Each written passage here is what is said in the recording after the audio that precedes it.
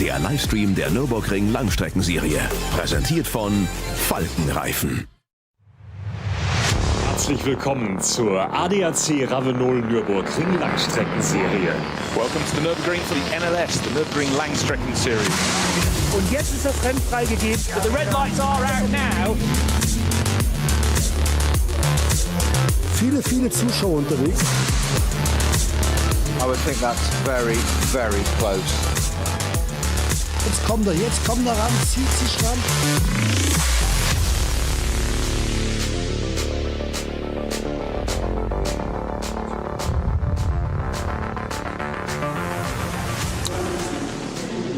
It is a beautiful morning in the Eiffel Forest and we're all set for NLS7. It's the 6-hour race, the ADAC Ruhr-Pokal-Race.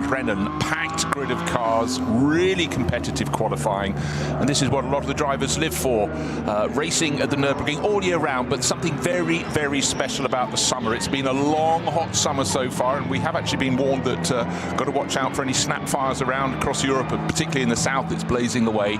Here though, hopefully all is fine in the Eiffel Forest. My name is Bruce Jones. Always enjoy a Nürburgring Langstrecken round, particularly if I have my co-com Peter Snowden alongside. So Snowy, all set. Snowy is one thing it isn't here. It's hot. Absolutely, it is. It's we have got to watch for that to say no barbecues, please, today. Yes, absolutely. Anywhere on site. No, entirely. Cars on track or off track, for that matter. Yeah, 6 hours, just got to stress that, because the regular race length, of course, is 4 hours, but this race traditionally a 6-hour blast, and qualifying done and dusted, and really the story there is that the pole was taken by a driver who's on his return, having fractured some vertebrae at Bathurst back January, February time. Ralph Aron, he put the Winwood Racing Mercedes on pole by half a second. He's a tough nut, and that is some comeback. You know, anybody who's had a neck or back injury is going to be very wary. And I mean, what circuit will sort you out the most? The Nürburgring Nordschleife. 25 kilometres of ups and downs, lots of G-force in the car. But clearly Ralph would have done a huge amount of gym work, an enormous amount of physio, and that is accolade. Just that ability to go, I know what I was before, and I want to be that again. So astonishing performance from him, Snowy. A testimony to also the strength of the cars these days, because that was a horrific accident at Bathurst, completely unsightly, with a Porsche that had just turned 90 degrees and blind, and Ralph came through and just hit it side on. But both cars doing their job as designed and constructed. A short flash fire, I think there was, on the Mercedes of Ralph there, but at the time, but he got out of the car himself, albeit somewhat gingerly and tenderly at the time, but he did get out of the car.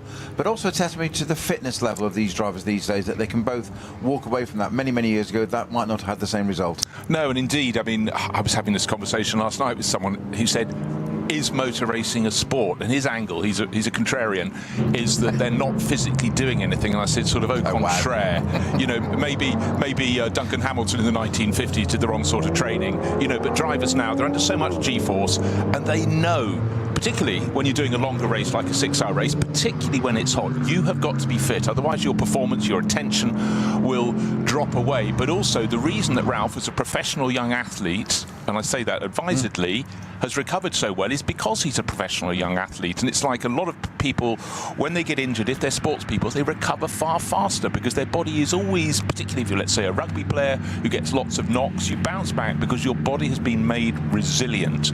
And but it still takes an awful lot up in the upstairs, up in the head department. Well, that's the two things to it, isn't it? Because there was a quote from one of the consultants many years ago when Emerson Fittipaldi had a big IndyCar incident, and he said at the time, given his age then, which I think he was certainly into his late 40s, mid-late 40s by that point, and he just said, had he not been as fit as he was, no way would he recovered that. But as you say, it's also the mental side of it. No, it really is. Can I still do it? And, you know, a lot of drivers are never quite the same after a big one. This seems to be going down a bit of a rabbit hole, but let's look forward. But it's just testament to the fact that he got himself here, and he didn't do it by just going, I'm fixed. He made sure he was fixed. So Ralph Aron, fantastic job from the Estonian driver. Car's going round to the grid at the moment, but not everybody's getting there. One of the Cup 3 Porsche, body put back down. That's the Kronbach car, number 982. Hopefully that can be fixed, because we're very nearly going back. But I tell you what, as always with the Nürburgring Langstrecken series, we do qualifying and racing on the same day. Let's take a look back at how qualifying went.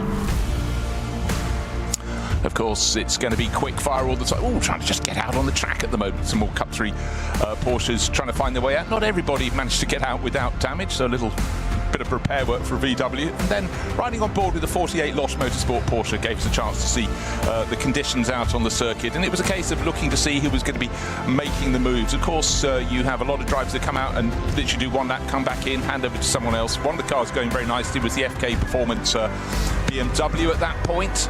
And the number 5 Porsche always goes well. Black Falcon, they know this circuit forwards, backwards and sideways, and they were working their way up. Gabriele Piana very much making progress at the wheel of that. And again, still pushing, enjoying the perfect condition. Walkenhorst Motorsport always in the mix with their Aston Martins. Car 35 driven by Christian Cronjes and Ricardo Feller. That was going to be one of the quick drivers and combinations. The era Mercedes going better and better. That would end up in 4th place overall with Jake Hill at the wheel. And Gamotta Racing, they really have just done so well through the course of this year. New team making strides. 3rd fastest to them for David Hahn. 2nd fastest went to the house racing team Mustang, car number 64. Frank Stipler at the wheel. But the driver, as we said, who came out on top was Ralph Aron, back from a neck injury, and he took pole in his Winward Racing Mercedes, looking fabulous in its blue and gold livery. So job well done. Unfortunately for the number 1 BMW, for Dan Harper, that stopped out on the circuit, so that made sure that pole went to the number 80 Mercedes, and there it is on top. Luca Stoltz, Ralph Aron, that's going to be a really strong crew. 6 hours of racing ahead. 2nd place for Kolb and Stipler in their Mustang, and 3rd, Antal Zigo, Moritz Krantz, David Jahn, and Felipe Fernandez-Laza. So Mercedes, Ford, BMW, 3 different makes in the top 3. Fantastic qualifying. 6 hours ahead for the ADAC, Ruhr-Pokal-Race, and we are all set for that. So let's see how the race will unfold ahead of us. And by the way, Era Motorsport 4th for Tilly, Christodoulou and Hill. Let's see what they can do in the race. But there we are, back in the pit lane. Fans in shorts and T-shirts. It's a warm summer day in the Eifel, and it couldn't be more different from the opening round of the championship, if you remember, where it was too cold to play. And that is very much the nature of the Nürburgring Langstrecken Series. You race across all the seasons, and certainly that is something that is part of the equation here. The circuit remains the same in terms of its shape, but then of course it doesn't change. It does change enormously according to whether it's sleeting, sunny, raining, cloudy. We have the lot on the Nürburgring, but right here, right now, 1st of August, and we are all set for some racing. And just a little chat before we came on air. It's 50 years on the nose since the future of this circuit was threatened, with Niki Lauda having an accident that nearly claimed him on the Nordschleife, and it's testament not just to Niki for his recovery to fight back and very nearly win that 1976 Formula 1 title, but testament to the safety that has been built into the circuit since then, with the remarkable feat of not changing the nature of the circuit. And it was probably a matter of consideration at the time, but look, here we are 50 years on, Snowy, and the circuit has never been as busy as it is now. It's never been a bigger draw than it is now. Of course, we don't have Formula 1 on the Nordschleife. Gosh, that would really be massively exciting. You and I would just go, hands up, let's do it. But here we are, look down on the grid. This might not have been a scene we've seen, but it's down to all the organising clubs and the circuit that they have made it safe. They've got all the marshals, thousands, who work here and keep the drivers safe. Proof, if it ever were needed, that there is life outside of Formula 1. 1,000,000,000%. A bit of something in the track at the moment. Driving out of the pit lane there. We mentioned earlier about Ralph Aron, and not just you said the testimony to him of coming back and not saying, I am going to be fit, but actually doing it. And that was something that Niki Lauda said about that accident. He was asked many years later about it, and he said, just remember, he said, I didn't break a single bone. He said, for me, it was just mental. Yeah, and that was typical of him. An extraordinary incident that he recovered from, and obviously the severe lung damage and stuff. But to him, it was absolutely pragmatic. I didn't break a bone. It was all about getting myself fit mentally. And Mind coming back and nearly winning that championship, as you say, by losing it by 1 point because he retired from the race at the end because he deemed it wasn't safe. It wasn't safe because his eyelids were burnt, so he couldn't blink in rain coming in. But a minor distraction. But since then, in the past 5 decades, mind management in all sports has become a thing. Back then it wasn't, and that was just down to Niki Lauda being an unbelievably dedicated, focused individual. And what I can tell you, we're riding just around at the moment. His car's getting used to the circuit. Gabriele Piana, his car, the Porsche from Black Falcon, starting in 10th place. Every single one of the drivers in the top category, and almost all the others, the young drivers coming up racing in, I don't know, the M240i Cup or whatever, they will be fitter than Niki Lauda was back in the period, because it's something that's understood now that to get the best out of your car, and it's not just in terms of your physical entity, like the strength to drive it. It's the fact that that fitness brings clearer mental acuity, clearer focus, because your body isn't having to work as hard as if you were, you know, sweating the kilometres. So there's so much of an advance. Car safety, circuit safety, rescue crew safety and the equipment they have to do things. But in terms of drivers themselves, and of course with all the analysis you can do, every single line, every single throttle application, single braking force, there is so much to learn. You can't just rock up at a weekend. Well, you can just rock up at the weekend, but don't expect to find yourself at the front of the grid. Yeah, it's just changed fundamentally over the years, and there are so many more layers to it now. And you should look at some of the older cars back in the 60s, 70s, possibly even into the 80s at points in, let's say, Formula 1 and World Sports cars, Group C cars, that kind of stuff. To compare both disciplines, a driver's weight was vital to the team, so that it didn't add much to the car, not so much as it is now about fitness and strength. It was you wanted a light driver because your car weighed less.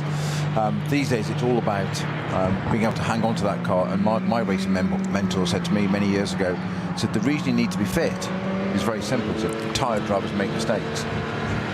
And in endurance racing, that's the point, and you're going to get this proven today from a 4-hour race. We've got 50% longer today, so that gives teams, it presents opportunities as well, but it presents opportunities in the sense of if you have an early error or any kind of problem, then you've got longer to recover, but equally it can work the opposite way. So all sorts of opportunities. A 50% longer race, and I say 50% than our standard NLS race, which is 4 hours. Yeah, and some of the top crews are doing it with just 2 drivers, so they're going to get, well, let's do the maths on that one, about 3 hours each, you know. Yeah. So it depends how they sort of peel that out. 2 hours each, one does 4 hours. Yeah. That's right. Yes, entirely. You can tell maths was my strong point. He's mad. Yes. Get out of the car now. Oh, okay. Yes. Is it my time? Yes. Your time is up. So pole position, just to stress that point, it's Luca Stoltz and Ralph Aaron. Ralph, the Estonian driver, just coming back. If you're just joining us now. Fractured vertebrae in his neck with an horrendous incident for him in the Bathurst 12 hours, where he came round just around the dipper. You've got no line of sight. Suddenly there's a car sideways in the track, and he was a complete passenger. But he's come back from that, and what's he do on his return? He takes pole around the Nordschleife. So that is definitely something he can put on his CV, feather in his hat, and what that will do in terms of boosting his confidence. Because you can be sure he wouldn't have been as confident as normal, but he's gone out and proved it. But conditions perfect, and you think back to across the years, how many times we've been sitting with the cars in our commentary box, the cars approaching the grid, thinking, will the race happen, will there not? You know, because we've got fog, we've got, and obviously you can't be racing here if you cannot see from one marshal's post to the next, so that's often an issue. Sometimes it's too cold, sometimes the snow, not in July. In fact, I tell you what, we're in August now, of course, it's the 1st of August, so we're moving through high summer.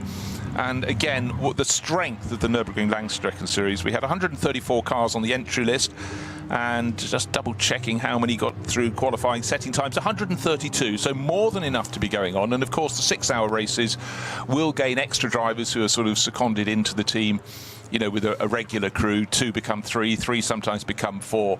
And the popularity of the NLS has never been greater. And also, I say this year on year, and it has credence year on year, the simple fact, the level of preparation, the standard of the cars just continues to rise. Motor racing is this. If you stand still, you're going backwards. And, you know, it sounds like a glib little motto to put out there, but it's entirely true. It's the nature of the beast.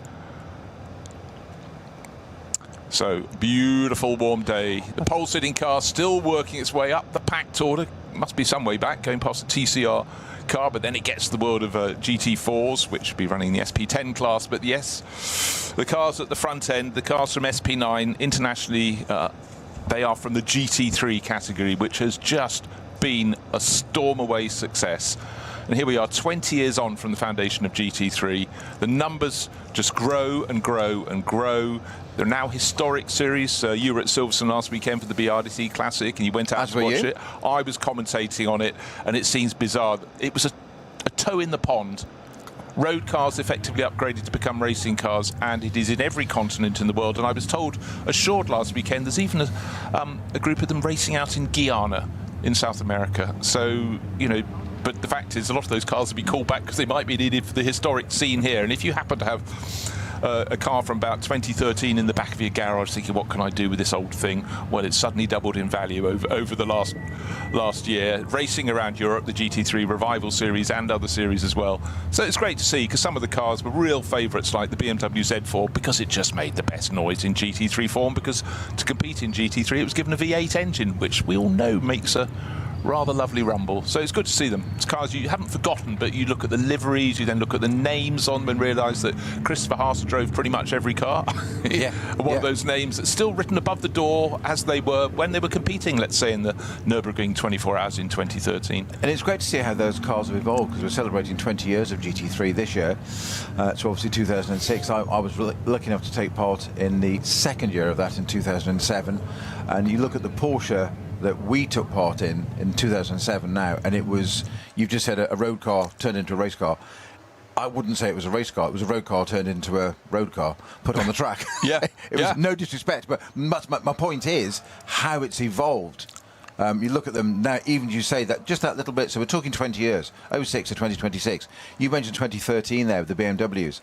Even by then, so, you know, 5-6 years into it, they'd suddenly, to start with, it was just a road, just a bit of silence that we got on the track that the car went around. Something silence dropped off something, so the loudest car going by, there it is, that's where you need it on the track. But you look at those cars from 2006 to 2012, let's say 5-6 years, 2013, totally different. They're suddenly evolving into, the early cars were very much a road car with, you know, probably obviously a roll cage, all the safety stuff and whatever you'd expect, but, you know, a better gearbox, a bit of tune engine, bit of suspension, slick tyres, yes, but it was very, very relatable to your road car that you went and bought, particularly things like 997s, and Aston were one of the first to really change that, with BMS originally ran them, and Prodrive DBRS9s, and they were suddenly they had sculpted carbon wings and anti-dive planes and splitters and diffusers, and all of a sudden they're going, whoa, this isn't a road car, it's got an Aston badge each end, and good for them, and it sort of led the way, and everything else followed suit. And of course, once one team or manufacturer does it, somebody else has got to follow suit, because they're suddenly 2 seconds quicker or more. Put it this way, the historic racing series, for cars from 2006 to 2013, there were no cars from 2006 in the field, because they'd be so far behind. And a figure I was told, and I'm not sure which circuit this was for, but the step forward in pace is gargantuan. Absolutely astonishing. And also the jump forward wouldn't be so, I think the biggest leap was towards the 10-year mark. And then after that, they've eked forward. But the beauty is that the manufacturers go through a cycle and they get to an Evo model that will pick up the pace. But if you put them side by side from 2006 to 2026, and you say it's the same formula, and likewise GT4 cars have come faster and faster and faster. But anyhow, one of the beneficiaries of this is this very series of NLS events. Because the cars, the contemporary ones are racing here, the ones that are a few years old will still have a place on the grid here. GT3, GT4, you know, across the various categories, but the sheer number of cars in the top class is also testament. So what have we got? We've got 21/20, possibly 22 cars competing in the top category. But also, as we see the pole-sitting car, Winward Racing, Mercedes team, sort of American-German team, if you will, both sides of the pond, the level of preparation of their cars is just something else. Some of the great liveries we're seeing, and this is another form of expression. We saw that massive fillip for the Nürburgring 24 Hours and 2 of the NLS races earlier in the year, with Max Verstappen taking a weekend away from racing to, well, go racing. And that's turned eyes to this. We already had our eyes on it, or wise people did, but a lot of new faces are looking at these events. And how can you not be beguiled by the sights? We've been telling you for years. Yeah, finally you listen. I think this is Windward Racing's first return to the Nordschleife since the 24-hour. I don't think they've taken part in any events in between. I'm sure it's their return. Oh, you could be right. I have to look that up in my book. But I wasn't testing you there, by the way. No. It's an observation. It's a need to know. That could well be the case. But, you know, that is the thing. You know, some of the teams are very busy globally, so they can't afford to do all these races if they're competing in a championship that doesn't have many rounds. You know, Windward would be competing in the GT World Challenge America. They're competing in Europe. And actually, if you are a top work-supported driver, I'm thinking of someone like a Maro Engel, you could be anywhere on the planet at any time. The air miles they must be clocking up, just truly extraordinary. Now, we shouldn't just talk about the very top class. We ought to talk about other classes too. And of course, okay, SP9, the top class, that's the GT3 cars. You've got the Pro Crews. We've got Pro-Am. The best of those is well ranked. It's in third place overall, but of course it's not one of those championships where the AM driver has to set the time, so that's probably set by one of the pro part of a Pro-Am equation. And you've got SP9 AM as well, but then after that you've got special class AT1, which has always been an interesting class. It would be a GT3 car but running with alternative fuels, so alternative technology.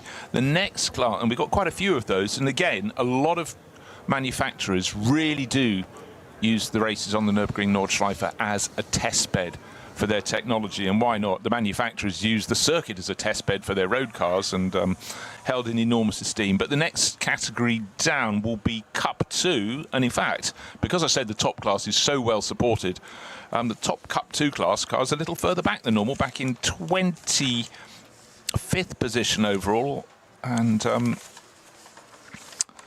time in that one, just double checking Cup 2, it was car number 902. It was Renhofer who set the time. That's always a really competitive class, but in fact every class on the Nordschleife gets so well supported. And just seeing who Raphael Renhofer's racing with Ryan Harrison from the United States and Leon Vassateurer. So if it's the first time you're watching or listening to us on Radio Show Limited for NLS, we have an incredible moving cast of drivers. A lot of drivers are competing other places around the planet, but a lot of people come here because they've got an eye in doing a whole season in this next year, maybe trying to see if they can compete in the Nürburgring 24 hours. But it's just the draw of this event, and for a long time there used to be quite a lot of Japanese drivers coming because they love endurance racing, and particularly on the great circuits. But now it's global. You look down the entry list that goes on and on and on. As I said, we had initial list had 134 crews on it. Let's say the average crew is 3 drivers. Do the maths on that one. Let's call it 400 drivers between us as friends. So you get a lot of people, and you get a lot of people who drop in just for one race to give it a go, but you have to earn your license as well, Snowy. That's one thing, to be able to step up to the top categories in this. Yeah, so you have to get what they call the ring permit from ADAC, and doesn't matter who you are in the world or what you've done and what you've experienced. We've covered that enough earlier in the year, but you are required to do 2 one-hour races are in a lower category car, so a Cup 2, a BMW or whatever it may be, GT4 Cayman, something like that, and it has to be 2 separate races. Yep. Two where you've got to complete. So basically, you've got to show that no matter where you've come from or who you think you might be, or indeed what your racing record is, you have to still go and do the Nordschleife and do it to their rules. So that's where, when we have the double-header one coming up, rounds 8 and 9, so 2 4-hour races, then that's where you can. It's a great opportunity for drivers to get their ring permit on the one weekend. 2 races, job done. But the point about that, it's not that they don't trust you with one of the front-running cars, but it's important to understand what it is to be in a car of middling performance, because the quicker cars will come past. Then if you're aiming to race in SP9, you'll understand what it is to be in a car that is being approached, where to put your car, and also in the middle of the field. You'll be doing overtaking from the slower cars, being passed by the faster cars. It's all part of the equation. I think it's such a sensible rule. The insight I was given a couple of years ago when the then BMW junior team, you mentioned Dan Harper, Neil Verhagen and Max Hess in that car, they were asked to do a lower class BMW. Can I just of course. pause that thought? Just seeing something on the tail of one of the competitive cars there, and it said, "Thanks, Simon," and this is in memory of Simon Clark, technical manager of Yokohama, who sadly died in a motorbike accident in the middle of July. So Simon would have been at the Nürburgring Nordschleife a lot. Schubert Motorsport, it's their BMWs. Jens Klingmann, Ugo de Wilde and Tim Tramnitz. And one of those really, really sad things, but lovely to see a tribute to Simon there. Sorry, I did interrupt you, but just as the car was shown, I felt it was a moment to pick up on that. Yeah, sad loss to anybody, and nice to see that it's been honoured and respected on the back of the... Was it BMW, wasn't it? I think yeah, it was a bit number 77 BMW mysteriously with the Yokohama livery, so who'd have been involved with that car. The point I was going to just make about the BMW Junior team category guys, and you said about getting the ring permit, and see, it's not about trusting, it's about being involved in the way the Nordschleife is run, the ADAC run it, was that the BMW Junior team were requested by BMW, because they're works drivers, to drive, I've forgotten what it was, I think it was a new M2 at the time, and I naturally posed the question of, you're normally driving an M4 SP9 GT3 car, you're suddenly in a lower category car, that must be it's odd for you, whatever, and must be discomforting. And they went, no, actually quite the opposite. A, we're paid professional drivers by a manufacturer, so we go and do that, tick, that's not a problem.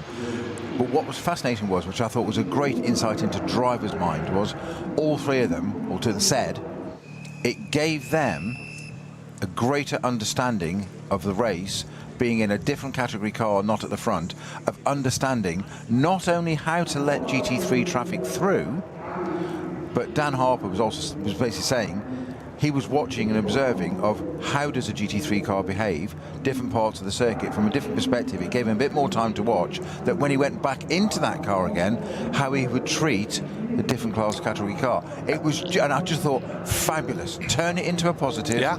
Look at it and go, right, there's more information. I say this quite often, don't I, about whether we have a slow zone or we don't have safety cars in this series, but cars going round at different times, different paces, and we have lots of data, whether it be weather changes, whatever the track conditions may be, slow zones, different parts of the track. They're always gathering data. It's always information that the team will then feed back to that driver of the car. Right, we've done this, we've looked at the file in 2000 whatever, 3 years ago, 4 races ago, whatever it may be, 2 races ahead sometimes, because some teams are that advanced. They'll say, this is what's going to happen, this is what you're going to do, and this is what you need to do, and they'll change a map setting or a diff setting or something, because they've got the information. The driver won't necessarily know that. No, I mean, there are so many elements within a team, but it's the ability to process them. So what's happening now? The green flag is being waved, and our field is setting off around on a formation lap. And of course, this is a formation lap with a difference, because good grief, they've gone more than 17.5 minutes before the start of the race. Formation drive. Why have they done that? Because a drive in the country focuses the mind. No, of course, they're getting a sighter of the circuit. And you think back to, what should we call, days of inclement weather, when classically, particularly in spring and autumn, what weather you have on the start-finish straight here at the Nürburgring may not be what it's like even to Hatzberg, let alone to Metzgersfeld and all the points out at the furthest thing, because we know full well this is a circuit that can be dry in one quarter and very, very wet with the other. So it really is a sighting lap as much as a warm-up lap. A formation lap, of course, is the name. But anyhow, doesn't matter, wet or dry, it's a chance for the drivers to get a feel for the conditions. What we can tell you is the conditions are absolutely fabulous. It's a warm summer's day, not as hot, thank goodness, as it has been in the previous month or so. And I think back to when the 24 hours of Spa kicked off, I looked across and the thermometer on the new tower at the Yehuda Tower said 39 degrees. Multiply that by a certain factor for in-cockpit temperature. No wonder the drivers didn't want to do more than one stint at a time until we got to nightfall and conditions cooled down a little bit. So it's been hot. And again, if you're out around the circuit listening to us or don't think about a barbecue. Just have a cold sandwich, because we don't want any little flash fires, because of course the place, all of Europe, is like a tinderbox at the moment. It will recover in time, certainly in Northern Europe, once the rain comes back, but I believe that's going to be October or sometime like that. But right now it's hot and dry. And actually, I tell you what, looking last weekend I was at Silverstone, the grass, it was exactly the same colour as it is here on the start-finish straight. Looking at the second group of cars going away, you felt as though you were looking at a race in Tunisia. Le Mans, like exactly the same a few weeks ago, and the difference between when the 24 Hours of Le Mans was and 3 weeks later the Le Mans Classic, it was like a different circuit. Whole place had crisped up. Well, I know you were in the ivory tower of your air-conditioned commentary box at Silverstone last weekend. I jest. I'm going to move my chair away before I get punched for that one. I can assure you, driving an historic car around Silverstone last weekend, you forget, you mentioned about physicality. It's not about G-forces and slicks, quite the opposite, obviously, because it's historic cars on cross-ply tyres and stuff. But you forget how physical they are to drive. And I'd literally done 2 or 3 laps in testing on Thursday, and just thought, crikey, I've forgotten how physical these things are to literally drive. But great fun.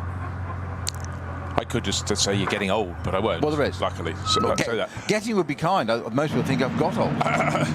Right, possible problem here. Black Falcon Team EAE, and Gabriele Piana's just brought the car back into the pits. That's car number 5.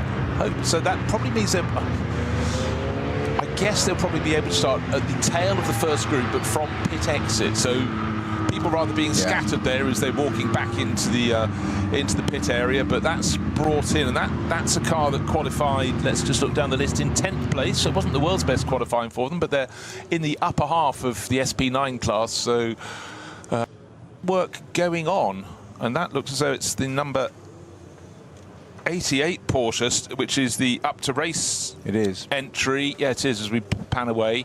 Tim Heinen will be driving that. But now that had an incident in qualifying. Okay, with Alexei. Yeah, no further action was required, but it did.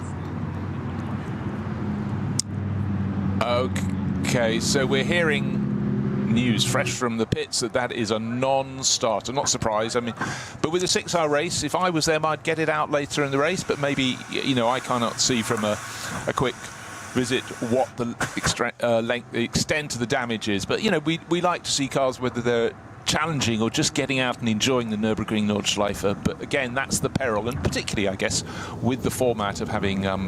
Yeah, it had 88 had a collision with the M240i 667. Okay, but we'd like to see them get out, because you know the whole point is to come here and compete on the Nordschleife and to drive it. So yes, it was exactly so. 88, as I see, yes, and no further action against the car with which it clashed. So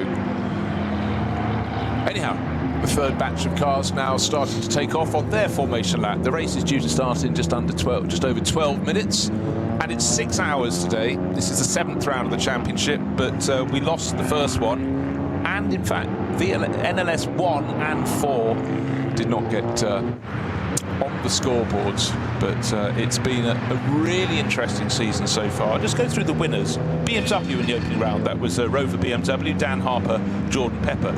Second race that happened was NLS3, and that was Schubert Motorsport, which was Philipp Eng, Robin Freitz, and Marco Wittmann. The next race was NLS5, Scherer, Audi, Christopher Haase, Ben Green and Alexander Sims. And the fourth race that we completed, that was Schnabel Engineering with their Porsche, Sven Muller and Nico Menzel. So 2 to BMW, 1 to Audi, 1 to Porsche.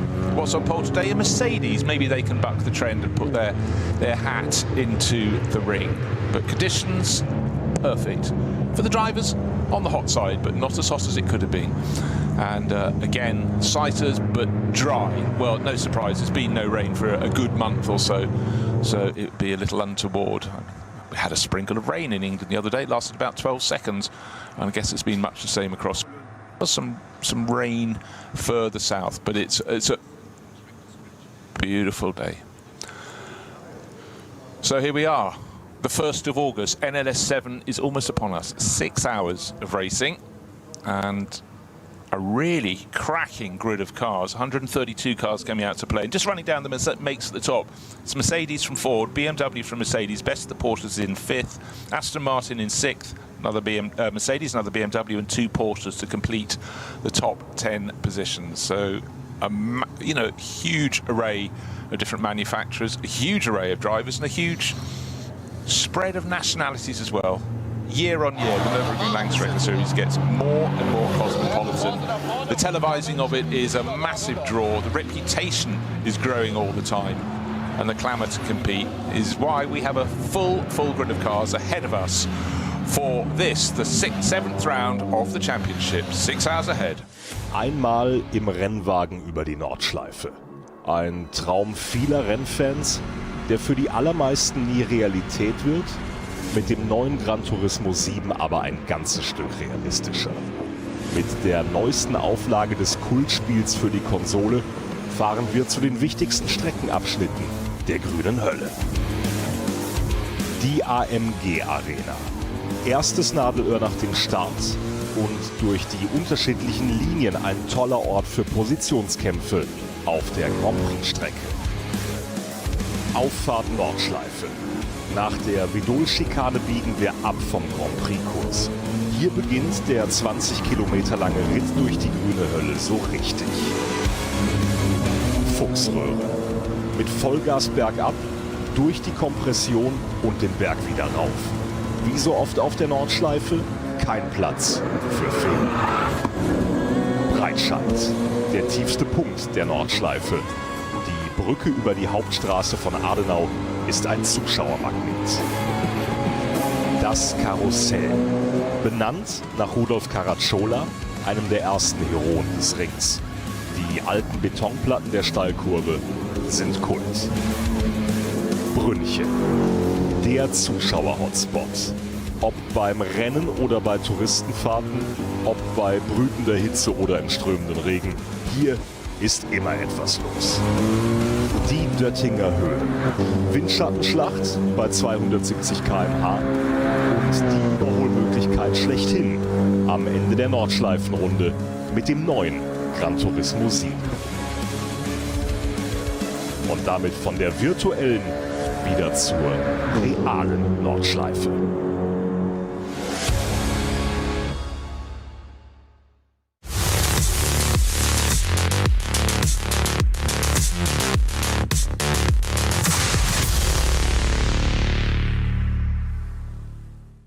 This place leaves no room for error. No escape. Just asphalt, adrenaline, and the legend. The green hell never forgets. It never forgives. Every corner, a fight. No room for weakness. The Nordschleife is no place for empty promises. It is the place where they are delivered. Engineered for the green hell. Official partner of the NLS. Die Legenden der Nürburgring-Nordschleife sind unterwegs. Und zwar direkt zu dir nach Hause. Dank CK Model Cars sicherst du dir deine exklusive Erinnerung an den Besuch an der Rennstrecke. Unzählige Modelle findest du auf ckmodelcars.de oder im Shop direkt in Adenau.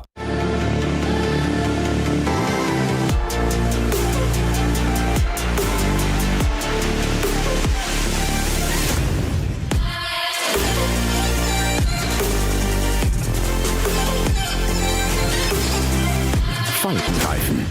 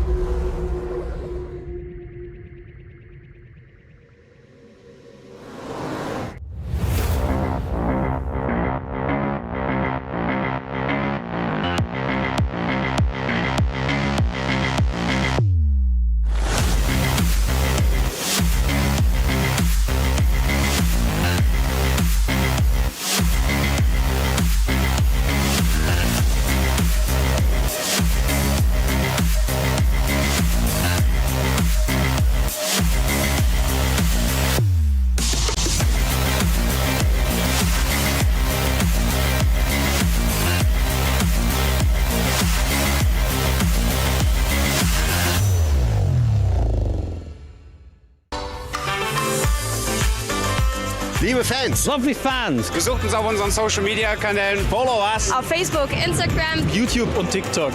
Willkommen bei der NLS.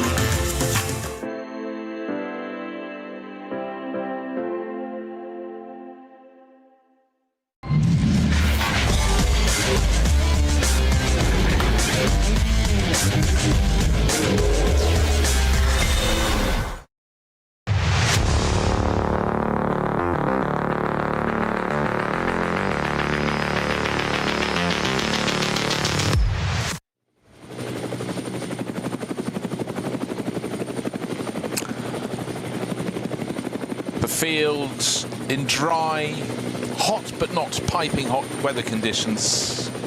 Again, it is perfection to my eye. The circuit, 172 corners, 25 plus kilometres. You have a little section on the Grand Prix loop. That's the place to get your overtaking in. But don't worry, it can still happen around the Nordschleife. It's just a much harder element to come around, to conquer. And of course, at the end of the lap, you have that wonderful long run along the Dottinger Höhe, the straight that goes on and on, literally just over the barriers and hedge. You've got a public road. But so if ever you're treated to a helicopter shot, you have, you know, Wilhelm with his caravan, and then the other side you've got 5 or 6 manufacturers going down the straight, trying to get the slipstream. And the drivers know, they know where they're likely to get an overtaking manoeuvre. Let's throw one more element into it. Traffic. Very, you know, not far into this race, because the grids are released, there are 3 grids. The third grid, which has the slowest cars, will be starting minutes behind this lot. So they will catch the tail of that after 3 laps normally. And then, your point, if you're in one of the lower class cars, one of the slower cars, and you think, oh, here comes a GT3 car running in the top class in SP9. No, not one, about 20, nose to tail, bam, bam, bam, bam, bam. So we'll get to that, and that is a moment where, of course, you tune around the turn, a driver in front of you might inadvertently be blocked, and then that is your opportunity. So anywhere on the circuit, after the 3rd lap, there can be overtaking. There are opportunities. If you only had cars in the top class, it would take a lot longer, of course, for the front runners to get to the tail. Also, if you only had the one class, you wouldn't have that massive speed differential. But we're all set. We are all set for 6 hours of racing. And to me, it's the perfect advertisement for motor racing. It's got the club driver, it's got the intermediate driver, and it's got the pros. It's also on the best circuit in the world. So our field of cars comes around through Schwalbenschwanz onto the Dottinger Höhe, the straight that just goes straight as an arrow until it stops going straight as an arrow and kinks to the left just before the end. But for people watching, maybe for the first time, an event on the Nürburgring Nordschleife, it is a circuit draped across the terrain, beautiful rolling hills and forests, the Eifel forests in southwestern Germany. Conditions are perfect. And just bear in mind that Dottinger Höhe, the kink you've just talked about there, in the top category, high-speed cars, the SP9s, the GT3s, they're taking that at 270 kilometres. That's 170 miles an hour in old money, through there, chasing one another, often trying to get a draft off them, i.e. sit so close they can steal the air off the car in front so they get an advantage. Yes, they are that mad and loopy to do that at that speed, whilst negotiating other cars.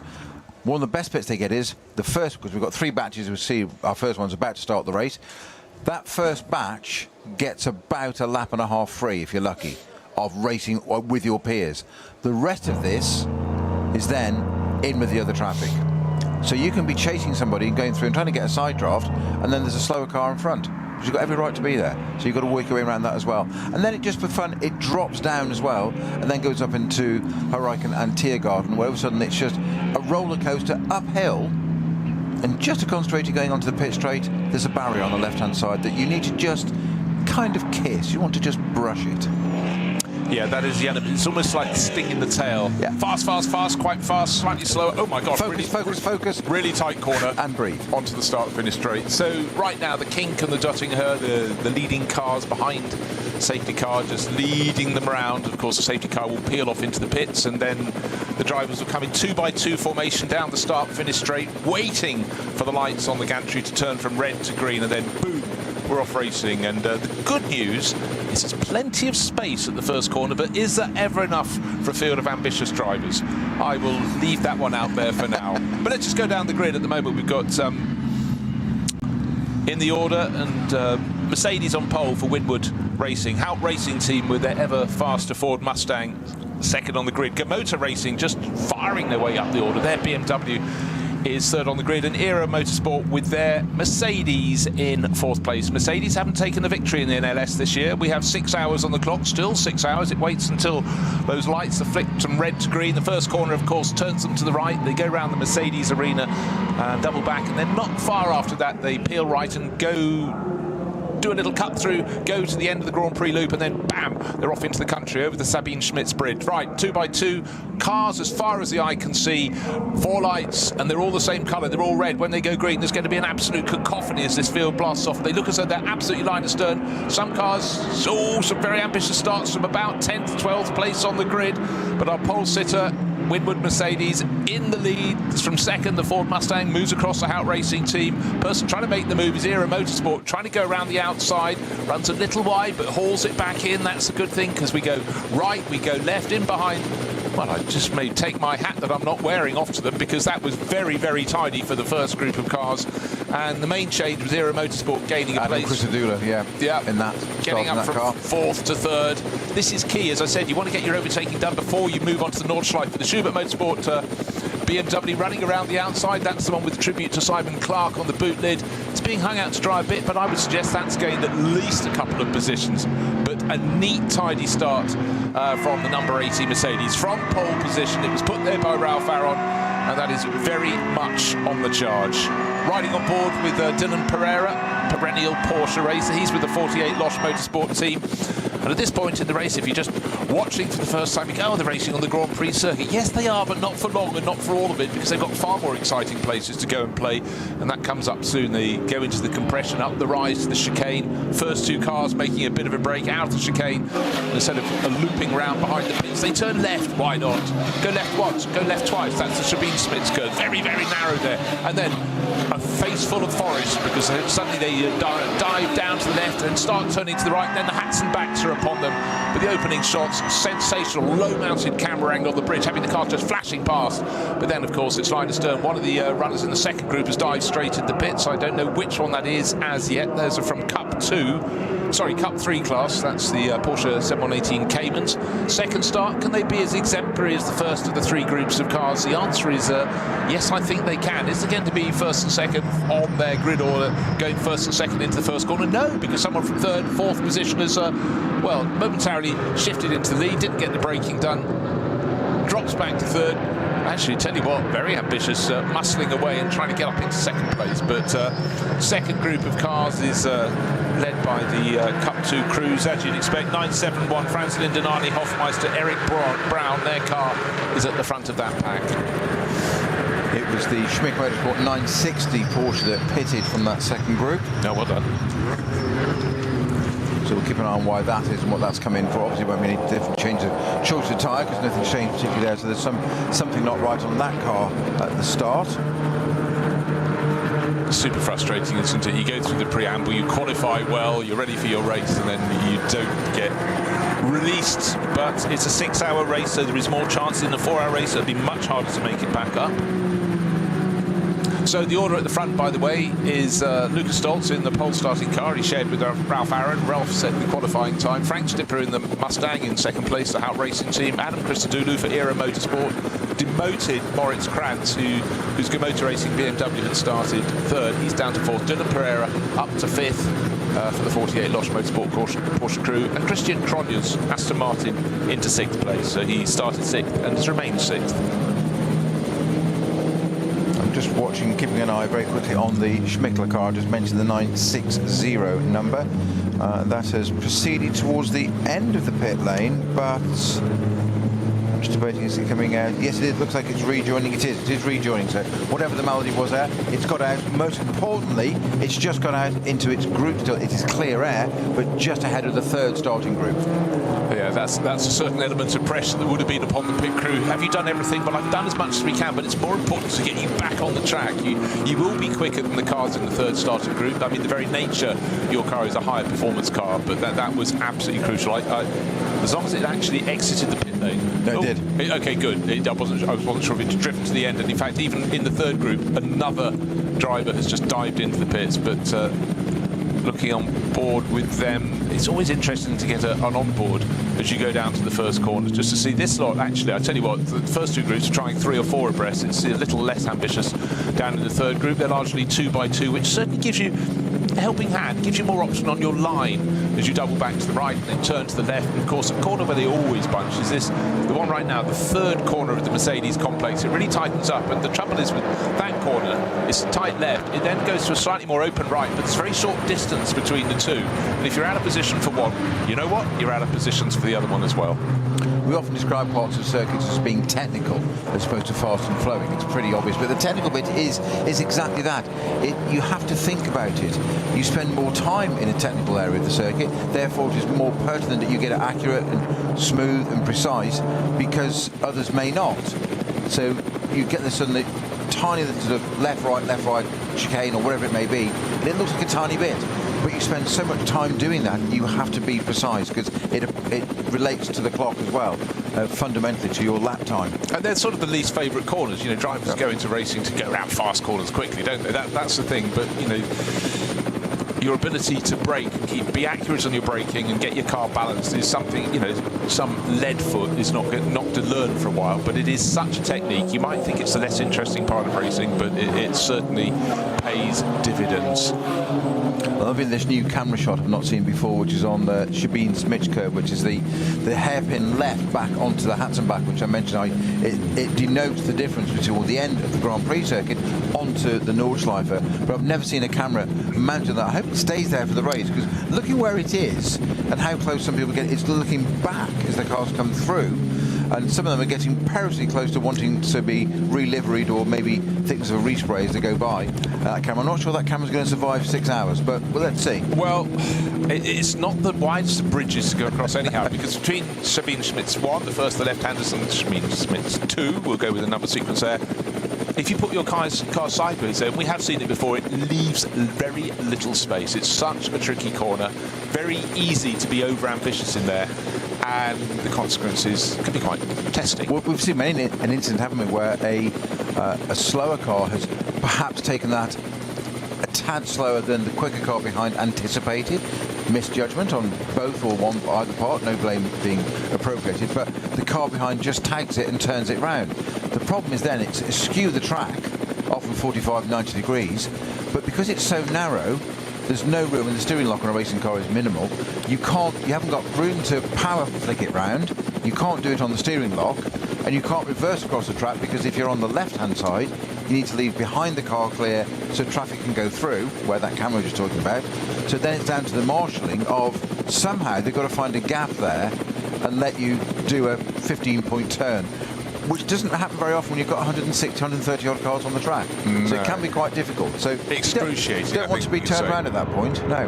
No, but especially if it's not your own fault. Yes, exactly. If someone is giving you that really not helping hand. Right, well, the order at the end of the opening lap seems to be staying relatively stable. With the Schubert Motorsport BMWs making progress, that we've seen. Top 10 getting very close to the kink as they run along the Dottinghoe, and the first two cars. Will it still be Lukas Stoltz leading in the pole starting Winward Racing Mercedes when they get onto the start-finish straight? He was certainly in front along the straight.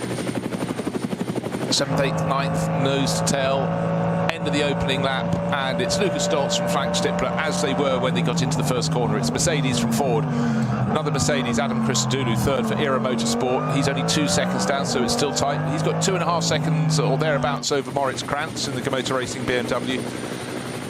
But the big battling is a little further down the field. And the car to watch for is car number 1, the FK Performance Motorsport BMW. Dan Harper, that was a car that had problem in qualifying, and that is moving up the order very nicely indeed. Dan Harper 9th at the end of the opening lap, and he's only just under 10 seconds down the race leader, so that's still in the mix if he can keep picking off. The Ulsterman certainly knows this circuit incredibly well from his days in the BMW Junior team, and now obviously on the works book, so he's placed with various teams. So we'll keep an eye out on that one. And Dylan Pereira is having a lot of fun on the circuit, but he's at the sharp end of the field. He's in 8th place. He's all over the tail of Nico Menzel's car, and he's now on the tail of Christian Cronje's car. I was going to say Nico Menzel's driven around the pair of them. Yeah, Menzel's gone up into what would be 6th place overall. Yes. But again, at this point, they're on the Grand Prix part of the circuit. They go into the quick right-hander in the compression behind the paddock and then rise up the hill to the chicane. And by the time they've turned in and out of the chicane, they're literally about to enter. Just get the car vaguely balanced. Then you've got to turn double right. That's the Sabine Smith's curve. You go across to the right-hand side of the circuit for the driver's point. You take the widest line in as possible. And then bump forward. Well, on the second lap, at least the first 10 cars have left that camera alone at the end of the bridge at Sabine Smith's curve. Christian Cronje's Aston Martin very much under pressure from Dylan Pereira. But to me, beautiful summer's day, stunning cars, being driven hard by drivers in the front end of the field who know the circuit really well. And you know what? That's always being cheeky to those at the back. Some of the drivers with the greatest number of NLS appearances are people in some of the lower performance cars who've been doing it for a long time. I'm thinking of drivers who've landed titles before. Daniel Zils, Christopher Brink in there. You know, they've gathered championship. Actually, this is a point before the front runners get to the tail of the third batch of cars to explain about the championship. You score, you win your class. There is not a fixed number of points. It's not like you win your class in this event. You might come home in 40th, but you're still fastest, top in your class. You don't get 10 points for that. You get the number of points related to how many cars started in your group. So if your class is really well supported, then you're going to get a whole treasure trove of points. There are only 3 cars in your class. You're not. At the end of the season, the driver, doesn't matter what category, well, it is according to their category, you will be champion if your class had the... Oh, that's interesting. We had one of the Audis towards the tail of the GT3 field going for rotation at turn 3 on the opening lap of the race. That was just out of camera shot at the first time of asking. And another, it would be ironic because the next car in line was an Audi and it did very, very well indeed. That's at turn 3, you know, sort of exiting the Mercedes arena. We talked about it. It's the left-hand corner that tightens and then suddenly you're turning right into turn 4, but didn't get that far before the spin. But the good news is the rest of that first batch of cars got away, got past, didn't clatter into it. But again, 6 hours of racing, you could be, what are you talking, 500 metres into the race and you could have someone just taking you out. But that was good news, it was all avoided. Just trying to work out which it was. Might be car number 6, because that has tumbled down the order. Yeah, down in 24th position. That pretty much tallied bottom end of the SP9 class. And driver on board is Alexander Croker. Didn't see if he was pushed. I think he just lost it on his own. So we've got our first code 60, which is at Hatzenbach, and that's for a slow-moving. It's still 878. That's just updated. That's just been taken away. The moment I said it, it's been taken away from me. There you go. The magic wand. The left hand giveth and the right hand taketh.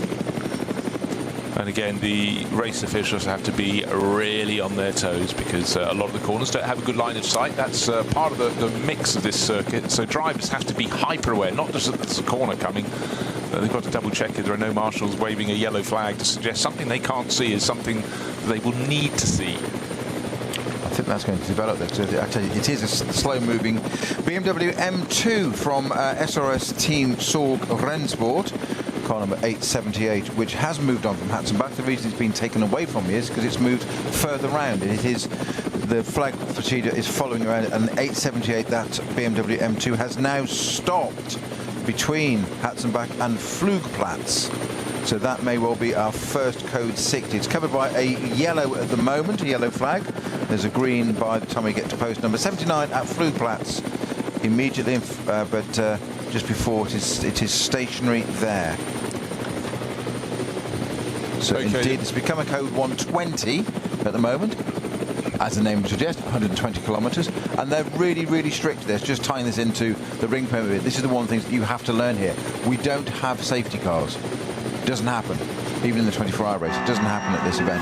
What we do have is we have code 120s, more prominently is code 60s, which is a pink flag displayed 60k. It obviously goes from a yellow. They try and put it into a code 120 to bring you into it, but if there's a code 60, it is because there's a slow-moving car, which means marshals and officials have to attend to that car. If it's broken down, it needs towing in. So they deploy an intervention vehicle that will hook that up to that car. But we've seen and we know the narrowness of the circuit. There's not a lot of room to have intervention cars on here. So we slow that zone, that sector down. We, so officials do, we talk about it. But that's what we do. I say a collective we there. But what they do is they get that car to safety behind a barrier, the gap in the barrier, or if we can get back to the pits, if we can do, that'll be absolutely fine. But obviously everybody has to go through that zone at exactly that pace, which is 60k.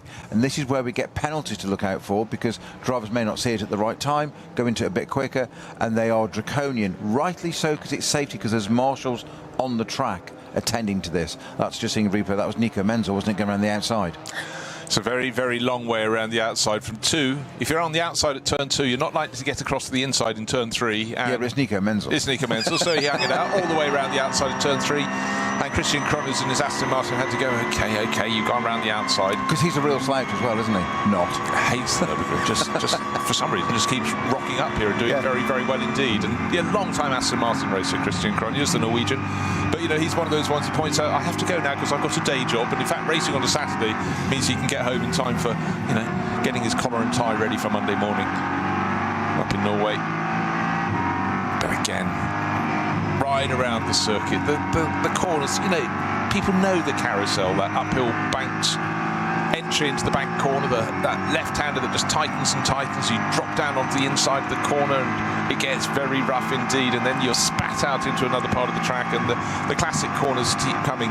But a lot of the corners that don't really have names are still classic corners. It's just that, you know, it's like trying to name a dog. It's really hard. You couldn't, trying to think of one name is fine. 172 names, not really working, is it? Trying to get everyone to agree. More importantly, getting one that the dog responds to. Yes.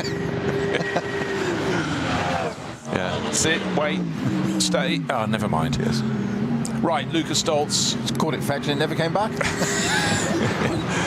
Lucas Stoltz leading after one lap, but a car very much on the move is the number 77 BMW, with the Yokohama livery that's pressing on very, very nicely. It's started by Tim Tramnitz, Ugo de Wilde, Jens Klingman will be getting on board at some point later in the race. And at the moment, 2 laps in, and our race leader Lucas Stoltz, still ahead of Frank Stippler, has gained 1.6 seconds on that lap. Now, just put that in perspective. You might go, that's an enormous gain. No, it's a 25-kilometre lap. So let's say we just divide it by 5. He's effectively gained 0.3 of a second on a standard length circuit around a lap.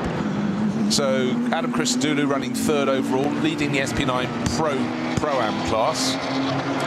And that's for ERA Motorsport with their Mercedes, Gamotta, with Krantz being monster at the moment because they're in 5th with their Gamotta Racing BMW. The Schubert car I've just been talking about, the one that's making ground, Tim Tramnitz is right on his tail in his black and red Yokohama liveried BMW, and tucked under his tail is Dylan Pereira. Dylan's carrying one of the many onboard cameras. This is forward facing, but rather fittingly, Maurice Krantz's one is rearward facing on the Gamotta Racing BMW. That's why we're seeing this battle so beautifully, because he's at the front of it. Already started getting involved in lapping. The front-running cars now just starting to catch the tail end of the slowest of the 3 groups of cars. And again, as Peter explained, it's how the front-runners go through that really, really counts. In fact, luckily for them, the fairly standard-looking production class BMW they passed was on its own. May have had its own problem, but they'll have others they'll reach where they won't be one at a time. They'll be in packs, and that's certainly going to make things tricky for the drivers. But it's part of the equation here, very much indeed. 2.3 seconds, the gap between first and second. 0.7 of a second further back to Adam Christodoulou. So he is actually closer to the second place Mustang than that Mustang in the hands of Frank Stippler is to our race leader, Lucas Stoltz. I think the 878 Schmickler BMW has been put behind the barrier because it is still stationary according to my GPS tracker. Just before flew collapse there, but we've got no infringements on track, no flags, no anything. So I think it has been taken to safety. So it's out of the way by the look of it, sadly. Okay, well done for spotting that. So many cars to look at, so many to consider. I'm just going to run down the classes. We've got 2 laps on the board, and at the moment, obviously, it's SP9 class cars in the first 1, 2, 3, 4, 5, a lot of positions, actually down to 14th place. We've got an alternative technology car, Dominic Fugel at the wheel of his Audi LMS. Best of Cup 2, always competitive class. It's still Raphael Renhofer. He's leading that class by about a second. And car 900 is now second in the Cup 2 class. And again, these are for 997 GT3 Cup class cars. and always popular, very, very quick in a straight line. And they just seem pretty much tailor-made for the Nürburgring Nordschleife. So Alexander Hart, the Black Falcon team, is second in that class. In Cup 3, let's just scroll on down. So the top Cup 2 class car is in 25th position. The top Cup 3 class car, go a little further down, and it's Arnie Hofmeister, car number 971. He's made a little bit of a break and got another car from a different class in between, but 971 is leading the Cup 3 class at the moment. Arnie Hofmeister showing with Eric Brown. Beautiful aquamarine livery that goes towards dark blue at the tail, but he's got company aplenty, I think we could say, tucked in behind him, but for the moment out front in Cup 3. 6 hours of racing, most teams using 3 drivers, so the others have to bide their time in the pit lane, look, listen and learn. But a lot of the races that they're looking at here on the Nordschleife, it's just simply understanding that the weather could have changed by the time it gets to your turn. But right, let's also go down who's second and third in the Cup 3 class, because that's looking very competitive. 962 is second overall. W&S Motorsport, Lawrence Stegman at the wheel at the moment. He's sharing with Moritz Oberheim. They're volunteering to have 3 hours of racing each, because there are 2 of them in that lineup, like quite a few of the top end crews. Third in Cup 3, right on the tail of Stegman, is actually a little bit further back. It's car number 959, and that's Calvin de Groot from the Netherlands, showing with Heiko Eichenberg. That's SRS Team Sorg Rennsport. So those are the top sort of high-performing classes. Actually, tell you what, I've been a little naughty there. I'll skip past SP10 category,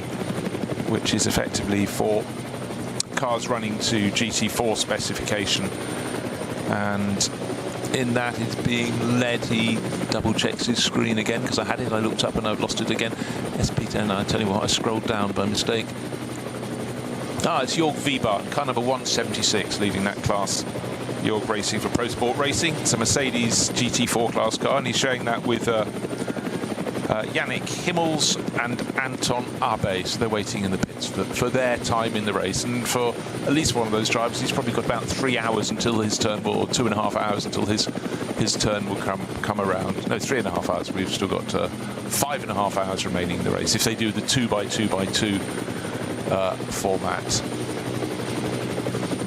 This is the point in the race for a lot of the drivers in the front end cars. This is the first time they come across the cars, and each car they overtake, the next one they get to will be slightly faster, because they're working their way through the third group of starters with the lowest performance cars. Then in a while they get to the second group of cars, and they have to work their way through that, and work their way through it they will.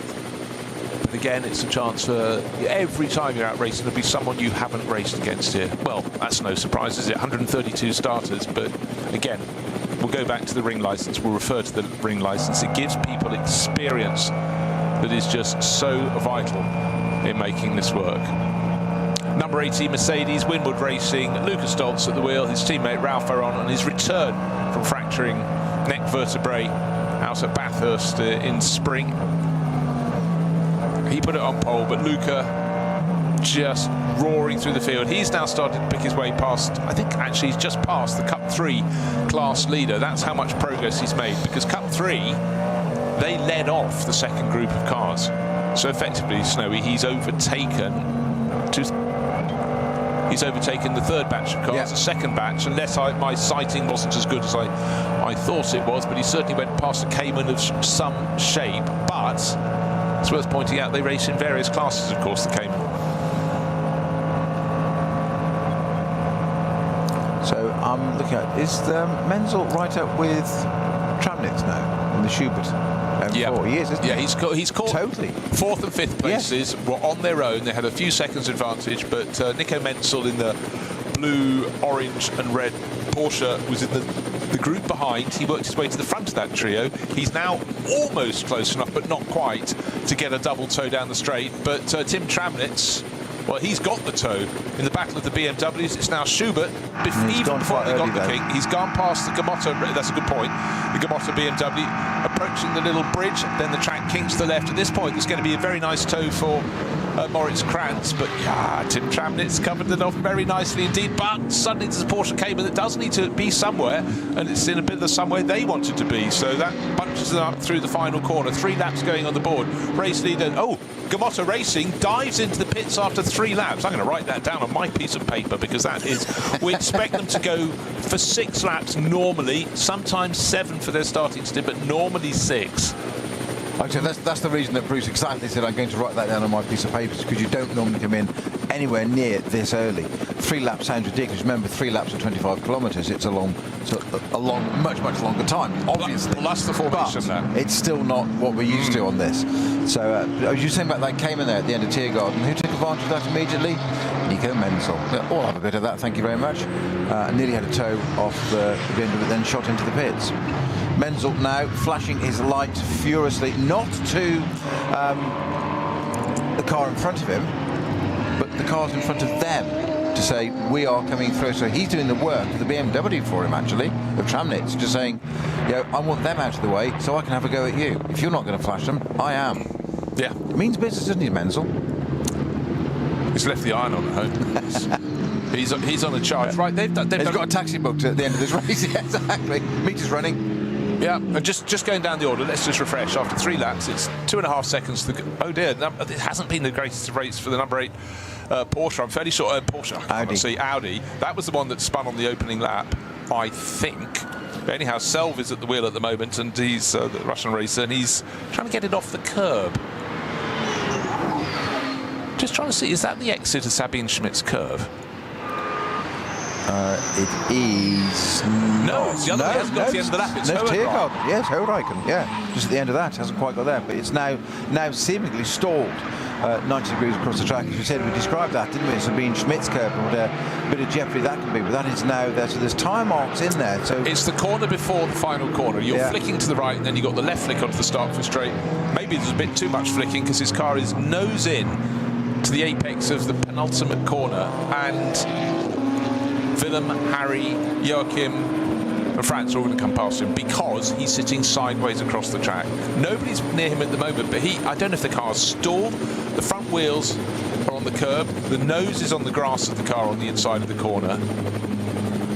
And there's no activity normally. There is none. When the cars normally start, we see light cycling through on and off, whatever. Appreciate it's daytime, but we still see that cycle going through, which tells us that the driver is fighting furiously to get the thing restarted. Now there's an inboard shot of the car, literally.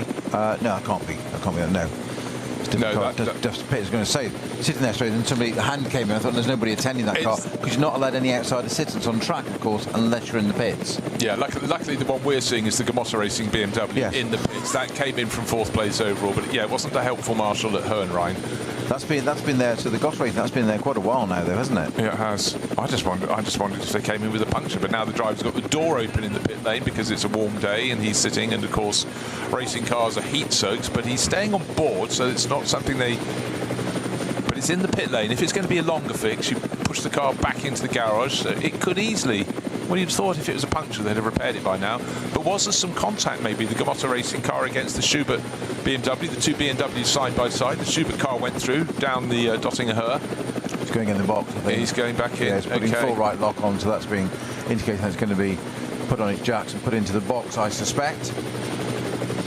Because you certainly would not voluntarily pit after 3 laps. That puts you on a very different tactic to anyone else. And if you do the maths and you divide the race, they ought to be having effectively 5 pit stops in a 6-hour race. That's sort of how it works. Then we have our first full code 60, of course, at the end of Tiergarten, Horijken, for the number 8 Audi, parked across the track sideways, unable to get itself going, or unable for Selv to get it going.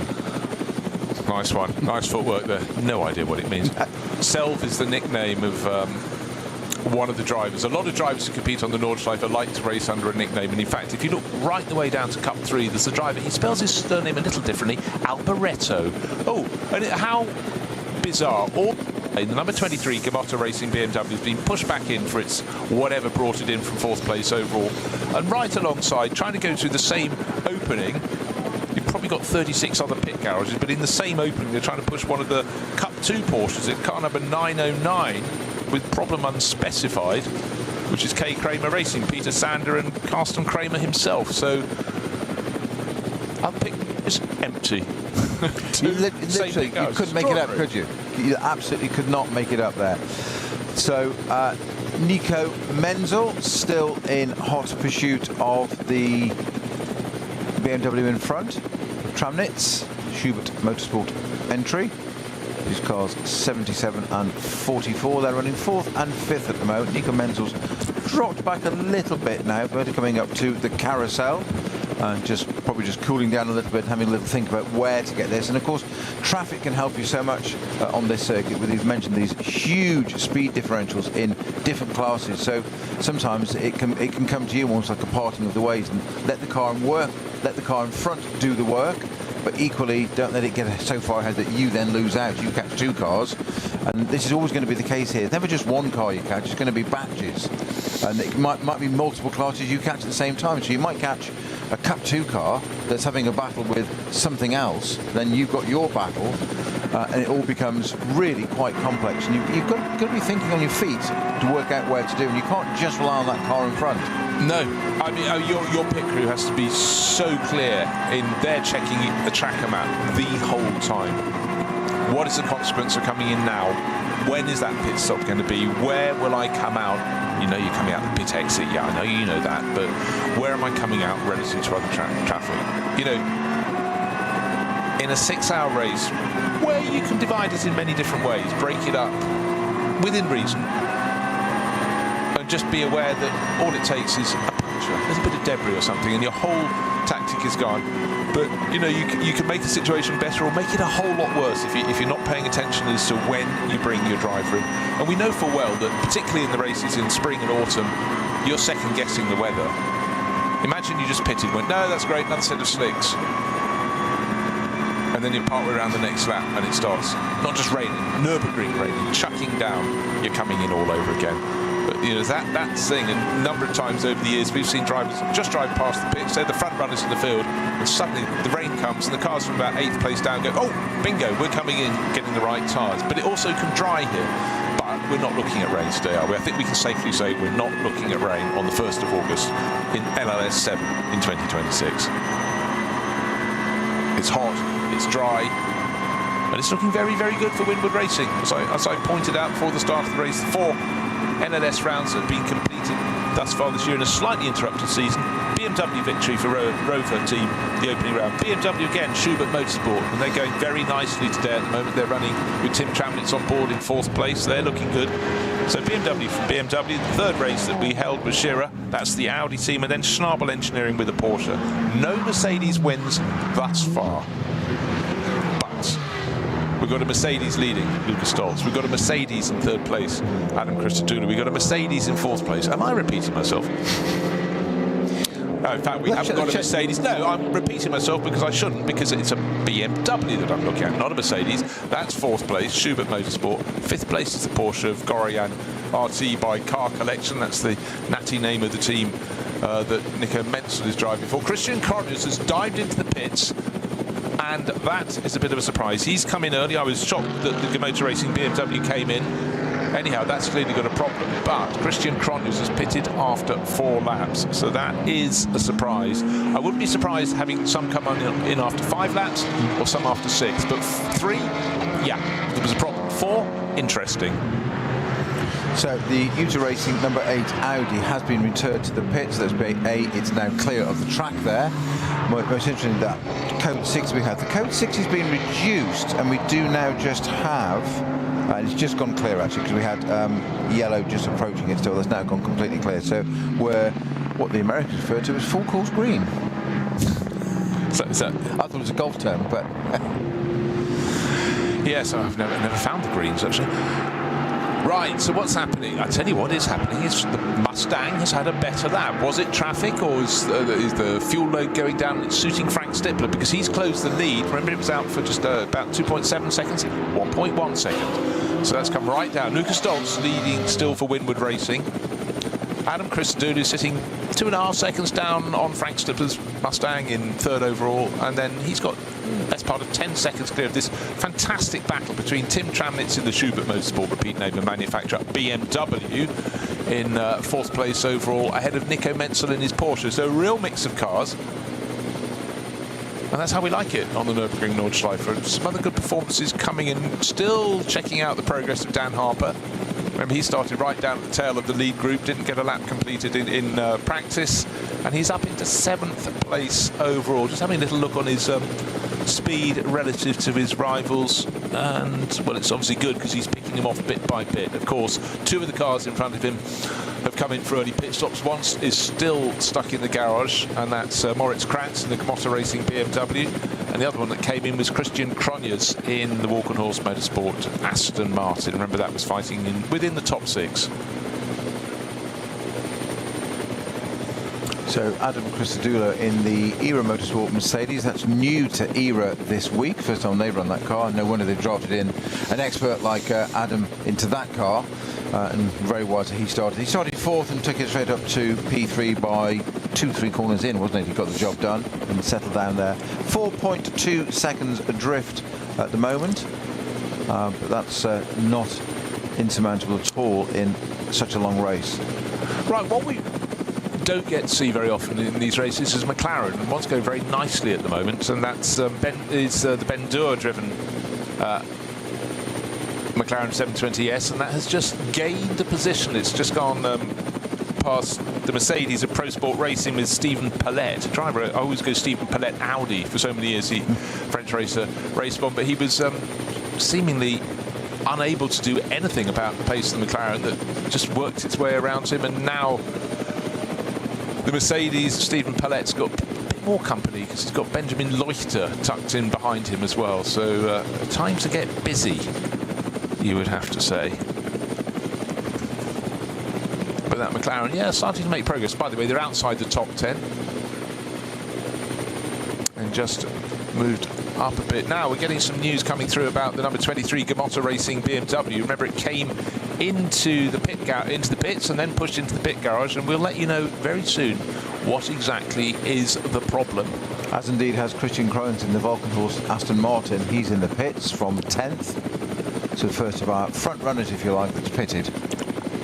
Yeah, he came in from about 6th place overall. So yeah, he's in there, and again, that's the first interesting tactic. Motor Racing, their BMW had a problem. That's why it came in after 3 laps. After 5 laps, the lap they're on now, we expect some to come in, yes, and others to go on for one further lap. Part of why I mentioned Christian Cronjes, because it's in at 4 laps.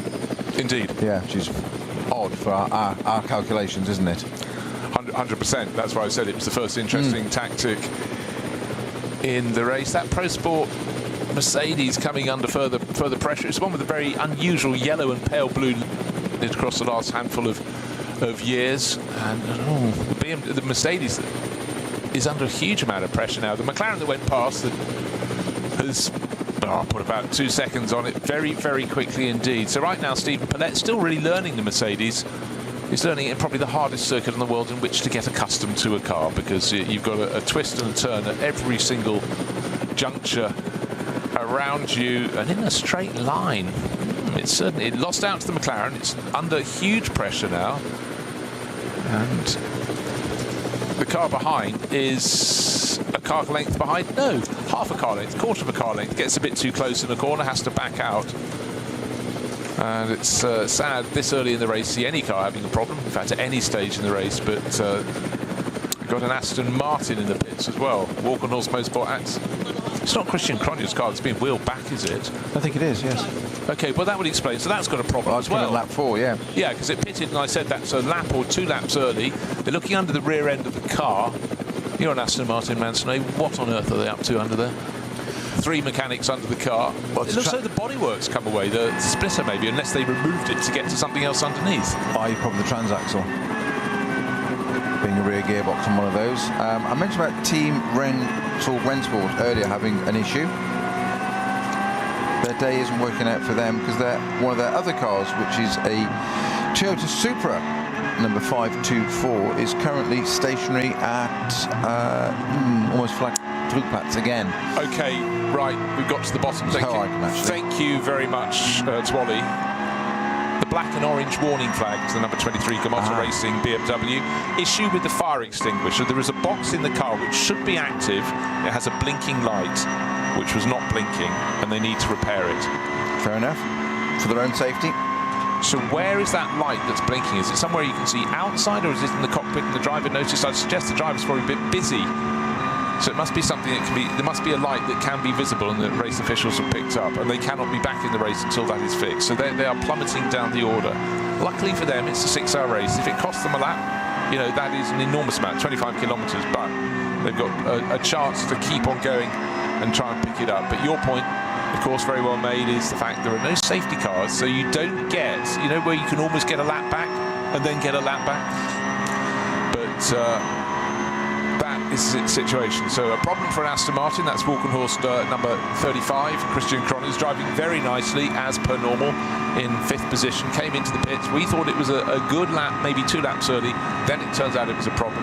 For the number 23, Gamota Racing BMW, problem with the light not flashing to prove that their fire extinguisher is active, so that has to be sorted. It's probably one of those things called an electrical problem, and they're not the easiest to fix in the blink of an eye. The reason I said flick, I was looking at a car with the headlights being flashed. This is just at the tail end of the top 10. Someone has run onto the grass just as you approach Tiergarten to kick up. Well, it's not grass, it's just dust. Dust in formation. Stephen Pellett has been hunted down, and an Audi has just worked its way past him, so those positions keep on changing. But for Stephen, for so long a driver of an Audi, again, these GT3 cars that run in the top class, they're all different to drive. They're all supposed to have a similar lap time, but I guess he's just settling in, because they have discernible differences. And in fact, for the Mercedes AMG GT3 model, it was made to be very, very useful and easy to handle, as Benjamin Leuchter just went past him, for the AM driver. I'm not saying Stephen Pellett's an AM driver, but the whole point of that car, we've talked about this quite a lot over the years, is about 10 years ago, a lot of the front-running cars had all-pro driver lineups, and the cars that suited them didn't always suit the driver they were running if they happened to be paired up with an AM. And Mercedes was the first manufacturer to go, you know what, we actually would get more out of this, the drivers would get more out of it, if we had a car that the AM driver could feel comfortable with. Because the last thing you want to do, the person who's probably financing the team, is to go, I just can't handle this, it's just too twitchy for me in whatever way or form. I've got to have something that I feel I can improve in, because anybody who goes racing is by nature a competitive person, and you're all racing against your own ability and your previous best. So if you have something that you feel you can make steps forward with, a driver helping you out, a pro driver, then that's what you want. One of the BMWs, one of the many production class BMWs, has pulled to the side of the circuit within the Grand Prix loop. It's just before you get to the compression, before you rise up to the Vidal chicane towards the end of the Grand Prix section, and that has been parked up close to the barriers. I don't think we haven't got a slow zone yet, which is good news. Maybe they can get that out of the way. Yeah, I'm just trying to see what I thought I was going to say is 655, but we haven't got a 655. That would make it more difficult, wouldn't it? Just create a car for it.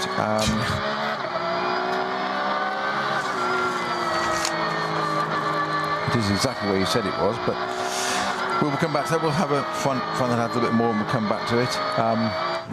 Yeah, you point about the Mercedes making the car amateur, if you like, friendly, or less pro, if you wish, is exactly that, to incentivise people, because they want to do it. You want them in racing, and it's one of the things. And it's so much better. You have a driver coach then, that you're probably a pro driver, can encourage them. They can work with somebody. You don't want too much of a disparity. There's always going to be the top people, but one of the skills of a top driver when they do driver coaching is getting their, let's say, less professional driver, so a businessman that's made the money, but very, very serious. And we've seen a lot of them across the sport in this, and World GT Challenge and WEC, etc.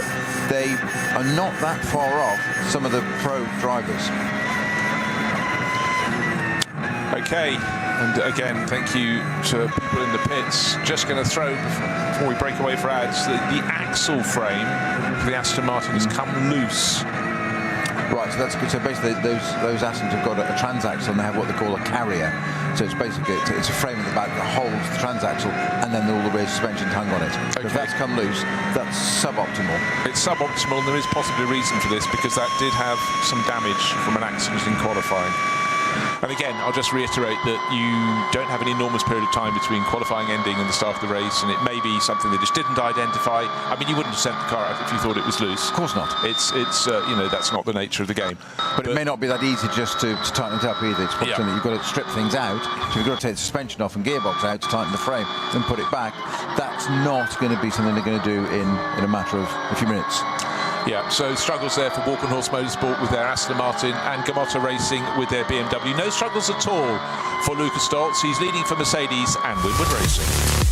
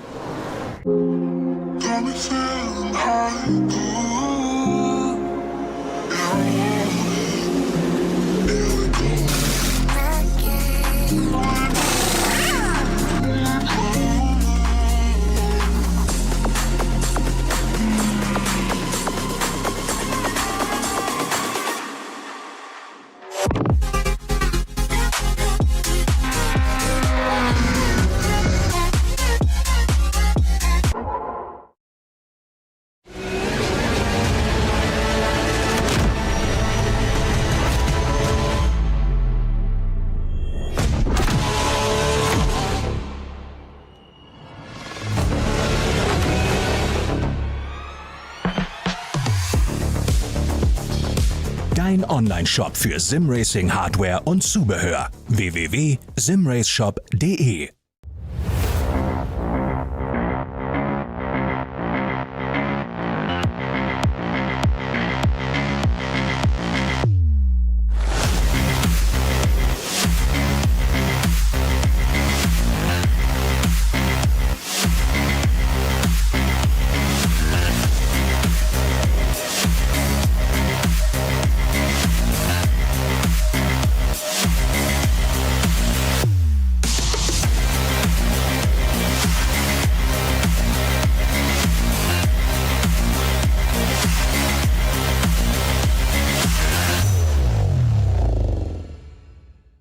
This place leaves no room for error.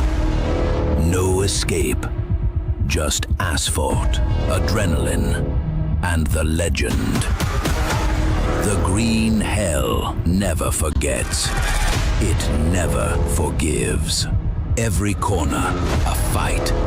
No room for weakness. The Nordschleife is no place for empty promises. It is the place where they are delivered. Engineered for the green hell. Official partner of the NLS. Liebe Fans, Lovely Fans, besucht uns auf unseren Social Media Kanälen, follow us auf Facebook, Instagram, YouTube und TikTok. Willkommen bei der NLS.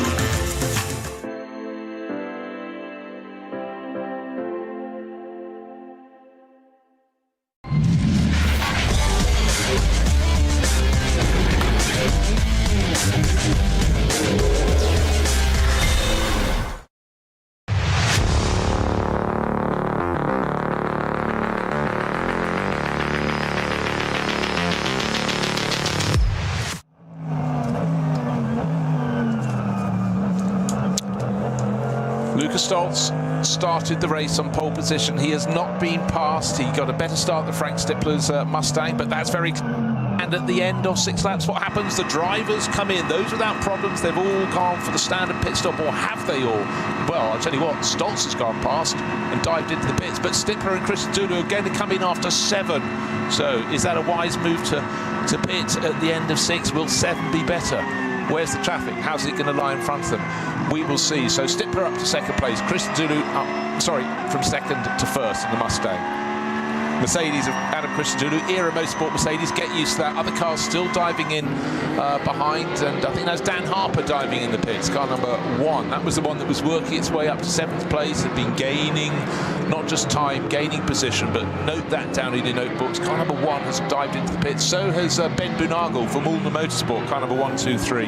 Anybody else who's continued, they will not be going any further at the end of this lap, but I don't know. How do you divide a 6-hour race? That's the eternal question. And I suppose one thing that makes it simpler this weekend is the fact the weather is dry, there's no threat of rain, and it does make it easier. But so many races on the Nordschleife, you see a storm approaching. Is it going to be somewhere that's going to hit the race? Talking of hitting things, Adam Christodoulou's car, the Era Motorsport Mercedes, in second place, something was loose. It looks like it was only gaffer tape, but something then blew off the car just before he reached the chicane. Oh, he's had damage, front left-hand corner damage. So he's hit something or someone. Hopefully it was something, not someone. Could have been a barrier, could have got close to a car in front of it. Wasn't close enough to Frank Stippler to have touched the Mustang. Actually, hold on, in the background of the shot, I just think the Mustang has maybe had a moment, because the Mustang came through the corner, and I say the corner, Sabine Smith's curve, further down the order. Well, did something happen in the Mercedes arena? The gap between them on the start-finish line as they crossed it was Stippler in front, 1.1 second to the good of the Mercedes of Era Motorsport and Adam Christodoulou. And I'm just double-checking. I don't know if you can see on the tracker map, but at the moment going through Hatzenbach is the Mustang. I think maybe there has been a moment. I need proof of this, but certainly we suddenly saw, going into the compression before you rise up to the chicane, we saw the Mercedes with front left-hand corner damage. Was there a move made in the little cut-through? When you've gone through the Mercedes arena, the next corner, turn 5, you're turning to the right, going through a gap in the barriers, so you don't do all the Grand Prix loop. Well, have I read this wrong and spotted a second car? That is interesting. Well, the number 64 Hauptstraße Racing Ford Mustang with Frank Stippler at the wheel is currently just coming down to Fuchsora, so that's okay and continuing at pace. Big question is the number 23 Mercedes in front or behind, or if I spotted a car with a similar livery? The Mustang is white with the blue stripe, 2 blue stripes up the middle, sort of the American racing livery, national colours. But what caused the damage on the front end of the Era Motorsport Mercedes? The Mustang suddenly going a little bit slowly and just being passed by Nico Menzel. So this is starting to become a bit more of a story. At Metcalfeld now coming up to that Callan Mustang Hart. is slowing. 64 Yeah. Mustang is slowing. Frank Stippler is slowing. Frank doesn't do slow unless there's a very good reason. I can't see any damage as yet. Need to see the rear end of that car, see if it's being given a bit of a push. We know there's damage on. Oh, he's definitely slowing, because when Cup 2 class Porsche Caymans catch him and go around the outside, maybe there's a puncture. Maybe he's got a puncture from that and he's having to drop his pace. Yeah, right rear damage. Right rear tyre. Right rear damage. Okay, that reflects absolutely where front left Mercedes. Correct. Well done, Clouseau. I think we're getting there. I was going to. So, start of the lap, 1.1 seconds between Stippler and Christodoulou, and contact at a point at which the Mercedes, the Mustang was slow out of a corner. There was no, it didn't come where I expected to find it.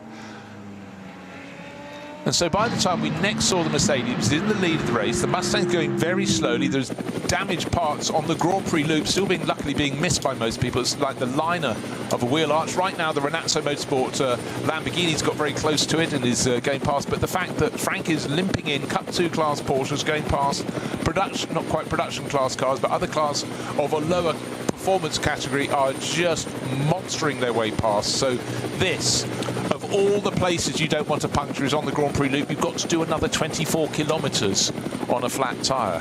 Now, people like Christodoulou and Stippler do not run into one another, but what happened there is, I think Stippler had a problem and was slow, and that caught Adam Christodoulou out as he came on the exit of that corner, completely caught him out, and just didn't expect Stippler to be coming off the corner quite so slowly, and just clipped it. He did swerve right. avoid him, jeep to the right, should we say, rather than swerve, and wasn't quite able to do that. So I think that's just a genuine racing incident caused by Frank Stippler having an issue with this Haupt Racing Mustang. So that's going to come back to the pits. It's got a long, long way to come back, nearly all the way to come back, as Bruce has just said. That will then reappear in the pits. There will be, I'm not sure there's even actually puncture damage. I think there's something more fundamental on there. If it's been clipped by a Mercedes, it could well have put the suspension out and all sorts at the back there. It could be a little bit more fundamental. Yeah, but debris coming off it now. Yeah, but the thing is, it's not slow. Well, the puncture is slowing it, but it didn't slow because of the puncture. It slowed because something was wrong with the car.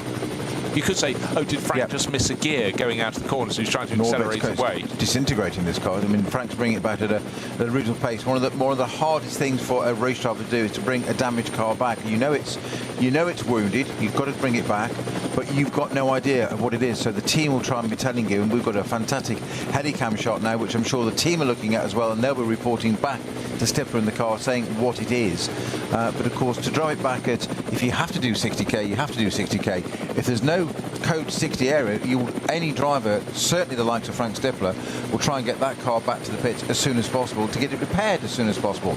The danger with that is you can create more damage and more work for the team trying to do that. You think you're doing the right thing, but racing drivers, particularly like Frank Stippler and Chris Adula of that ilk, they're not wired to drive slowly.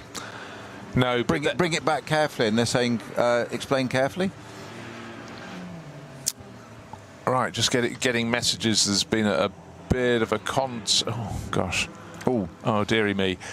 Unfortunate incident there. Car number 5 went down the inside. Gabriele Piana, the Black Falcon Team EAE Porsche. Remember that it came into the pits before the start of the race, so that was another one working its way up, and it unfortunately pitched into the side of a production-based car, and suddenly very busy out on track. And I'm also getting news that car number 26, which is the Duer family McLaren, that has had contact with Schwalbenschwanz. So just before they get onto the Dottinger Höhe. Yeah, with 885, is that? Yeah, 885, yes, which is a BMW M2. M2, yes.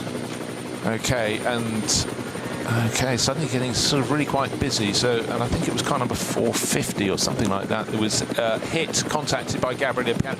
Oh, I mean, Frank Stippler can hardly drive in a straight line. He's having to drive around out of a corner with the tail starting to come around. That rear suspension is failing on him at the moment on the Ford Mustang, because the nose turns in and the tail just doesn't really want to follow at all. So having gone around the carousel, mind you, that probably didn't help either, putting all the extra force on that right rear corner of the car. He's done that bit and he's got to work his way towards the end of the lap. But what was looking so good, I mean, the Haupt Racing team just gets better and better with its Ford Mustang, and it was running in second place, comfortable in there, qualified second, but right now it's the slowest of slow laps for Frank Stippler there. Yeah, it's I can't remember, with the car that was at the 450 you said it was? It was hit. The one that always looks like an Alpha to me, because it's got the 1990s Alpha replica touring car. I don't think there is a 450, but might have been 470. Anyhow, I'll work out what it was. But yeah, oh dear, and now we've got a car sitting sideways across the track trying to work out where it was. So these are suddenly trying times. We've got a car driving around, the Mustang that's A, going slowly, B, struggling to get around corners, C, has been dropping a bit of debris. That's limping its way along the Dottinger Höhe, or will be shortly, to get out of the way. And suddenly a flurry of other moments making life a little bit busy. The Era Motorsport Mercedes into the pits for that front left-hand corner damage, driver out, and really it has been quite a big hit, more than I thought. The bodywork, of course, it's battered and tattered, but it's what is in behind. But we are having a driver change, and number 20 Mercedes Era Motorsport Adam Christodoulou is out, and remember that's after 7 laps, which is the standard time you'd come in. So they're going to just do a standard pit stop and try and see what they can do about that front corner. So in came Adam Christodoulou from effective lead. In from second place Nico Menzel, because he was promoted by the failing Ford. That's car number 4. Number 48 Dylan Pereira, Losch Motorsport Porsche, that is in from third. Thomas Much 7086, that's the Renazzo Motorsport Lamborghini, from fourth. And the McLaren that was reported to have had a bit of contact, car number 25. Oh, sorry, it's car number 26 that had the contact, not the McLaren. Sorry, McLaren fans, Duer Motorsport, they're going fine. They've come into the pit lane. Car 26, of course, it's Stephen Pallet's Mercedes, the yellow and blue car. So Frank Stippler is currently on the Dottinger Her and will be, in fact, almost at the end of it now to come into Tiergarten and bring his car into the pit so we can see what damage happened to the back of that. I love the brutality of mechanics and technicians working out on this era motorsport. Mercedes, it applies to all teams. The headlamp basically has been pushed back and it's causing a problem getting into the tyre. Well, Adam Christodoulou's gone forward with the gaffer tape. You don't allow drivers anything sharper than gaffer tape. Absolutely not. Certainly not any knives. But they were looking at that headlamp module, which has obviously got a lot to it and more than just a simple bulb and a bit of glass. There's a lot more to it than these. And they looked at the two mechanics, looked at one another. There was that sort of glance of understanding, and then it was just brutally ripped off the car, as in, we don't need it, it's a daylight race, just get rid of it. There is a lot of gaffer tape, duct tape, call it what you will, so Adam showing good muscle there to stretch it out for the mechanics. Who one has a little blade, he can cut the bottom of it. Adam's got the other end. And he's got blade, he's got using his teeth. Yeah. Even better, he's using someone else's teeth. The Mustang has made it back to the pit lane, but obviously that it's listed as coming in from 13th place. That's going to be wheel round. Ironically, it's only 2 garages further along from the Era Motorsport Mercedes that hit it. No blame attached to Adam Christodoulou's. Still be interesting to find out why the Ford suddenly just didn't accelerate away. There's the damage on the back of the Mustang, which is almost as comprehensive. By the way, just on the Mercedes, in fact, they're pitted almost 2 garages apart from the Mercedes, where that headlamp aperture was. They're now, the tape you were just talking about, Bruce, they're now covering that hole up. Why? Because it will affect the aerodynamics. You've got a whacking great hole where there should be a headlight. Suddenly you've got that going into a wheel well, and all that it might aid the cooling, but it won't help the aerodynamics. So they've basically got to cover that hole up and make sure the air goes over the wing, albeit not as efficiently as it did before, but going through it into the wheel well, it's basically just creating a massive vortex in there you don't want. Yeah, vacuum, the thought of having that vacuum along the Dottinger Her when you're absolutely flat out doesn't bear thinking about. The Mercedes has gone back into the great lift, that's the point. Entirely so. And it could also just make the bodywork disintegrate. Frank Stippler out of the car, walking away from that number 64 Mustang, feeling he knows, doubt. I think he thinks that might be over and out. He's out because his stint's come to an end. But well, the floor's off. It's a huge damage to the floor on the right-hand side. Sharp bite. Yeah, that really is. And that simply was just not accelerating away when he needed to. So a whole new floor gone onto the back of the Mustang. The floor is shaped and it creates part of the diffuser, so you have a cathedral effect of getting the air out. You have splitters at the front of the car that literally split the air, hence the name, divided where the engineers and aerodynamicists want the air going under the car. And then at the back you have rising tunnels to get the air out of the car back and create suction down at the back of the car. So they're very precise bits of kit. It's all moulded into the carbon floor there, so they don't just replace one little bit. Floor comes off, as you said, sharp bite out of that one. That will be repaired at some other point and used again, because it will be a few 10,000s of euros, that will alone. But that one's thrown to tossed to one side for the moment, and a spare floor is brought out and put onto that Mustang. However, it doesn't tell us what other damage there is in that rear wheel arch area on the offside rear. Right, and also just as after 7 laps, the standings are the number 20 Mercedes Era Motorsport leading the race. Of course, we already had, it's the time of pit stops. It's not an accurate time to draw it after 7 laps, because some people came in after 6. Some came after 3 or 4, but that's because they had problems. And that was respectively the number 23 Kabota-Racing BMW that pitted after 3 with a problem, and the number 35 Walkenhorst Motorsport Aston Martin. So they are out of the effective running. We'll give you the positions in a short while when it's settled down. Just remember, the earlier the pit in the race, your first pit stop, the earlier your final pit stop. So this race will unravel. But Adam Christodoulou was the driver who was on board that number, the Era Motorsport Mercedes. It's handed over to Jake Hill. And that was we've got an interview coming up with him soon, because he suddenly was presented with the tail end of the Ford Mustang at the bit curve. By the way, that's the right-hander before he dropped down behind the paddock. And as he tried to accelerate away, the Ford did not in front. Then there was contact. Both have been in the pits. But let's hear what we can hear from Adam Christodoulou. Yeah, there's a part of the Era Motorsport Mercedes AMG, and the one who was driving the car is the man standing right next to me, Adam Christodoulou. We saw there was some damage on the front left of the car. What happened? Well, it's a real shame. Like, the stint was going so well. We were in third. Everything seemed to be under control. There was a slow zone here. on the, not the Schumacher S, but just onto the back straight. I was probably half a car length behind the Ford, and I honestly don't know whether he saw a purple or something, but he slammed on the brake and there was literally a green flag there, and so I couldn't react quick enough and I just caught the back, and it's a shame because we have 5 hours to go. And we were leading in class, we were second overall at that point, so it's just frustrating. I hear the frustration. By the way, Frank Schippler is already coming over. Now we have to... Yellow. There was a double yellow? Single yellow, double yellow, code 60. I saw the double yellow, obviously I was right there, and then I was looking at the green. Code 60 was on the left-hand side. So, that was the discussion from both of them. Back to Adam, maybe, for sure. We just saw you helping on the pit stop. Was there ever a more stressful pit stop for you than this one before? Unfortunately, I've had a few in my time here. I've now been racing here for 16 years.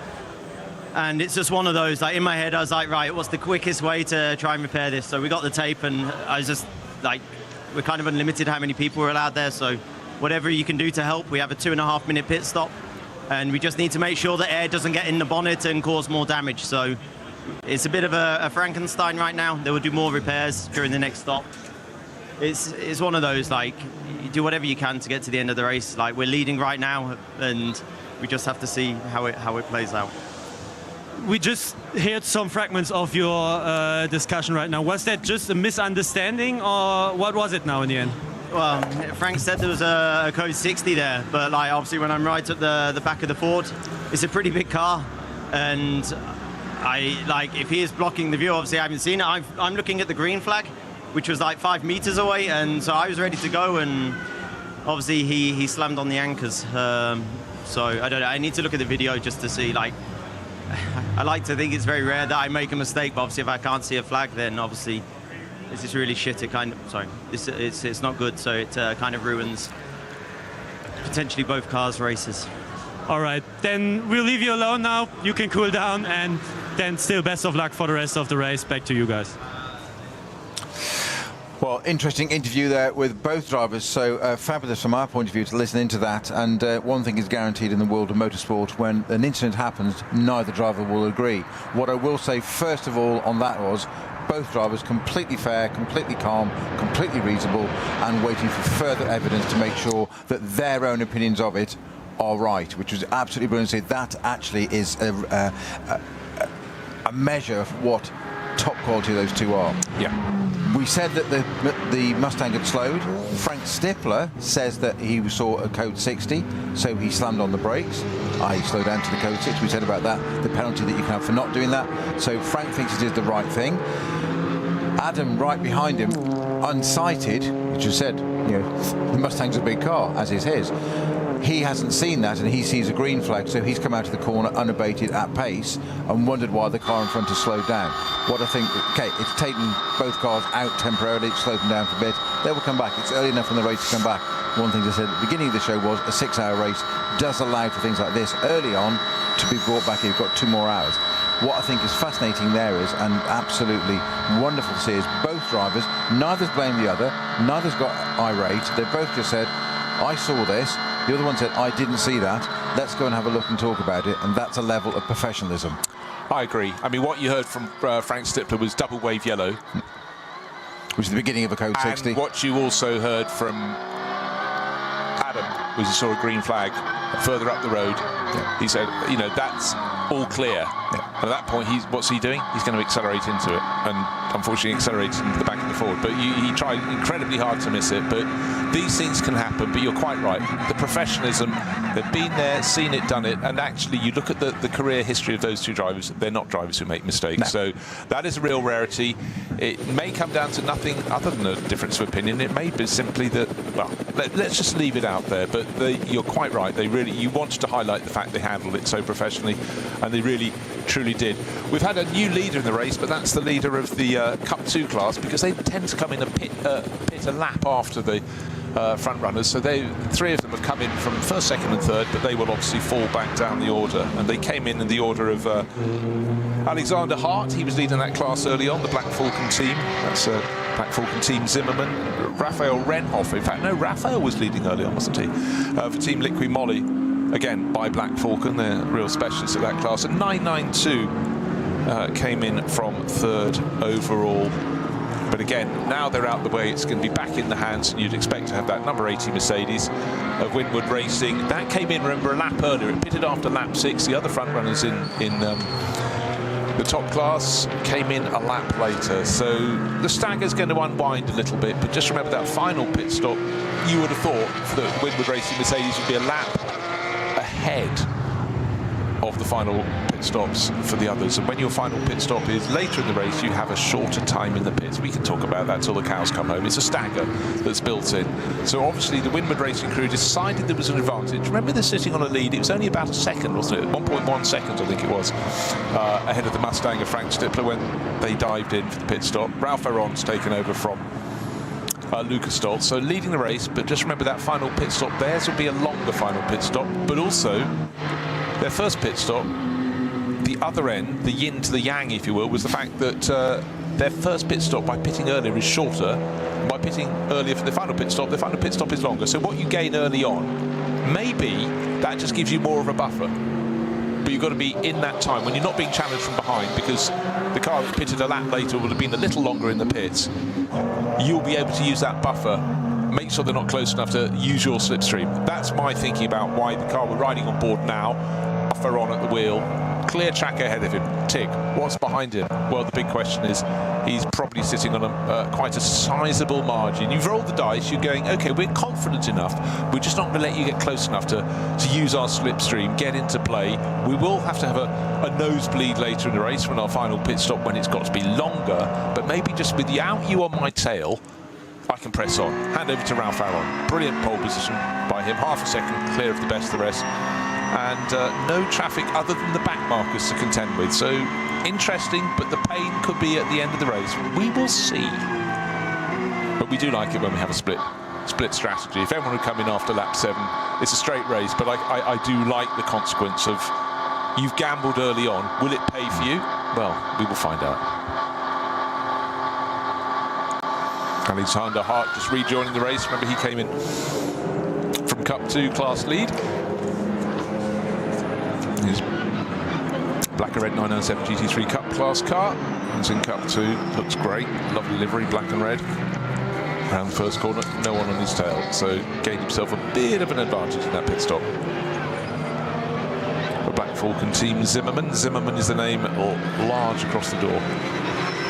So we've got another code 60 at Exmüller now, which is currently for the 821 entry, which is the Audi RS3 LMS, which is the only car in the TCR class, sadly. So we've got one car in V4, which is BMW E90, and one in the TCR. And that car is parked at the side of the track currently, just after Exmüller, before we come to the fast pass, run downhill to Bergwerk.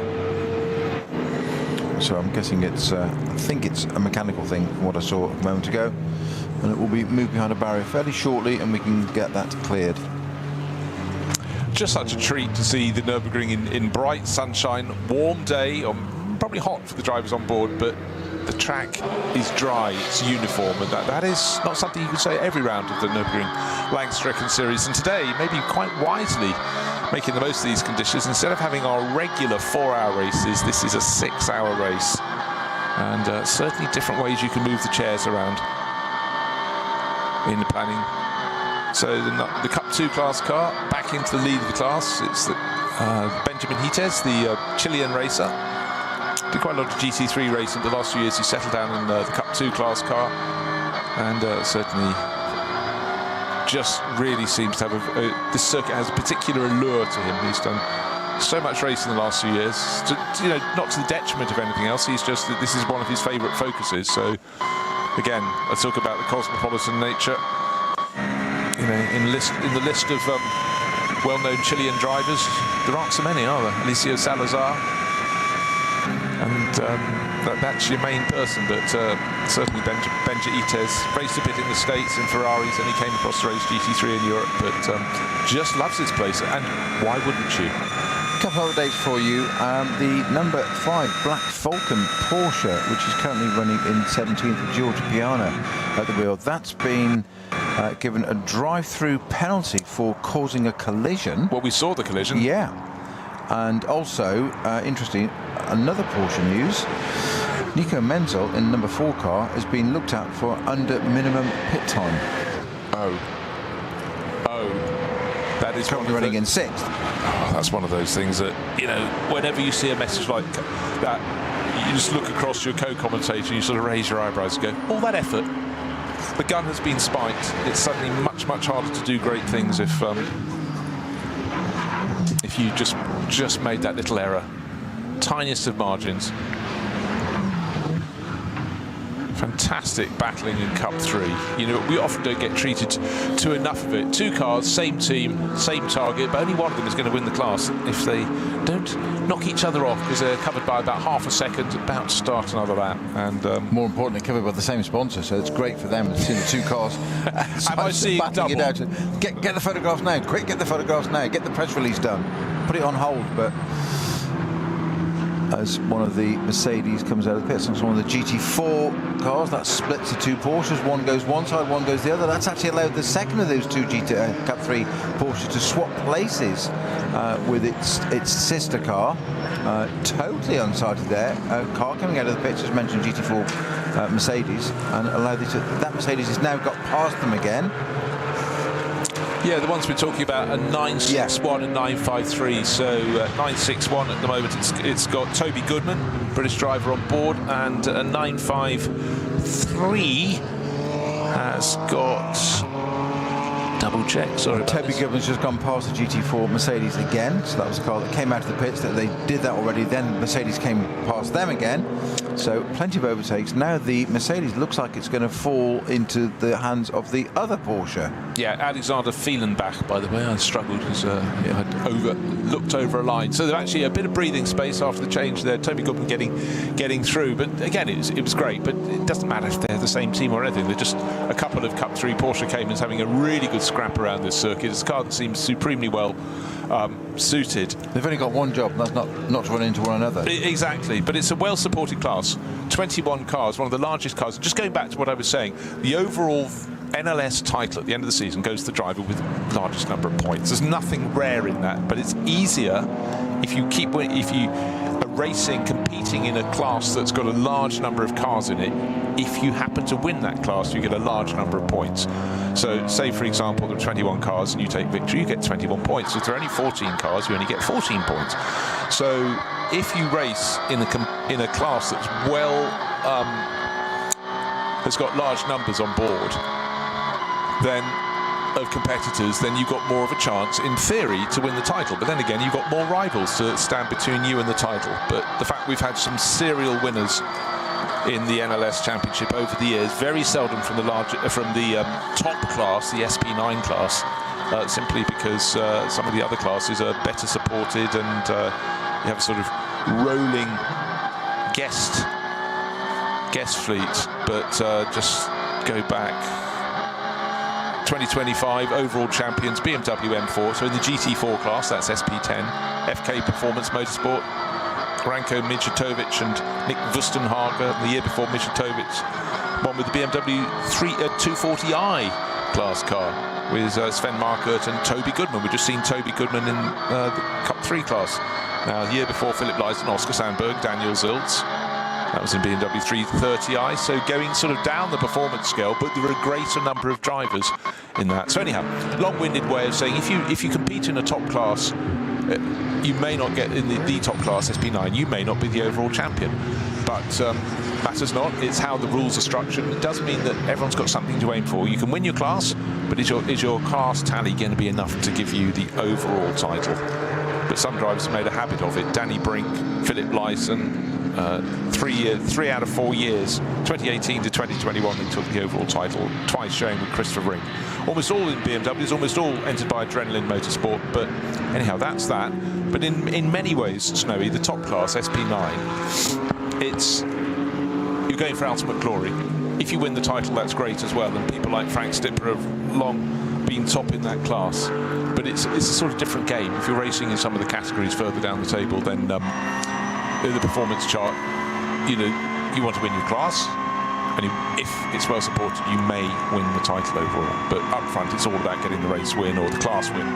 And it gets important at this part of the season for NLS, because it is almost a season of two halves. I jest not, I know it's a football analogy, but the first part of the year is very much, teams do focus on the N24, the big race.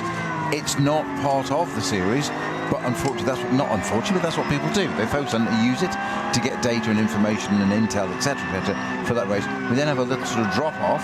That was back in May, and then the regulars, the NLS people that are not taking part in all that bit, they come back, and this is where it gets really quite intense for them now. And of course, then we've got a double header to come, and then we've got a final round as well. Yeah, keeps us busy as the seasons change. It's just how we like it. Just so rare to see the circuit looking as good as it is today, but just so weird to have brown verges where the grass ought to be.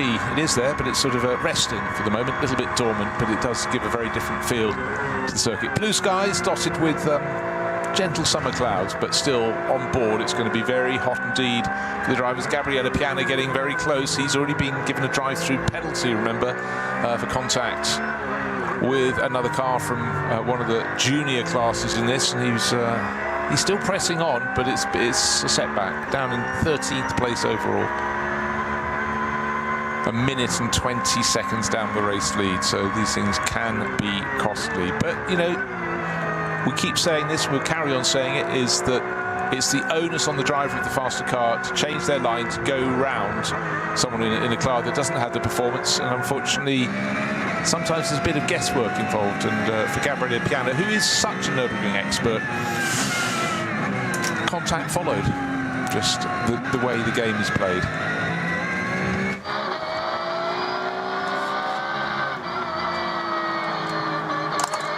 Just going to go through the classes again. What we've got is 9 laps on the board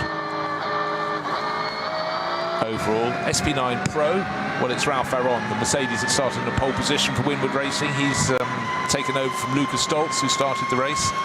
Just remember, they pitted a lap ahead of their rivals, which means they had a shorter pit stop to gain them an advantage. Track position potentially, but at the end of the race, their final pit stop will be commensurately the same amount extra at the end. So SP9 Pro-Am, second overall. Nico Menzel are leading at that class. He's in the number 4. Gorian RT by Car Collection Porsche, sharing with Arthur Gorian, man who put his name on the team, and Alex Fontana, the Swiss-Greek racer. They're second overall. Dan Harper, number 1, was nowhere at the start, nowhere in qualifying, up to 3rd overall. That is one worth watching in the FK Performance number 1. But going down through the classes, that's SP9, SP Pro and Pro-Am. SP9 Am, car number 786, Christoph Breuer. He's showing the Renazzo Motorsport Lamborghini with Sak Nana and Thomas Much. Thomas started the car, so he's topping Am. 81, car number 19, topping that class. It's Tom Coronel. Tom, not Tim, identical twins. Keep it simple in the Coronel household. Quite rare not to have him competing on the Dakar Rally. That's the start of the year, though, isn't it, for Tom? He always goes and gets dusty. Yes, he does. Yeah, regular on that, isn't he? Really taken to it. So we've got a bit of debris on the right side. We've got a Porsche up on the left-hand side there coming.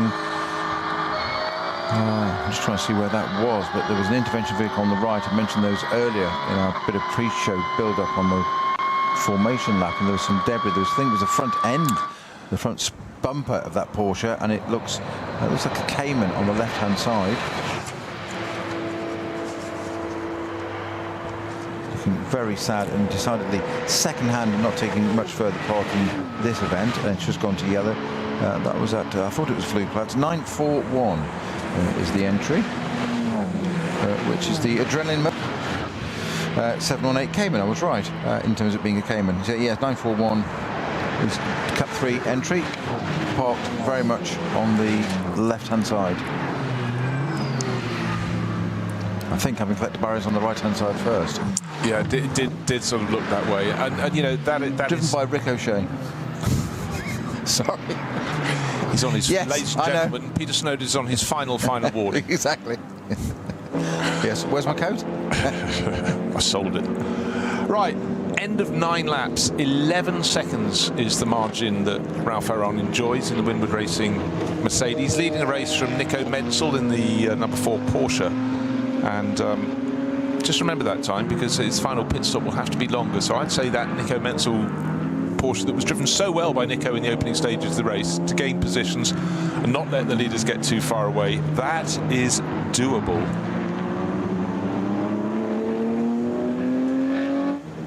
Very doable indeed. I'd say actually it does maybe put Nico Menzel commensurate in the lead. Stephen Paulette is walking around the pit lane looking at his very dusty and very battered number 26 Mercedes. That was from Pro Sport Racing. Had a collision. I'm trying to remember where it was, and unfortunately another car was involved, and that's being dropped off the flatbed in front of him. So I think we can work out which of the two cars. We know there's the yellow and blue number 26 Mercedes.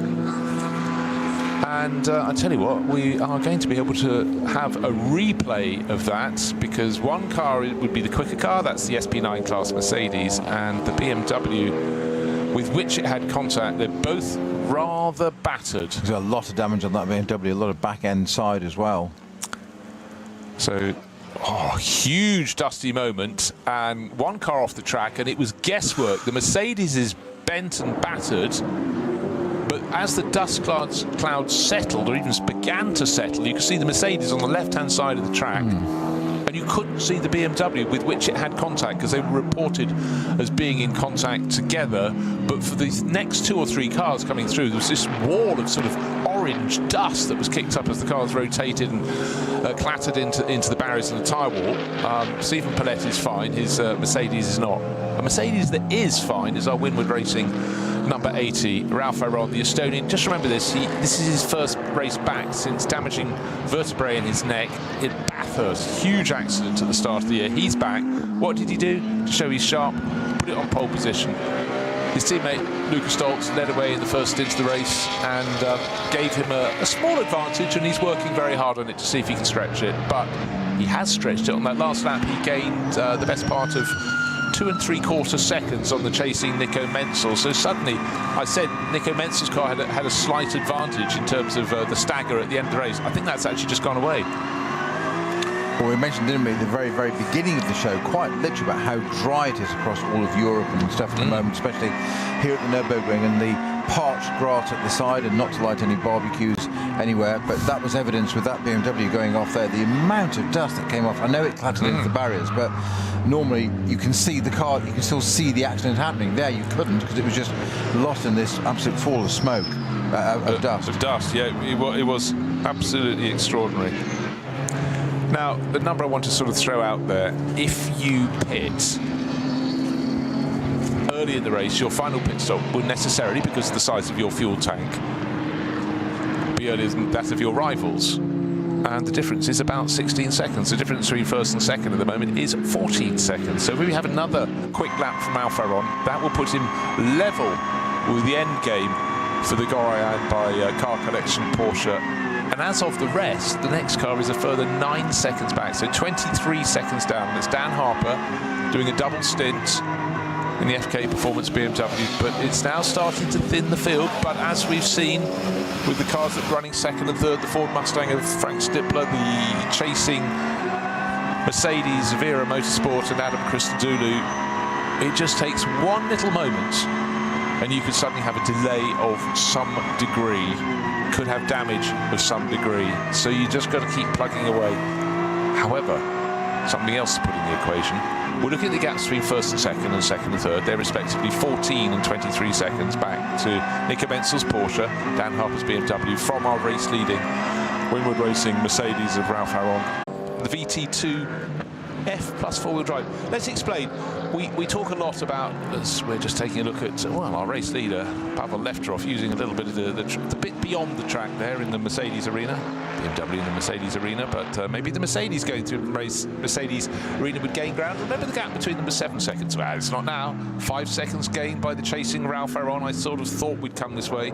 No disrespect to Pavel, who's getting faster across the years, but Ralph Aron is very, very quick indeed. That's why he's on sort of Mercedes book. So race lead after, what have we got? We've got 3 hours 25 minutes remaining.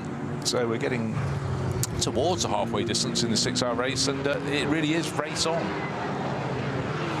And just want to see the pace, because the car I thought that might be the one that had problems was Jens Klingmann, the Schubert Motorsport BMW. It does not have problems. It's in 4th place. It was in 4th place when I wondered if that was the car travelling slowly around the circuit. It's not travelling slowly. It's all over the tail of Alex Fontana in the number 4 Porsche of Goran RT team, run for them by Car Collection Motorsport. They're both flashing their lights. They go through the Grand Prix loop, coming back towards the end of the lap. They've got to the end of the Grand Prix part of the lap. Up to the chicane they come. They'll thump the chicane on both sides, on the right, on the left, get their cars balanced, get them settled again before they turn into the first part of the Sabine Schmitz curve over the little bridge. Very narrow here indeed. That fantastic camera shot, all but whipped off as the cars come through. But then at the lead of the race, Pavel Lefterov is clinging on. He was 2 seconds clear at the start of that, 2.1. He's down to about a third, maybe half a second clear. He's getting a little bit loose, lot of pressure coming on his BMW. As Ralph Aron has sort of got the sights locked in, going towards Flugplatz. Cars go a little bit light, then the cars settle down all over again. And yeah, it's when, not if, I would suggest, in this battle. Certainly the win with Mercedes. Closing, and looking pretty stable. The BMW in front looking a little bit, moving around a little bit.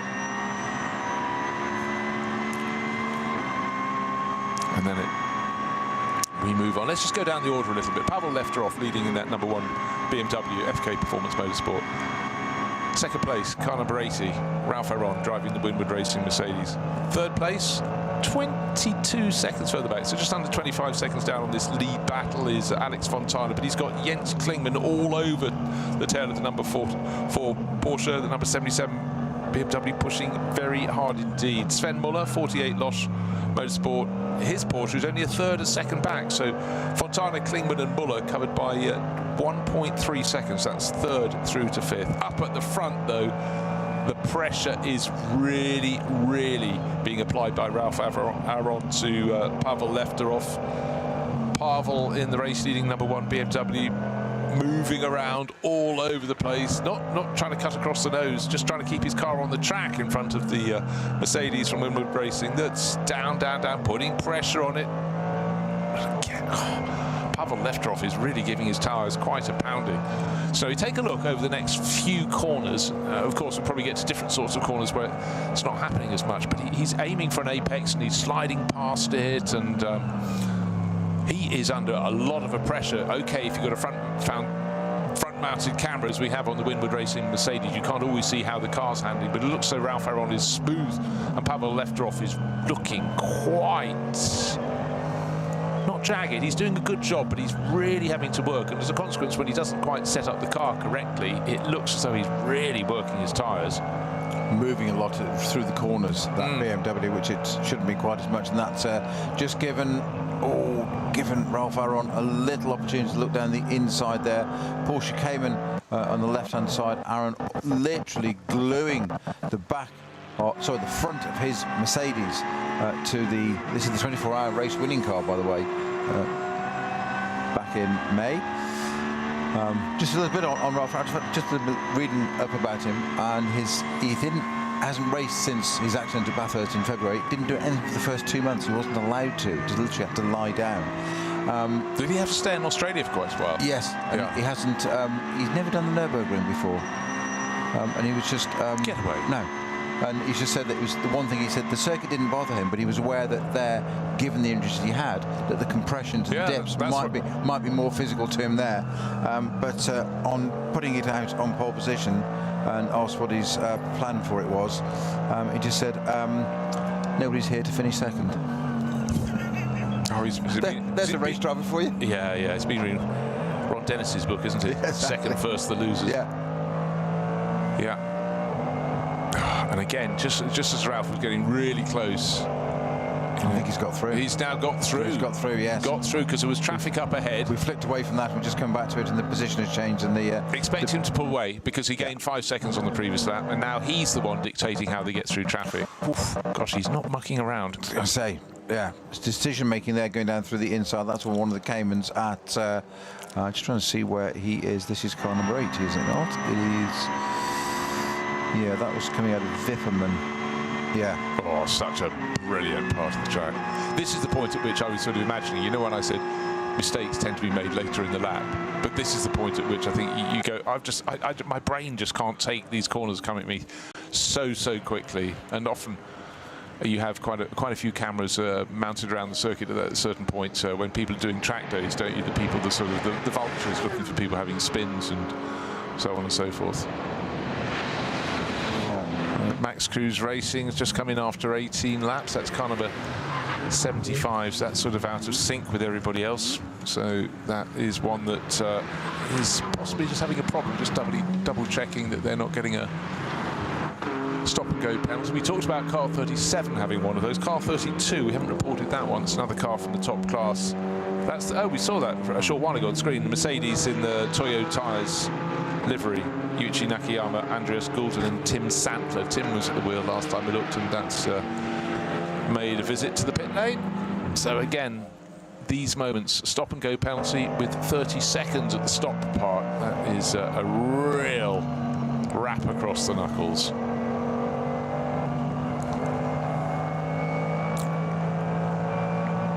I was just sort of quickly looking up the record of Pavel Lefterov. I knew he was a Bulgarian racing driver, but he actually won the German Prototype Cup last year. That was showing with Danny Sufi for Conrad Motorsport. I've just realised there isn't a Conrad Motorsport Lamborghini in the top class this weekend. That is ground-shaking and groundbreaking. But anyhow, so racing last year in Ligier in an LMP3 class car, so he's moved around a bit, but Pavel's done quite a lot of racing here. And again, you know, you don't always race the same thing. He's done a fair bit of GT racing. He did P3 class racing from 2017 through to 2019, and then he moved across to GT3. So he's got a lot of time. No, I tell you what, he hasn't. He did. No, he did. Sorry, he didn't. He's doing GT4 for a long time. Started looking at the record of the next driver on my list, Lucas Legere. That really is good reading across the board. Fantastic battle. And the positions have just changed because Jens Klingmann has moved up to third place overall. The black and red Yokohama livery Schubert Motorsport BMW into the final corner. He goes out of the final corner, having got clear of Alex Fontana. And the pressure really was on the Swiss Greek driver there in his Gorian RT Porsche. Made it move. Classic manoeuvre. As we said at the start of the broadcast, you can do your overtaking into the first corner because there's lots of width there. At various points around the Mercedes arena, you might be able to make a move. You only use about half of the Grand Prix circuit here at the Nürburgring, the track that opened in 1984. But then you go on the Nordschleife itself. And really, in the course of a race, it takes a mistake from someone else or perhaps traffic to overtake on the Nordschleife until you get to that long run for home, the Ruhr-Pokal-Race, the long straight that takes you towards Tiergarten. That is where you can use a slipstream. But for most of the track, a slipstream is nigh on irrelevant because the corners come at you so thick and fast. So now Ralph Ferron leading the race over the start-finish line by 0.8 of a second, but I expect that lead to extend over Pavel Lefterov in the FK Motorsport BMW. That's car number one. Third place overall now is Jens Klingmann. He's 22 seconds down on the race leader, 21 seconds down on second place. So things are changing and a couple of cars are working their way through. BMWs are looking very strong, they're second and third. But right now it's Winwood Racing. They started on pole, number 80, started by Lucas Stoltz. Ralph Ferron did one stint afterwards, then another stint. He's in now, and just wait to see what his lap time will be this next time around. Not due in the pits for a while, but looking very comfortable in the lead of the race. His last lap was another 3 seconds gain and an overtake on Pavel Lefterov. It's all good. So in control for now is Winwood Racing.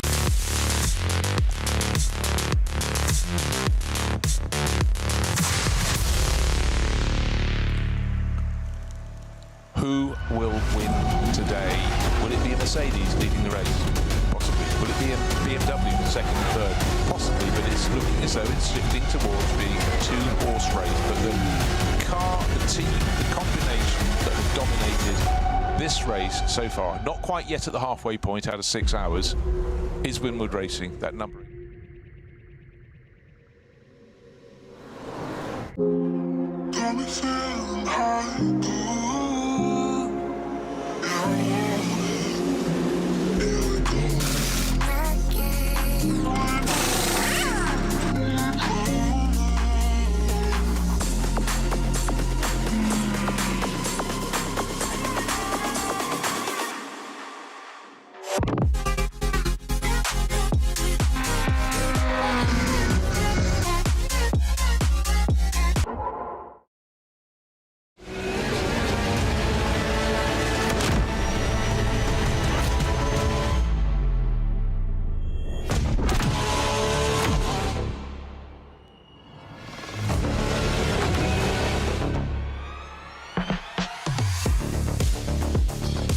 dein Online-Shop für Simracing-Hardware und Zubehör. www.simraceshop.de.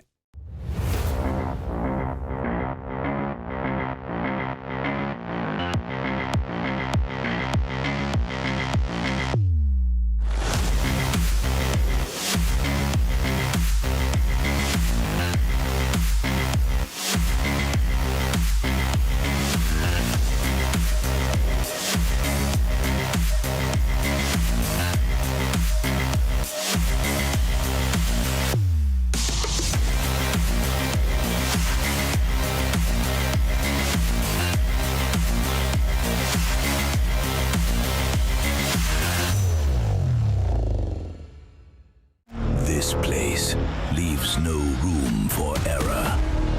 No escape. Just asphalt, adrenaline, and the legend. The green hell never forgets. It never forgives. Every corner, a fight. No room for weakness.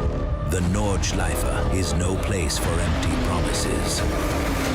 It is the place where they are delivered. Engineered for the green hell. Official partner of the NLS. Liebe Fans, Lovely Fans. besucht uns auf unseren Social Media Kanälen, follow us. Auf Facebook, Instagram, YouTube und TikTok. Willkommen bei der NLS.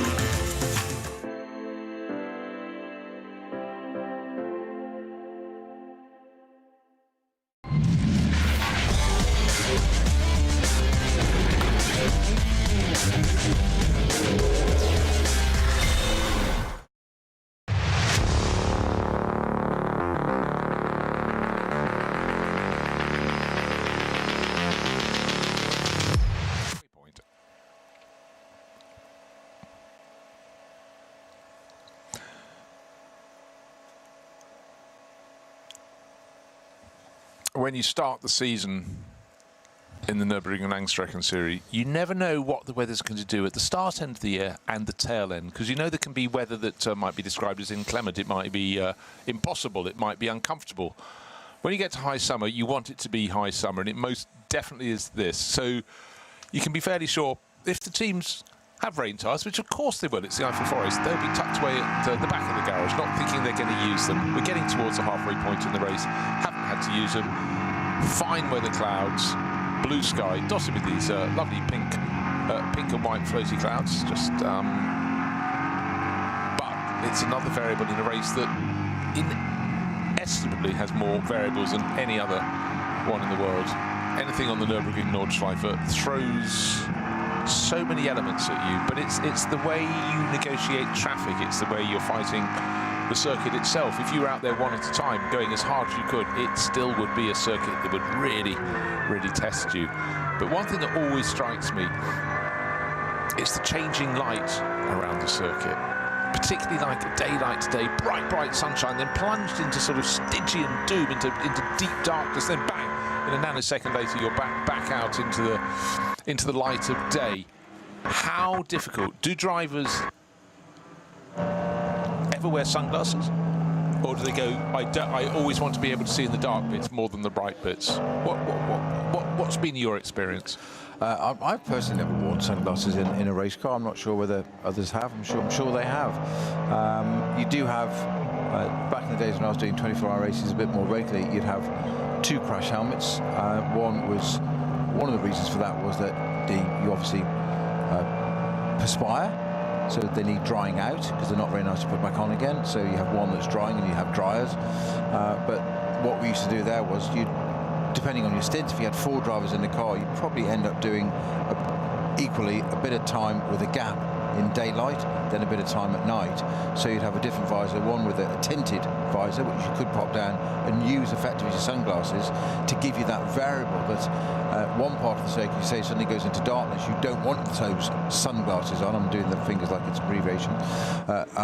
But you can lift the visor up and you can put it down should you need to, just to that particular corner. At night time, you don't want the visor on in that sense at all, but some people like the comfort of a visor, and if you've got any kind of sort of cold air system in the car, keeping you cool, you can get bits of debris and stuff come in still, but it also it can dry your eyes out, so you might want that visor to say, even at night, so you have a clear one. Obviously you can't put a tinted visor down at night. Well, you can, but it's not a great idea. So you do that. And a footnote on that, at a Spa 24-hour once, one of those two helmets I had, which had the night one with the clear visor, some person stole it from the garage middle of the race. I mean, we never did find it, but why? Why? They should be race fans. It's quite extraordinary. Yeah, I mean, we know it was, because we know it was there. But anyway, these things do happen. But I mean, that's the side of stuff there. You'd be amazed actually with it's not air conditioning, but you do have tubes inside the car, so dash vents and stuff, and quite often just come through. And it's amazing what will still come through. So the car in front runs slightly wide, runs a little bit of debris and fires up. Hopefully the stones don't get through, but you'd be amazed little bits of grass and debris and stuff will get in, and until it's in your eye, you don't need that. So that's why people often wear visors in cars still, and put them down in a closed car. It seems odd. It's like an open formula thing, but there's more reason to do it. Plus, there's a final note, if you ever are fortunate enough, I'll leave it at that, to roll a car with a full face helmet on, having a visor down and closed is most helpful. Yes. Because you will not believe what will come inside the car when you roll it. I've been told, I've seen videos. Let's leave it at that. Your turn, Bruce. All the small change. Well, yeah, that comes out of your pockets as well when you go upside down. Kiki Sagnano, we just came out of a slow zone just after Callanhart, and he had tucked in behind was number 5 Black Falcon Porsche. Needed no second bidding. As soon as they're able to go back to full speed, the number 5 Porsche has gone up into 7th place, and Sagnano's gone back the other way. So the yellow Renazzo Motorsport Lamborghini has lost the position, actually running in fairly lofty position there, but the number 5 Porsche has been quick all through the race so far for the Black Falcon team. And Gabriele Piana was the driver who started that. Mustafa Mehmet Kaya is on board now, so he has moved up a position, and I don't know if there's a problem for the Lamborghini or just the driver caught napping, but it's certainly been left some distance behind. So place game for Porsches, and nobody though has an answer to the Winward Racing Mercedes, because having taken the lead from the number 1 BMW of Pavel Lefterov, Ralph Aron at the end of the lap was 8 seconds clear. That's an astonishingly good run from him. Whilst we were covering all that, Bruce, we did have a code 160, which has become, or started as a 120, became a 60, and has now been cleared. That was for the Smillis Racing Porsche GT3 Cup car, number 910, up at the carousel, just before the beginning of the carousel. That's now all behind the barriers, was certainly with an intervention vehicle. We do, however, have another one, another code 60 now, which is at Versailles. And currently it's for intervention vehicle on track, so it must be bringing something back. I'm not quite sure what that's for at the moment. There's no car listed, is my point. Okay, I mean, it often takes a while for those messages to come through clearly, but good to see people. Actually, I'll tell you what, having been past Sagnano is not really falling away in the Renazzo Motorsport Lamborghini. I think they sort of tied race and suddenly woke up, maybe got a little better of the traffic, and it's actually just half a second or so down, having lost the position, fallen to 8th place overall, but hanging in there. That's at the moment we've got 8. I'm just waiting to see if we can have 9 cars on the lead lap. No, maybe a few more, because Ralph Aron's only halfway around the lap, so could be in the mix. And looking to see who's further back down the track behind Sagnano. Be number 32, which is next in line, and actually car number 32, haven't seen too much in the race. That's the Toyo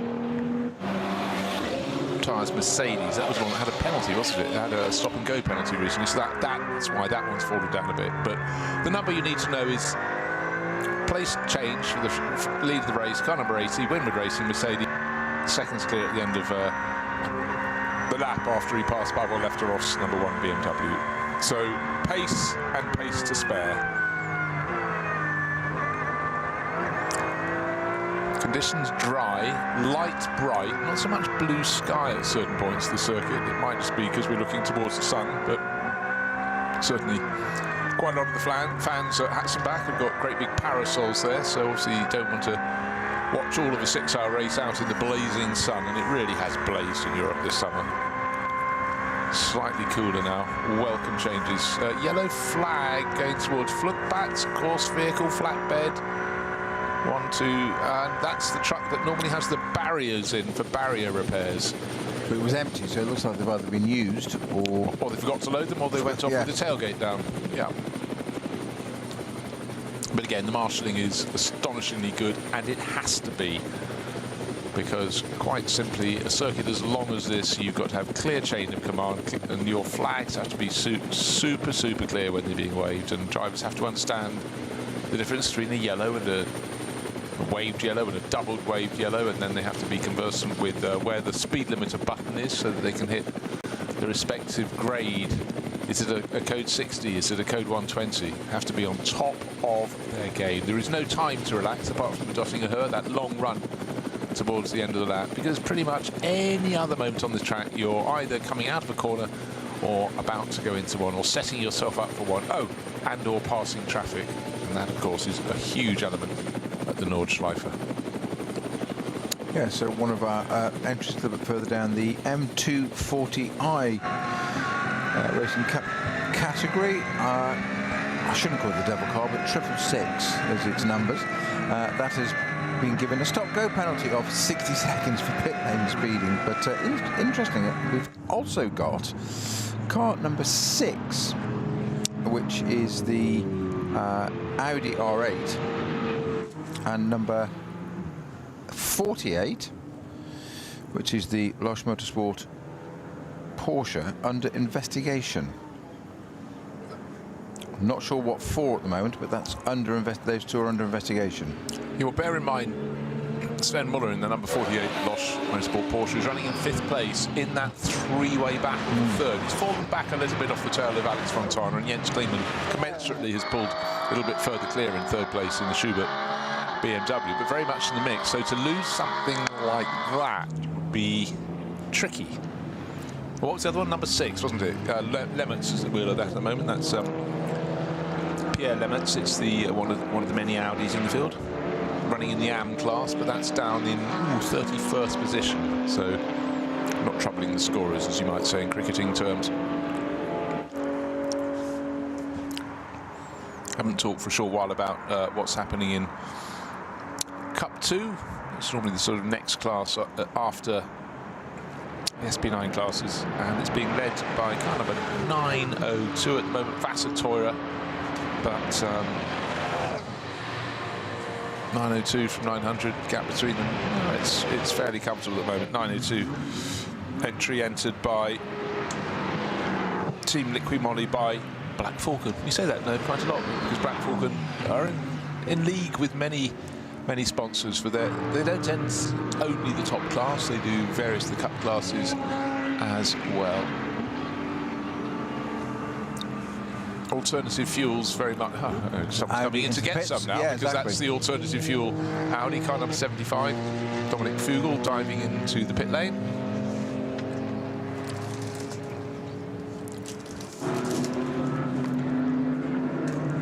So what have we got? 20 laps on the board, and I expect... Okay, the one I want to peg this on is at the end of 22 laps is when I expect the number 80 Mercedes, the car that's been leading the majority of this race, started this lap 8 laps clear. 8 laps clear, 8 seconds clear. Someone has found an advantage or a shortcut. Laps and seconds, big difference. Yeah, days and weeks, years and centuries, and on it goes. Yes, to finish my thought with some degree of accuracy, perhaps. After 21 laps, I expect the number 1 Mercedes to come in. Bruce, concentrate. The number 1 BMW to come in to make its pit stop, because that would be 8 laps, which is a standard stint after its previous pit stop. And as I say that, at the end of lap 21, in it comes. Okay, so I'm not Nostradamus, but there we have it. But I expect the car that it was probably about 15 seconds behind to continue for another lap. So that is very much advantage the Winwood Mercedes, number 80. The BMW has come in from 2nd place. That's car number 1, the FK Performance entry.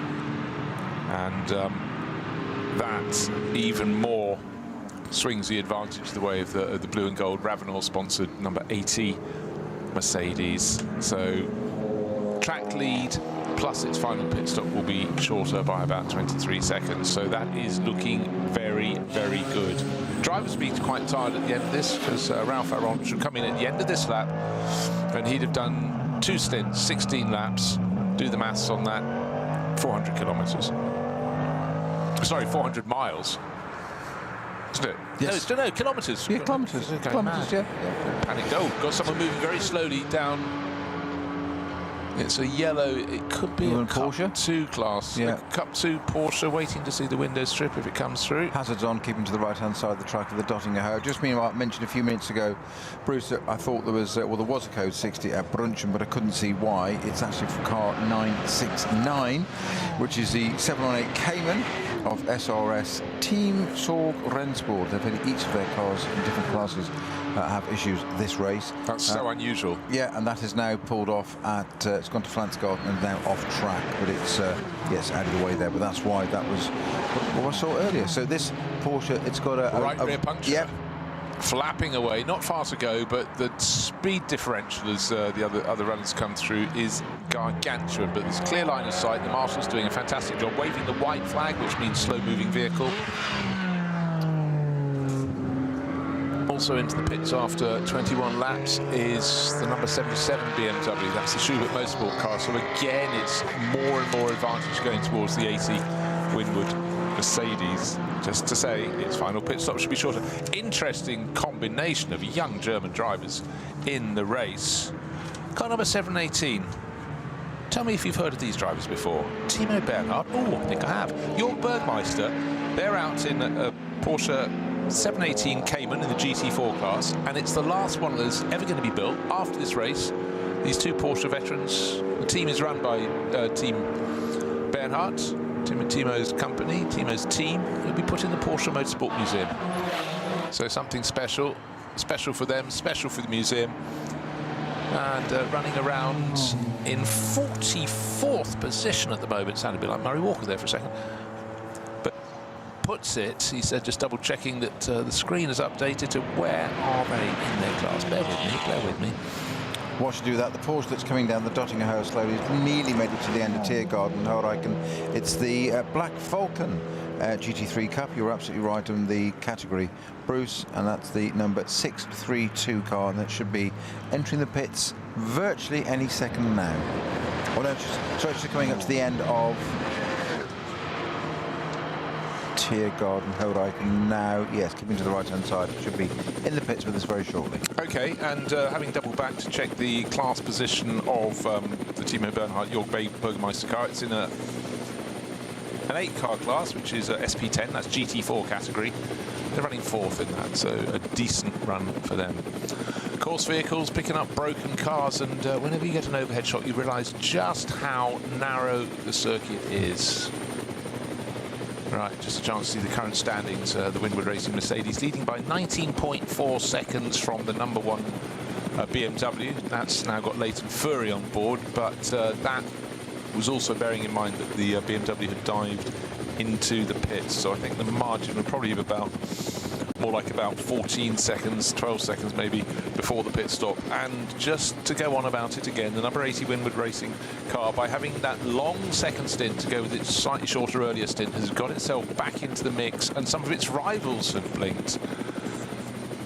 Now, we've had a few moments happening out on track, and one was involving cars 6 and 48, number 6 Audi and the number 48 Porsche Losch Motorsport car. Patrick Assenheim has been driving that, and we will soon be able to work out what went on and where and how. They were in the midst of traffic, and the 48 Porsche was chasing, going past some back markers, having to guess which way to go. A Porsche came with a BMW in its path. Marshals waving blue flags saying faster cars coming through. The BMW slows to let it through. Again, it's just really tricky to guess. Clattered into the back of it as it went past. That was the problem. Yeah. So just turned into it. Odd one, that, because it was on the outside of a right-hander. Yeah. The overtaking car got through on the right-hand side and then was clattered into at the back on the left rear by the car it had just overtaken through a right-hand corner. That's very odd. a lot of oil down at one point on the circuit. We got a yellow and black. I think it's a Porsche at the side of the track. I think it's a Cayman. Can't quite see, but is that one of the cyclo cars that we were talking about earlier? Yeah, I think it probably was. And so a slow zone around that. As soon as the cars are released, it's flat on the throttle. One of the runners there losing ground, losing position. Up to the carousel they go, keeping the low line, and the back marker staying very kindly up high, but then they find themselves needing a bit of track on the exit, because not long after you come out of the carousel, the circuit starts swinging a little bit to the left and then to the right. The driver's having to work so hard. I mean, that's standard Nürburgring. The drivers can never not work hard, but doing a good job.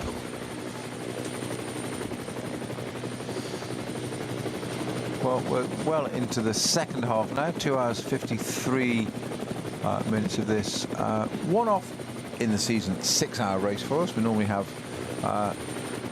4-hour races. Of course, there's the 24-hour race at the circuit back in May. The leading car is the car that won that race, but that's not part of the NLS series. It's the same teams, the same drivers, and all the crew and the organisation is the same, but it's not actually part of this series. This is separate. This is NLS. It's a totally separate thing. The Nürburgring 24-hour winning number 80 win with Mercedes, currently with Ralph Aaron aboard, and Lucas Stoltz, who was one of the drivers in that team back in May that won the race. They are currently leading. 21 laps completed, and it's from the FK Performance BMW M4. Mixing it up the order at the top, we've got 48 Losch Motorsport Porsche in 3rd place. So 3 different brands on the top steps of the podium currently. And in fact, it's all German machinery, right down to 8th position, where we've got Renazzo Motorsport bringing in their Lamborghini Huracan. And just to keep up the mix of non-German brand, we've got the Haupt Racing Ford Mustang. Well, that's currently in the pits. And then, of course, we're back to Mercedes, Audi, Porsche, Audi, etc., all the way down until we get to 22nd place before we see a Pro Sport Racing Aston Martin at the wheel of that out in 23rd. Yeah, I was just sort of thinking about that Ford has shown very good pace since it came in and had its repairs. You know, that is a car that, just remember, was only one and a bit seconds down on the race leader, or in that battle for second place, only 1 and a bit seconds down on the Winwood Racing Mercedes. So the pace is there. It will gain places through the remainder of the race. Oh, traffic. Just trying to guess sometimes when you go along the Dottinger Her, it's straight until it gets to a kink, but with our lights ablaze. Oh, in as predicted after 21 laps, 22 laps, I mean, is our race leader. That's car number 80, so it's done 7 lap stint, 2 8-lap stints, and that is all fine. Looking to see the intervals, but that was a good double stint from Ralph Aaron. And the remainder of his rivals ought to be diving into the pits, but number 48 Porsche sometimes tries to go a lap longer. Now, just remember, at this point in the race, we've only just passed the halfway point. It's 6 hours today. But whereas it looked as though the Winwood Motorsport crew had given the Winwood Racing crew with their Mercedes number 80, given themselves a bit of a hard task by forcing the issue early on. They've got themselves back into sync with at least half of their rivals. And if they can continue in that vein, that puts them far more into the mix. But it's awkward. You know, it's not just your tactic, it's other tactics as well, and people trying to work out how to respond. And in many ways, you want to do your first stint as long as possible.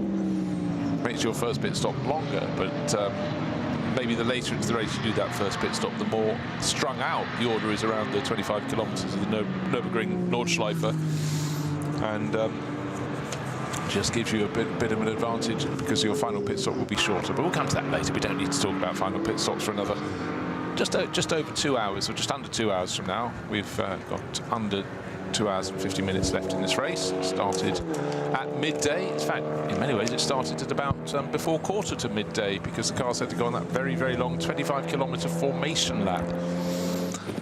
So they could say, yeah, if you were on a running machine and you were trying to count down to the end, you'd be going, great, after half distance, that's cool. It's definitely a point in the race you need to get to. I was just watching a little bit of footage at the end of that lap there, Bruce, and we're talking about different driving styles, and when you've got we say a slower class car, that's because by dint of it's a different level of performance of the actual product, not the drivers at all. But Alexander Fehlenbach there in the pro in the Smilers Racing 718 Cayman was being hounded by the Porsche, was he not, of not Rump, is it Fontana? Yeah, Fontana was right behind him there, and flashing his lights furiously coming down the Dotting Hohe.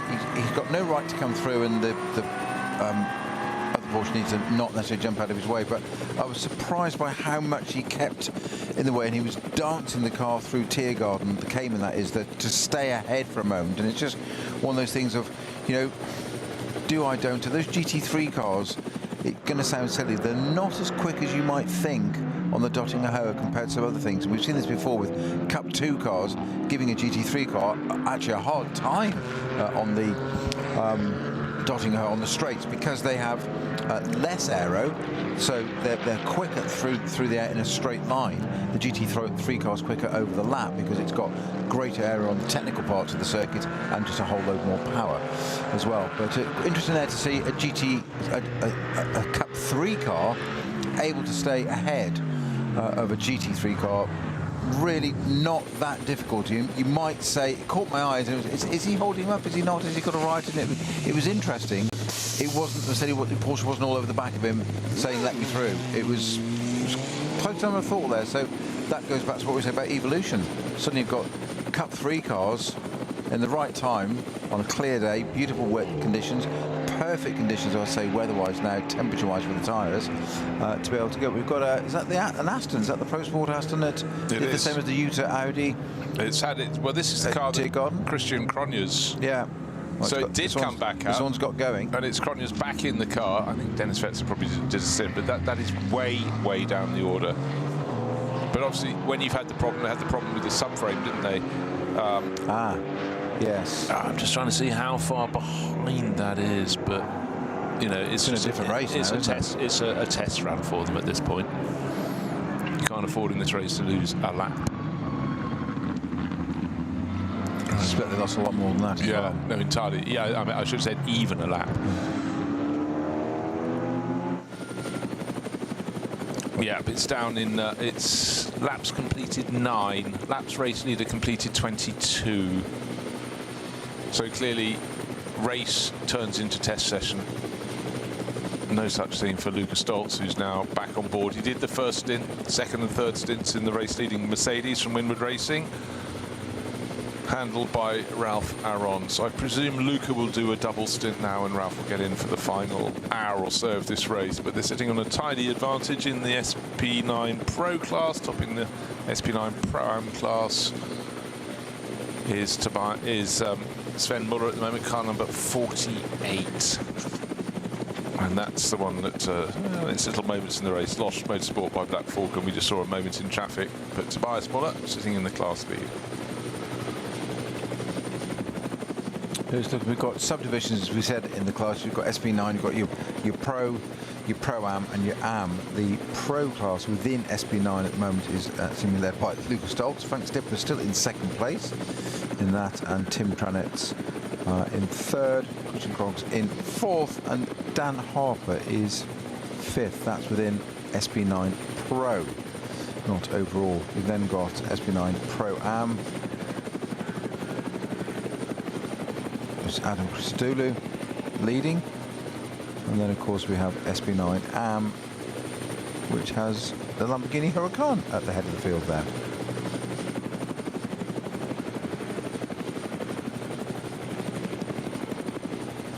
Do you want to double check that one? Because I have leading the Pro-Am class of SP9, I have Losch Motorsport, car number 48,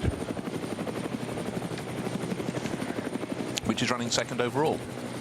And the Era Motorsport Mercedes that had to have the front end tidied up after the contact with the Mustang is not in second place overall. And I'm trying to scroll down to what's happened to the number of the Era Motorsport car number 20. On my timing screen, it has gone a-plunging. So I'm just subdividing my screen into individual classes rather than just reading down. So you're saying that SP9 Pro-Am is second place overall. Is Menzel in that class.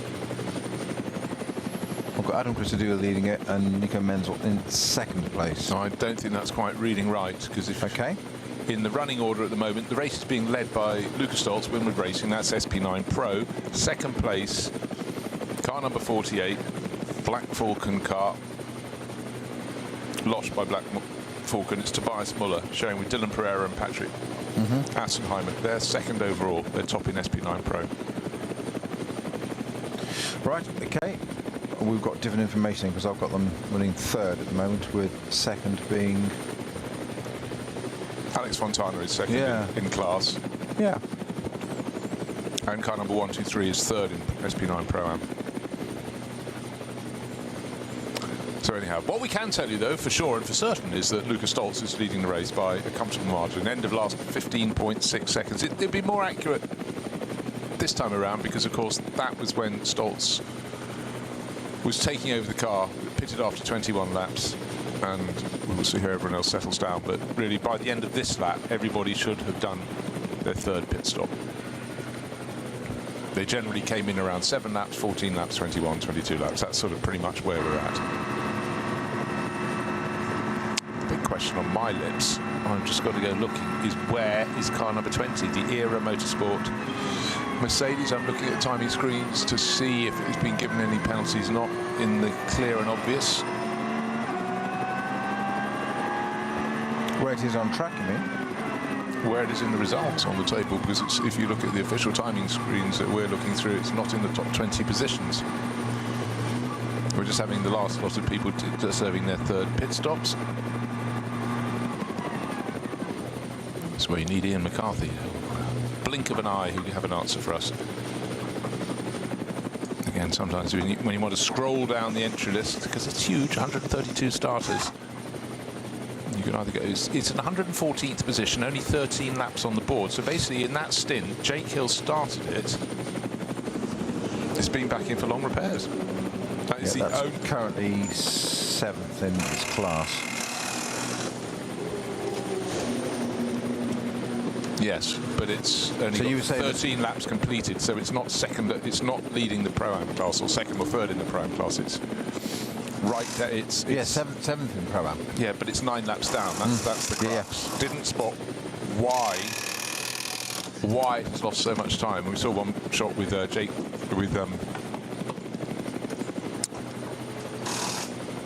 with the car with their garage. That was when Adam Christodoulou was explaining. Carl said he was seen in the background of the shot. But so bizarrely there, you were obviously not bizarre. No, reword that. You were, as ever, absolutely correct. Bizarrely, my timing screen, despite the clock ticking down, when what I read out was that what you said. But if I refreshed it, even though the clock was ticking, the timing, I did double check both clocks. But it actually refreshed, it changed the order completely. So you were absolutely right, Bruce. And so everybody listening in, always remember, Bruce Jones is always correct. Apart from the mistakes I make from time to time. In the time to time, some days when you point out my mistakes, you're still correct. I'm wrong on my own. So yeah, I looked at the clock and checked the clock on the main screen. Yeah, they correspond. Therefore, assumed it was live and up to date. But if you refresh it, it changes it completely to that which my learning colleague had already said. So basically, listen to him, not me. No. So really, the thing what it has done so beautifully is highlight the fact that one of the front-running cars, remember it was running third early in the race, has had its problems and has fallen effectively an entire stint down on the field. Big question to me, I want to see if it will continue, because it was, do I say it was 114th position, we had 132 starters, and it's only got 13 laps completed.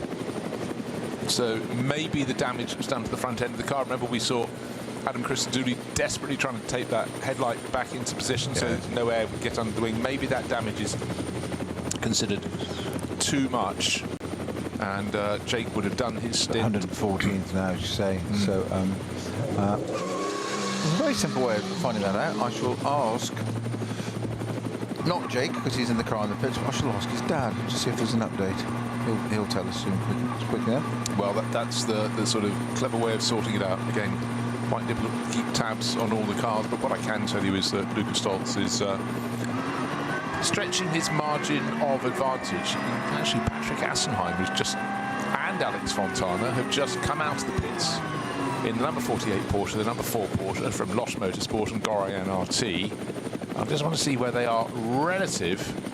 Well, they're just in front. One of them is just in front of Jens Klingmann, who immediately passes it. He goes around the outside. As you go into the Mercedes arena, I just want to see where Lucas Stoltz is relative to them, but he should be in front. Should be in front. Lucas Stoltz has been doing, well, Lucas Stoltz sort of things.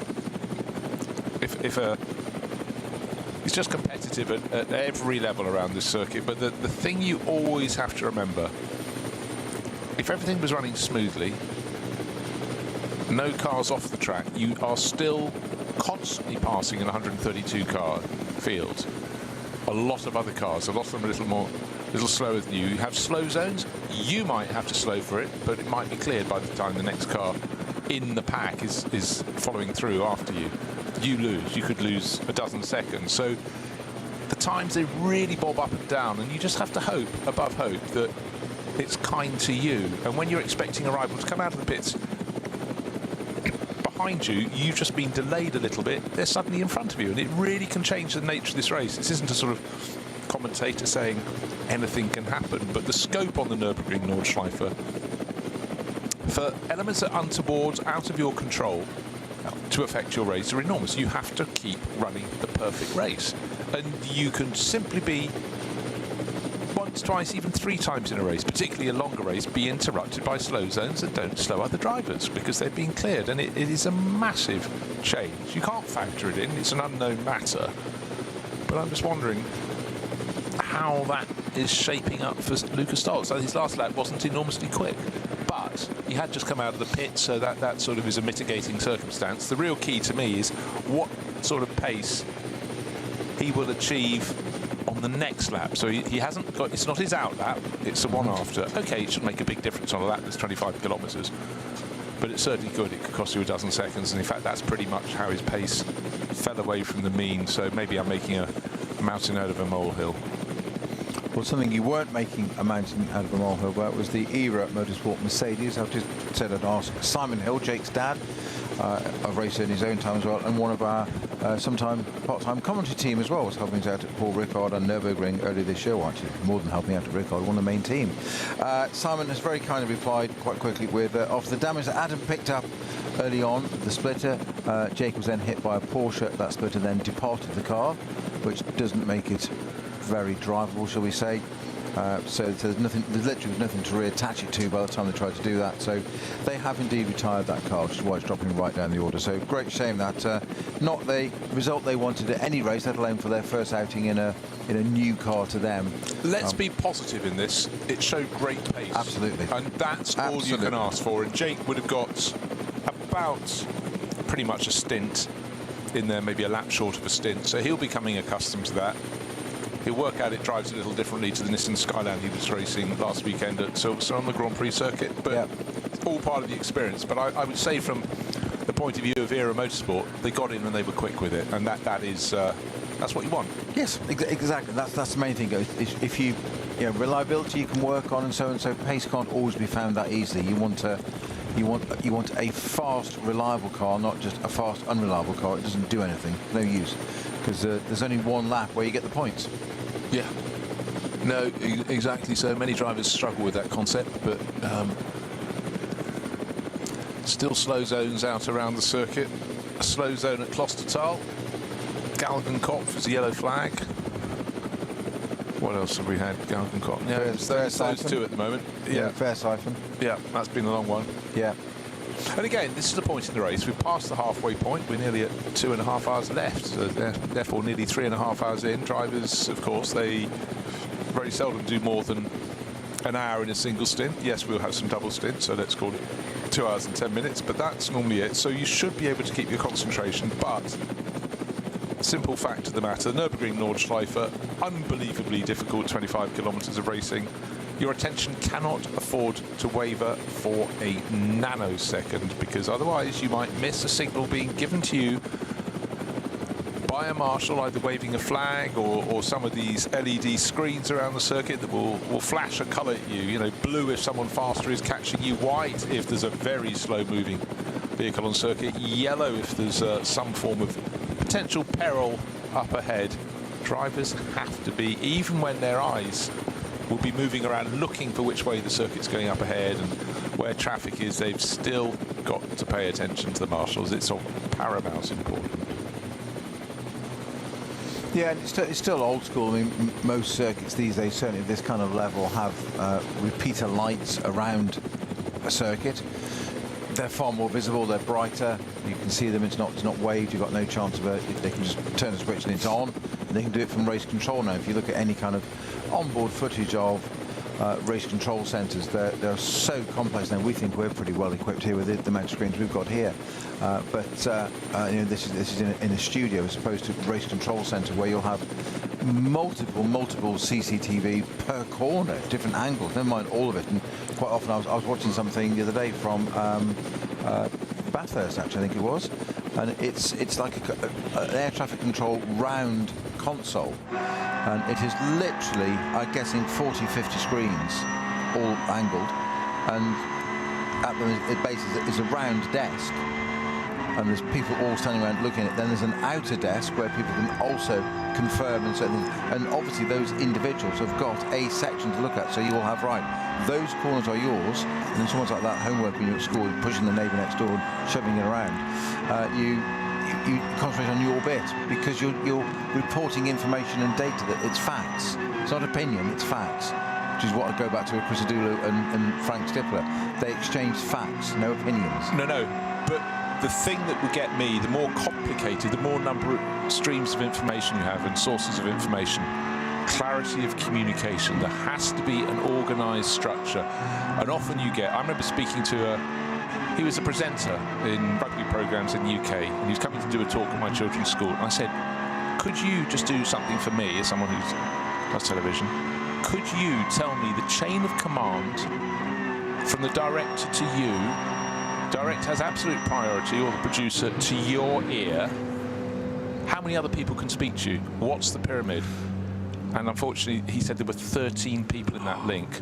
So it had to be respected. Talking of respected, unfortunately, the number 6 Audi, lovely yellow livery, but that's been in the wars. We knew it had contact. It was one of the cars that kicked up all the dust at the side of the circuit, and that will be taken to the dead car zone, and another car in front of it is being winched into position. We've already got the number 26 Mercedes down there. Remember, that was driven by Stephen Pallet. That's dusty, been off backwards. Looks like it's driven across the Sahara.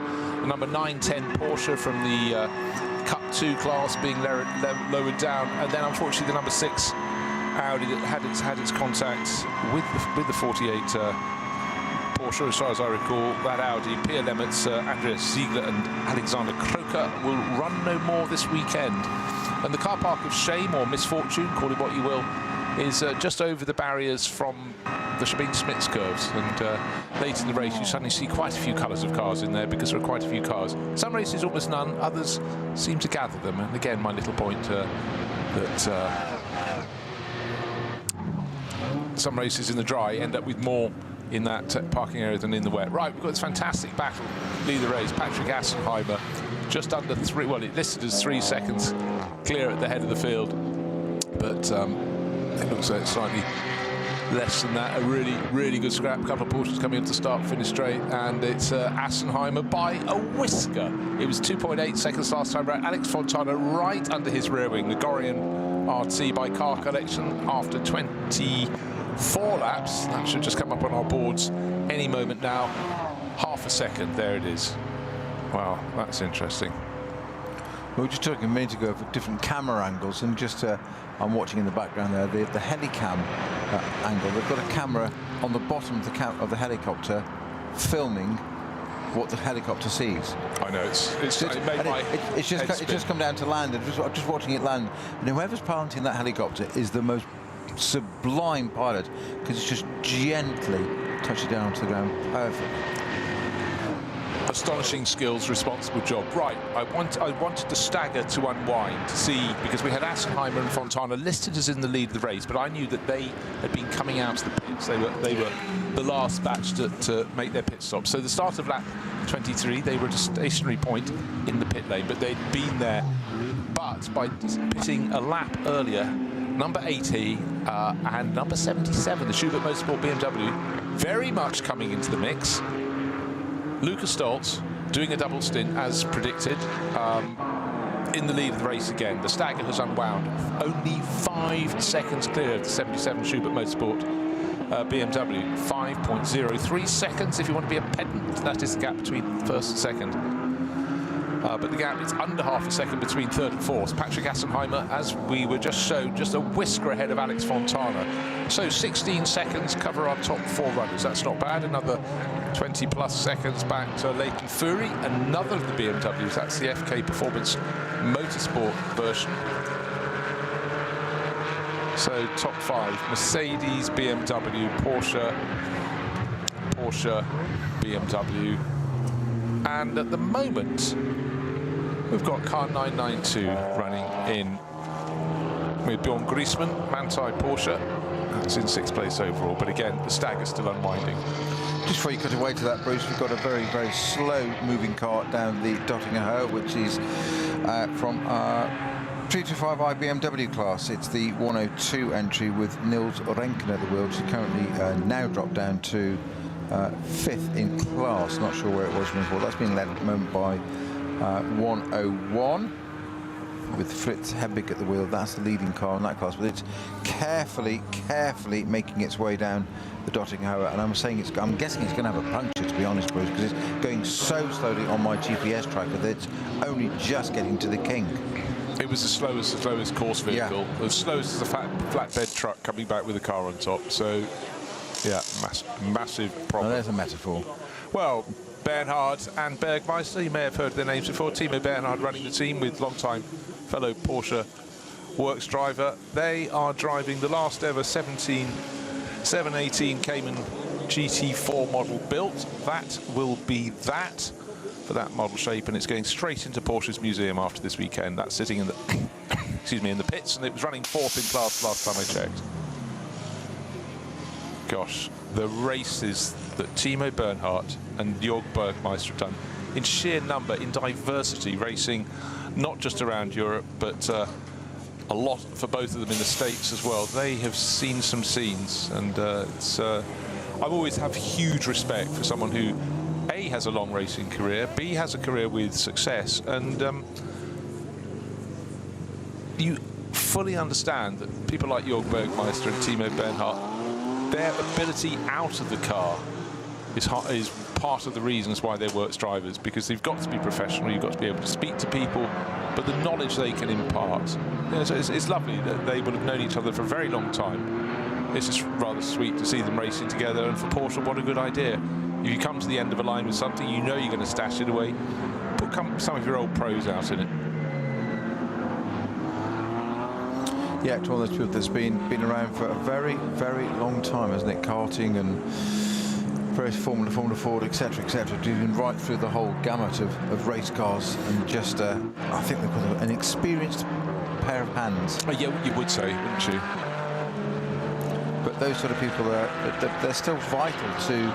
If you've got a new model or new product of car or new type or something comes out, you give it to somebody like that may not be at their prime anymore, and we may not know them as a headline person, but that's where their value is, that you'll give it to somebody like this. Can you come and test this car for us? And they'll drive around, and they've got such a memory, a knowledge bank of information to go, well, it does this, I like this, I like that, that's just, I wouldn't do that, and move that, and that's just vital in developing cars, and that's where a lot of drivers can still make livings and make money. It's not necessarily winning races all the time, that gets all the glory, that gets the headlines, but these cars need to be developed, and it's often people behind the scenes that we don't know about. Yeah, and also Timo is a Porsche ambassador, so he's in fact, like your Bergmeister, both second generation racers, so they're sort of brought up around the circuits. But it's one thing driving a car supremely well. It's another thing when you take in, sponsors as guests and so on and so forth. They're the people we want to put up there because they've got stories to tell. They've got the knowledge to impart. And yeah, going really rather nicely. So car number 718 might not be the ultimate race car they've ever driven. It's a GT4 Porsche 718 Cayman, but they're doing a very, very decent job, and it's just rather lovely seeing the pair of them out there. Car number 177 in the pit lane. That's a car that I'm fairly sure do we not have. Again, people love to race with a little pseudonym. Russ Turner is the driver on board that one.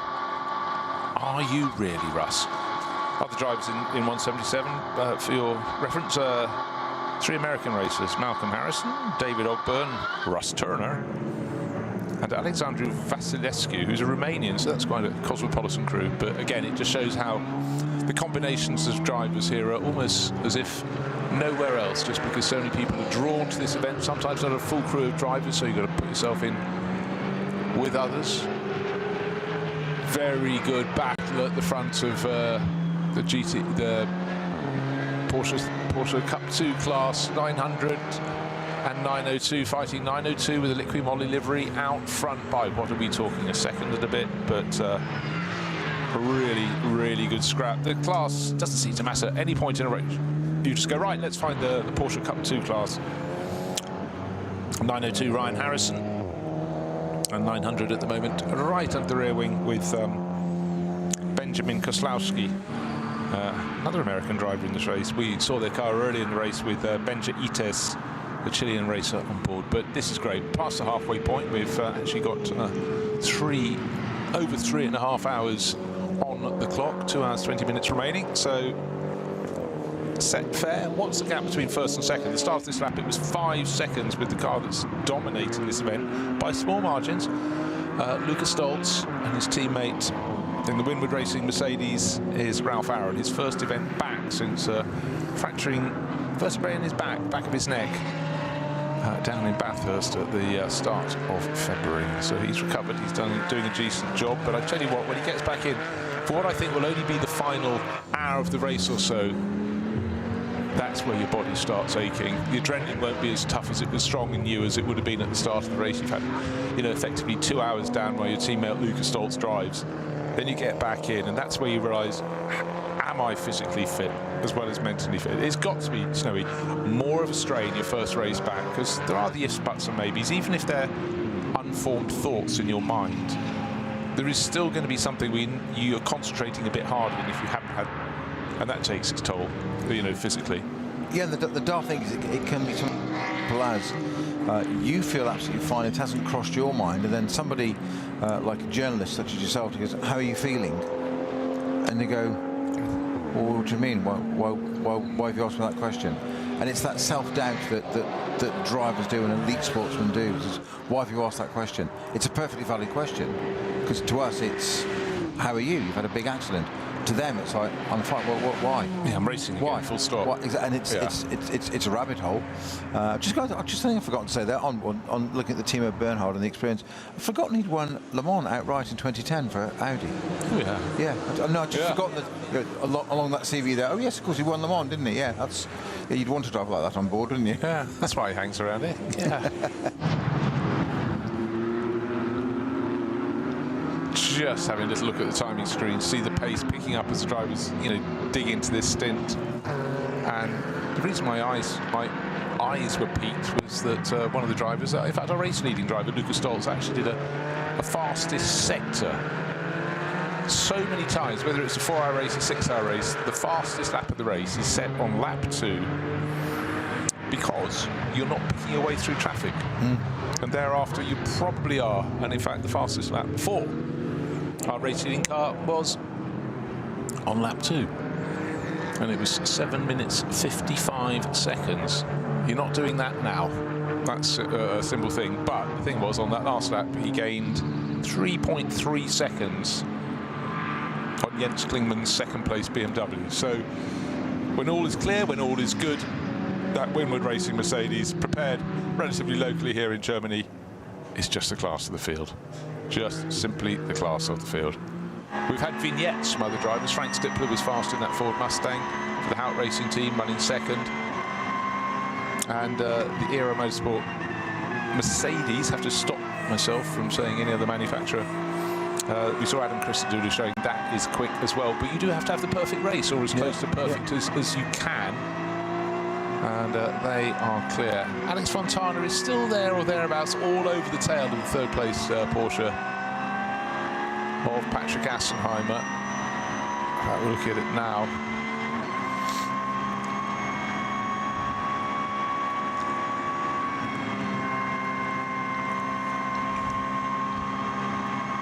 And that 992 is sort of pitting out of sequence again. It's listed as 6th place overall, but that's SP Pro, so it's a slightly different derivation. It's effectively SP9, it's the top class, but Bjorn Jörg Griesmann and Marco Holzer going nicely in their car, but it's running, well, I suppose it could still win its class, but it's just doing things a little bit differently. Just remind me again, if you can, Bruce. I can't recall because I'm losing the plot, but what's the code 60 at Versailles for? Possibly now barrier repairs, but I'm not sure what went off there. I can't remember what caused. We've still got quite a long code 60 there. It starts at Callenhard with waved yellows, becomes 120, becomes 60, and is clear by beginning of Exmouth. I can't remember what that was for. There was a car being rescued at the side of the track, but I think, to my mind, that should have gone by now because it was there for quite a while. Just try and link it with those incident vehicles you saw out on the track without bits on whether there was some damage there that's just they've had to take trucks to and take some more barriers or something, because that's been quite a long pause there now, and there's no indication on my track as to what is or was parked there. It'll come back to me. Meanwhile, much like this race, there is busyness, people being busy, and the team manager of car number 5, remember Gabriele Piana had contacts in that car, the Black Falcon team EAE, team manager to the Tower of Gloom.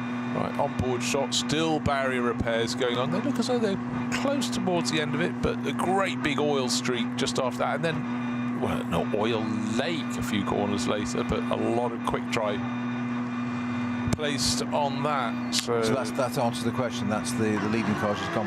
That's still barrier repairs at Exmouth I was just talking about. Yeah. So that's still ongoing. And you say the oil slick is down there. Probably quite valuable now, isn't it, that amount of oil on the track?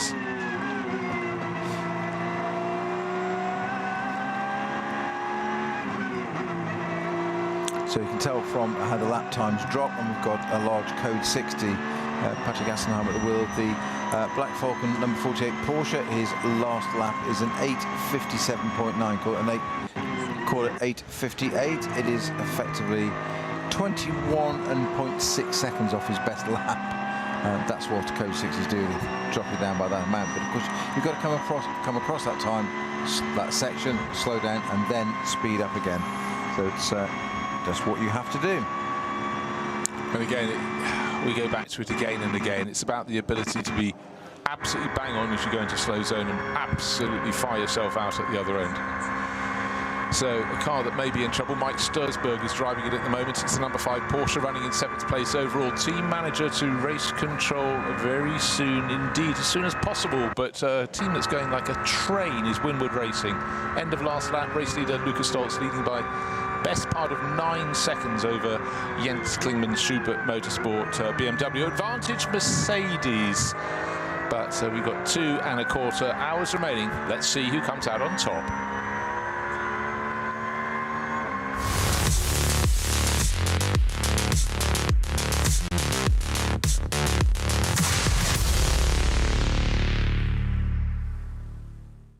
This place leaves no room for error. No escape. Just asphalt, adrenaline, and the legend. The green hell never forgets. It never forgives. Every corner, a fight. No room for weakness. The Nordschleife is no place for empty promises. It is the place where they are delivered. Engineered for the green hell. Official partner of the NLS. Die Legenden der Nürburgring-Nordschleife sind unterwegs. Und zwar direkt zu dir nach Hause. Dank CK Model Cars sicherst du dir deine exklusive Erinnerung an den Besuch an der Rennstrecke. Unzählige Modelle findest du auf ckmodelcars.de oder im Shop direkt in Adenau.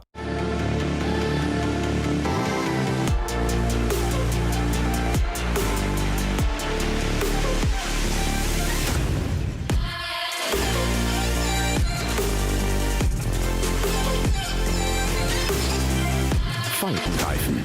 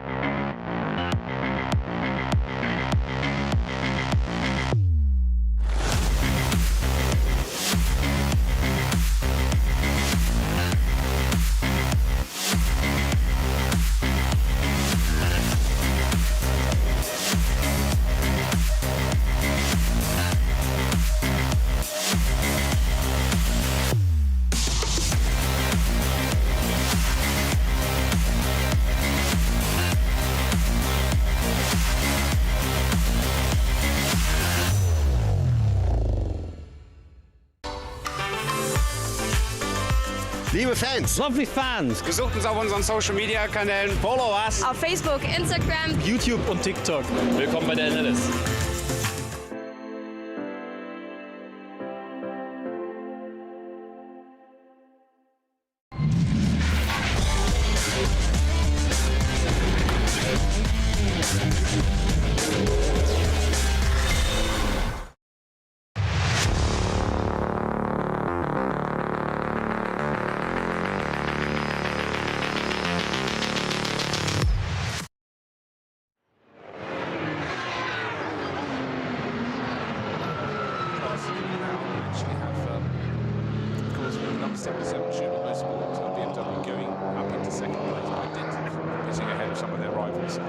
Still looking good in terms of lap pace, but that means the top Pro class is now down in third. The number 48 Porsche from 48 Motorsport, they are third and leading the SP9 Pro. Second or so from Alex Fontana, who's in the number 4 Gorian RT car. And they've been having a really good scrap for a long while. SP9 AM is still being led by number 5. That's a car that has a... Oh! Look at the screen, just got a stop and go penalty. That was speeding in the pit lane. They've also had contact out of the track, as we saw earlier in the race, when they clipped the side of the number 480, the car that looks like an Alfa Romeo, but is not an Alfa Romeo because it has the old Alfa Romeo racing livery on board. It's the Audi, isn't it? It's the Audi S3 of Christophe Dupre, Jürgen Nett and Joachim Nett. So they're top in the SP9 AM class. Cup 2, by the way, it's Ryan Harrison leading that, American racer. But he's got company because the car chasing him is just a few centimetres off his tailgate. Beautiful weather conditions though, absolutely stunning, and importantly, though it's still bright sunshine, a bit of broken cloud, it's the fact that it's not as hot and humid as it has been through this summer. Sometimes get one or the other, but the message to go out around anybody listening to us or watching, wherever they are, if they're around the Nordschleife, is don't feel today's the day to have a portable barbecue. You know, certainly fires could trigger at any moment, be like a tinderbox. Enough going on in Europe around that. We don't need any more additional from Germany joining in. Great bit of on board here from the Black Falcon 48 Lost Motorsport with Patrick Assenheimer just sitting behind. Similar Porsche going through bits of traffic. The Dacia Logan number 300 just on keeping to the left hand side. Assenheimer dipping down the inside and just squeezing his way through that. Didn't look like an opportunity to me, but he just found the way through and just placed the car. But what he did there very neatly was he didn't lunge. He sat behind the car, made the assessment, and basically said, I'm going to go through on the right-hand side. I want to go through on the right-hand side. So he declared his intent to move the car to the right, but didn't go for the gap, because if the other car had moved across, you've got a problem. That was very intelligent thinking and driving and placing of, physically using the car to say, this is where I intend to be, are you going to let me or not? Yes, and through. Absolutely beautiful bit of driving, Matt. Yeah, whereas had he gone for the last nanosecond surprise lunge, he probably had a couple of cars like pool balls bouncing off the cushion side of the table. Well, very narrow. Surprise being the operative word there. It's a surprise to the other car, don't expect you there, you've got to turn in, and all of a sudden there's a Porsche in the way. Both cars can't use the same piece of track at the same time. It never works. No. Drivers keep trying though. Do they ever? Keep stress testing right, it. we've got yellow flags, double wave yellows. Coming to Foxhole? Yeah. Okay. Top of Foxhole, code 60. Okay, want to see what we're having. Okay, course vehicles, they're still doing those barrier repairs. I thought that one might be cleared by now. In fact, the telltale skid marks. Oh, that's oil slick, isn't it? Yeah. The oil slick, but someone clearly locked up, clouted the curbing on the right-hand side, and at various points, particularly around that part of the circuit, actually the top of the curbing is quite steep, quite pronounced. You get your car bellying out on that, and that will, clearly lead to a loss of fluids. Yeah, sorry, fair side for not Foxhole, completely misleading. Sorry. Yeah, further on round the lap, but. Then the track really starts to open out. The various points where you've got a combination of corners that keep you alert, but at this point on the circuit, they just become faster and faster. Just flashing past Patrick Asselheim had passed the car. The number 5 Porsche had hit that Audi RS3. No time to stop and have a cup of tea or to wave, just straight on through. Light, dark, it's the shade, flashing back into light. Must be so stroboscopic and really more tiring for you than I think you realise at the time. I think eventually the concentration you have to sort of almost sort of say to your mind, you have got to be back in full vision the second we get out of this shade, and when I'm under the shade I need you to work for me too, so eyes working over. You were talking about the circuit being relentless there as well. This is one of the fastest parts of the circuit. They run down from Bergberg through Kasselstein up to Klosterdal and all the way up to the carousel, Caracciolo carousel. That is super quick part of the circuit in a GT3 car. That alone takes some ability, some talent and a certain level of concentration to achieve that. When you've got other cars on track, it's extraordinary. Of course, at Klosterdal, it does become a code 60 though, so a little bit of a reprieve for the drivers at the moment on that part of the circuit, and then back on it again to get up to Caracciolo carousel, which is a very fast uphill approach, drops into the carousel, and you literally drop the inside wheels in and dips in. Back to corner. Oh, I mean, it is epic, and I've said this before, and I will say it many a time again. I could sit and watch an assortment of onboard laps around the Nürburgring Nordschleife. I could watch for hours at a time, because obviously different performance potential from cars according to their category, and the way the cars are driven will differ as well, but it is just enthralling. Right, what's also enthralling is the pace of race leader Lukas Stolz. Fastest driver out on track, stretching his margin over Jens Klingmann, the number 77 BMW driver. He is, let's just call it 11 seconds between trains. 10.948 seconds first to second. But just remember, Klingmann's car will have to pit a lap earlier for its final pit stop than Lukas Stolz's Winward Racing Mercedes. And that normally costs about 23 extra seconds. So that is a biggie in terms of the place change. And Lukas Stolz into the lead.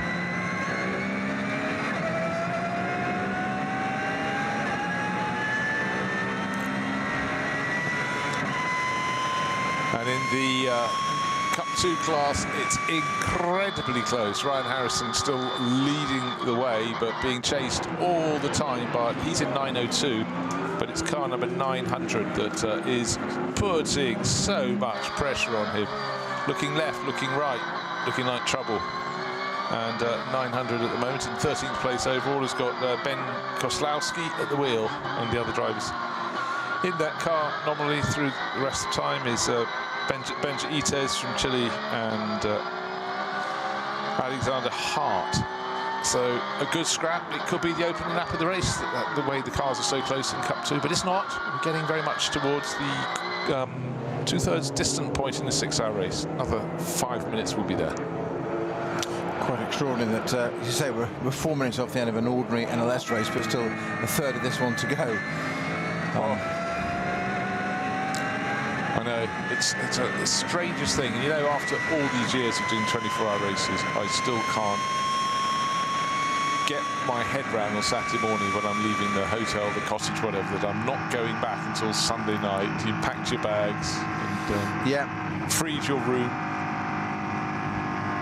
Yeah, same at Le Mans, isn't it? So, you know, just a couple of months ago, because we are coming to the 1st of August now, aren't we? That, you know, you leave in the morning and set off, and you pack for overnight, but it's not really overnight, is it? No. Well, certainly not in my case, as you know. Snowy sleeps standing up for some reason. No understanding why. Right, another... I'm only part human. Guess. We're just trying to guess which part. Right, Exactly. Another lap on the board for race leader Lucas Stoltz, but it was a better lap for the chasing car, the number 77 BMW. Obviously, had a better run through the traffic and actually gained back 5 seconds, so it's down to 6 seconds, first to second. So even though the advantage is lying with our race leader, his advantage isn't the 6 seconds, it's the 6 seconds, and the fact the car that's giving chase, the Schubert Motorsport BMW, that will have to have a longer final pit stop by about 23 seconds. So let's call it roughly half a minute between these cars on tot up.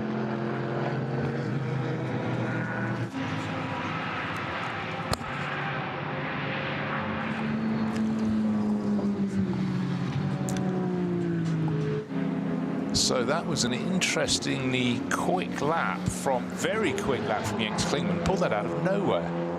I don't know how you find, I can understand over 25 kilometres, traffic might hurt you a little bit. You might lose 2, 3, 4 seconds, but it was more than that. He took about 6 seconds off the race leader. So that's a feather in his cap, going well. But where will the next flags come out? Oh, Versiphon, still cleaning up. That's been a long repair there, hasn't it? But, well, last time they went past, it looked as though they were literally just working on the top barrier. But we'll see. Nah, isn't it great? I talked about some cars literally being unliveried. There's a M2. M2, that's a popular racing class, and that is $8.99. So it's one they might race all season. Maybe they don't feel the need to spend their money on a fancy livery. Certainly there are some fancy liveries, and Max Cruiser Racing, the number 75 Audi, that looks very smart indeed. Looks like the car's been driven over by a tyre, but that's the intention. With the tyre pattern, tread pattern all over it. And at the moment, it had a good run. So, believe it or not, we are almost at full race distance. It's 8 minutes. It's coming up to the 4-hour mark in this race. And we'll see what is going to happen in the final 2 hours shortly, but soon we'll have a little recap of what happened in hours 1 to 4. But at the moment, the Winward Racing Mercedes leading the race by 6 seconds. Will this be a better lap for them, or will there be more advantage gained by Jens Klingmann as he tries to get his Schubert Motorsport BMW right into the mix? Traffic can help. New code 60 at the Stefan Beloff S. So these things, they can affect you. If one driver, the lead driver, can get through before that starts, then suddenly you will have a big gain. But here we are, 1st of August, southwestern Germany, brilliant weather, dry track conditions, and we've got a battle out on the track. It's Mercedes ahead of BMW for now.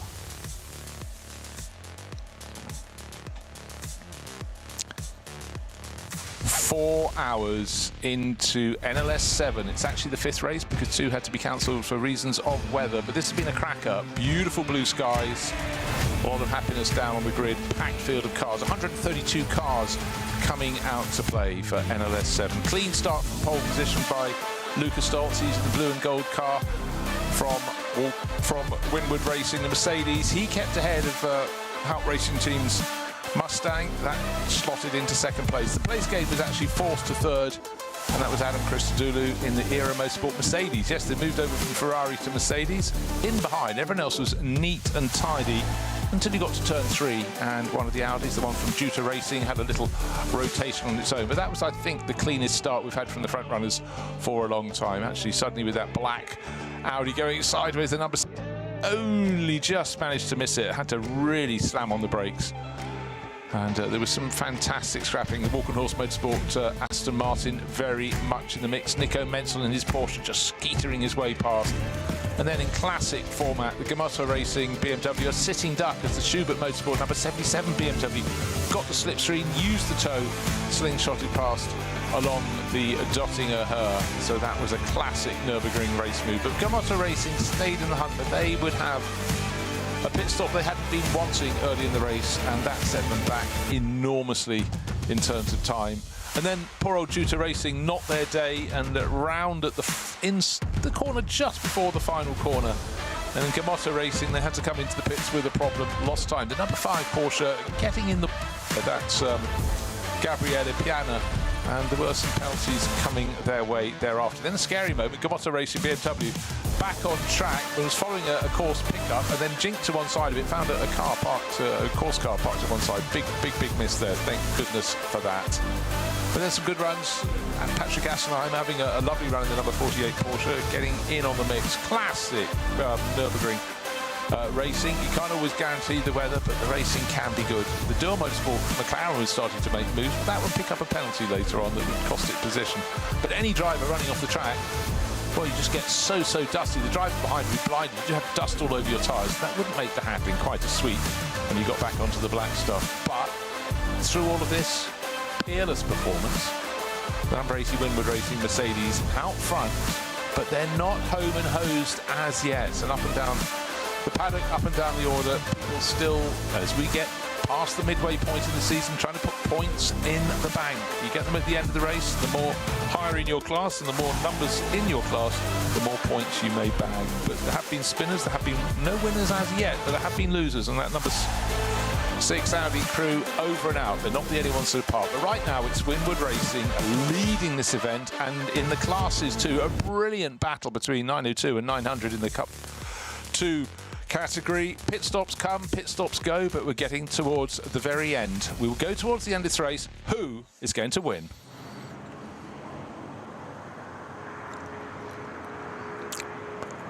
So, into the final third of the race. 6 hours this weekend.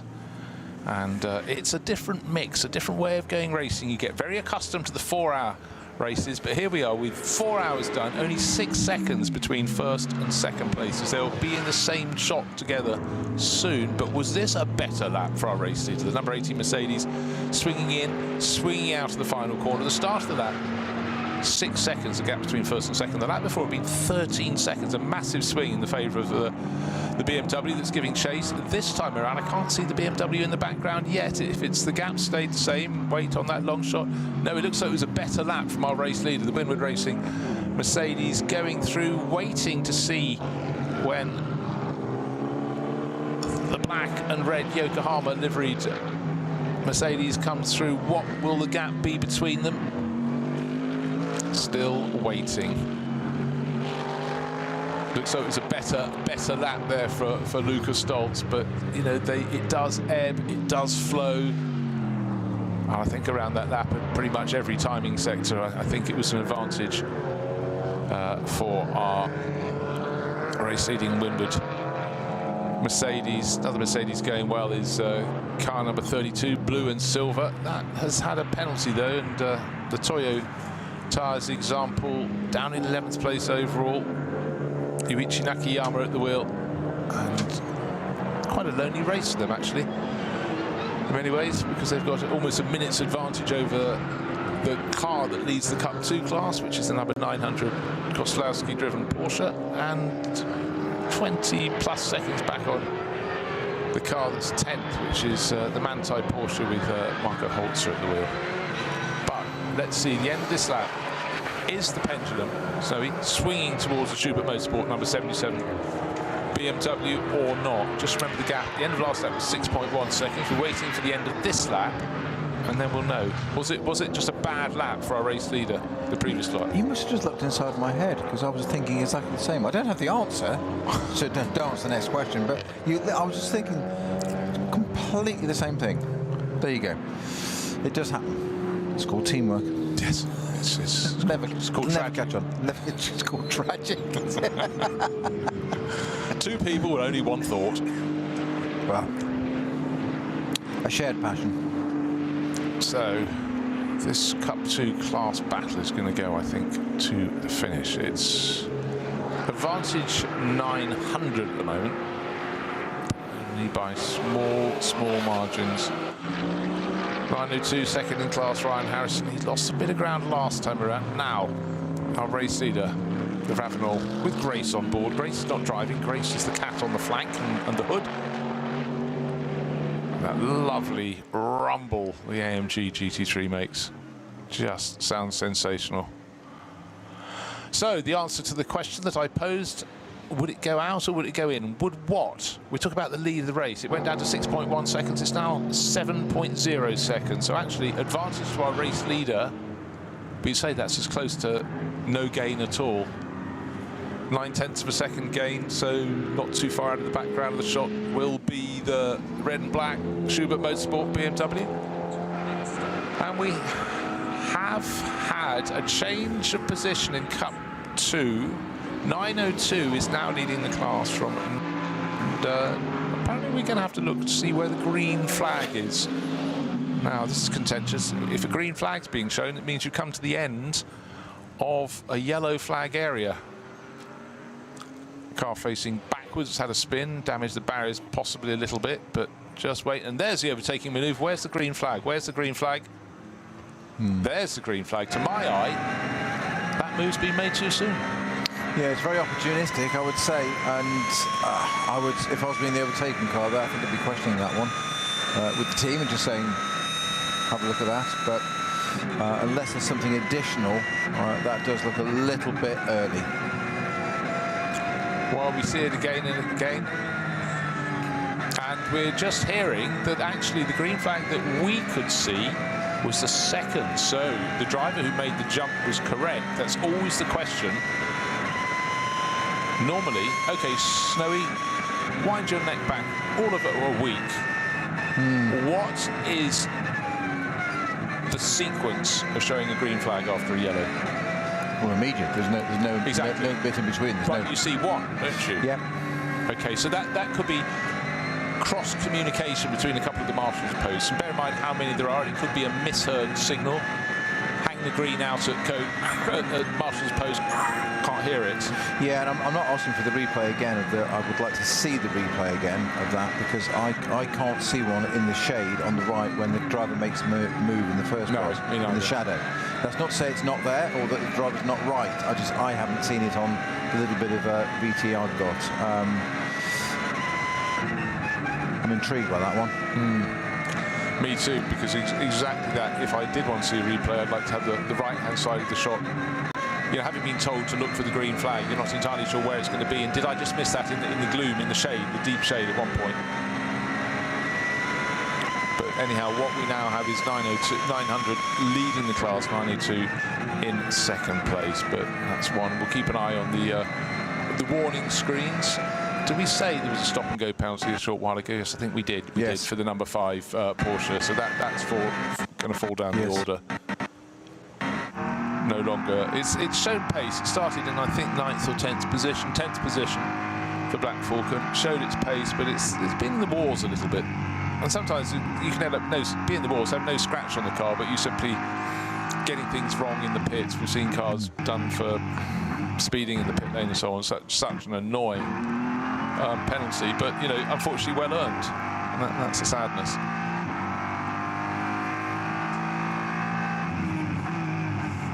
Just can't believe these conditions. It's just so wonderful to be able to see the scenes and the sights from on any of the onboard footing. It is the most extraordinary circuit, the Nürburgring Nordschleife, and it can be seen in so many different ways. In many ways, the best way to see it. It's fabulous to go to some of the places around the circuit, the classic corners, and look down on the cars. It's better still to drive around the circuit, but better still is probably being treated with a pro driver taking you around with a bit of onboard camera footage. And then certainly, I mean, when Max Verstappen was competing in the 24 hours, I know that's not part of this series, but he had to do some NLS rounds to get there. His overtaking had people who'd never seen this circuit, let alone these cars before, just going, oh my golly. And that, you know, is extraordinary. Even within this, race, you could be driving a car that's in the third slowest class, but you still be able to pass 2 other classes of cars. So you have that advantage. It's how you use it that really shapes this race, because as we know, you get something slightly wrong, someone goes off, and you end up with slow zones, and it's an inevitable sort of creature of this race, if you will. Just bear in mind, Bruce, that it's only 6 years ago that we had the dreaded COVID pandemic across the world, and we had DNLS, which was digital NLS, which brilliant. You did some commentary with. But there was a new generation of fans that came on board for that when the world stopped, and we've got that's a BMW in the BMW stopped M240i in the barrier. Yeah, penultimate corner. That's going to be a code 60. 167, and just to finish my point quickly, while I 667 was that there were a new generation of people came into that then, let's say late teens, early 20s, that cottoned onto that because of COVID, thought this is great, fabulous, look at this circuit, and then didn't realise it really existed and thought it was a digital circuit, and then found it was a real one, and then to see people like, or see onboards of it, and then to see people like Max Verstappen come and race in it, it's just expectations beyond belief. Well, it is. One of the drivers who spreads a lot of this message is a British driver called Jimmy Broadbent. There's a huge following on social media for doing these races. In fact, he was racing last weekend in a Ford Mustang 1965 model with Alex Brundle. Yes, he was at Silverstone, and something else completely different. So he's bringing his own group of fans in as well. But for most people, they see it and they go, "Oh, that is just extraordinary." Well, we've been watching it for years, and you've raced it. Yes, it is extraordinary, extremely extraordinary. So you could see the number 667 BMW has managed to pull Jimmy away. Broadbent was racing last weekend in BRDC Classic as well, wasn't he? That's what I was saying. Yeah, the Ford sorry, Mustang. Yeah. And then he's racing here this weekend. We saw him. I was about to comment. We had some footage of him, but then he exited the car. He'll probably get another stint towards the end of the race. But he brings something different. And yeah, it puts eyes on the most extraordinary race, and that's for the good of everyone.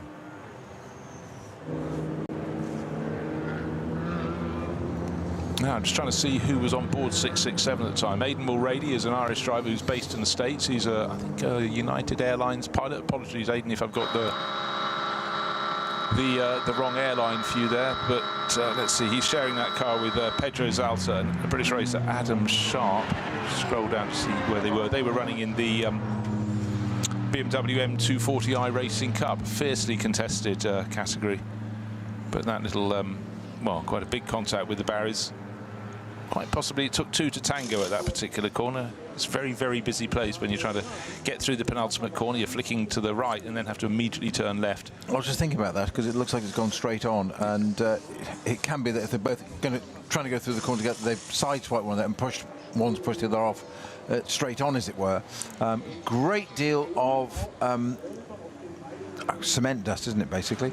What was the trade term for it is the industry term is for these days, but it used to be called cement dust, didn't it, for one of the Porsches in the pit lane, which is the 945 entry. I'm suggesting that's got a kaput gearbox or something of that ilk, or even perhaps even worse being its engine, because it's up on its jacks. There's a few oil trays underneath it, but there's an awful lot of stuff being used to soak up fluid there. So just very, very quickly, just going back to that green flag. Ian McCarthy, once again, done one of his famous... Ian, I love you for this. Thank you so much. Ian will rewind and then freeze frame and capture and send us a little image.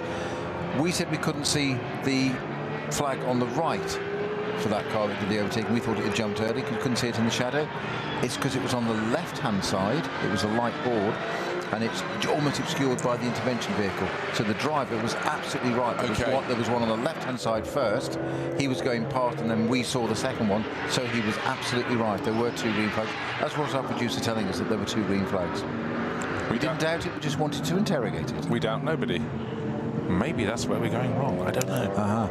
And unfortunately for Aidan, who's very... I doubt it. Aidan came across Aidan Mulrady. He was the driver on board 667, but we haven't seen how that ended up in the tyre wall at BMW that was dragged clear. And he came across and joined us. I think it was at the 24 Hours of Nürburgring, wasn't it? Came across very, very personable, based in the States, Irish father who's deeply invested in motor racing through his career.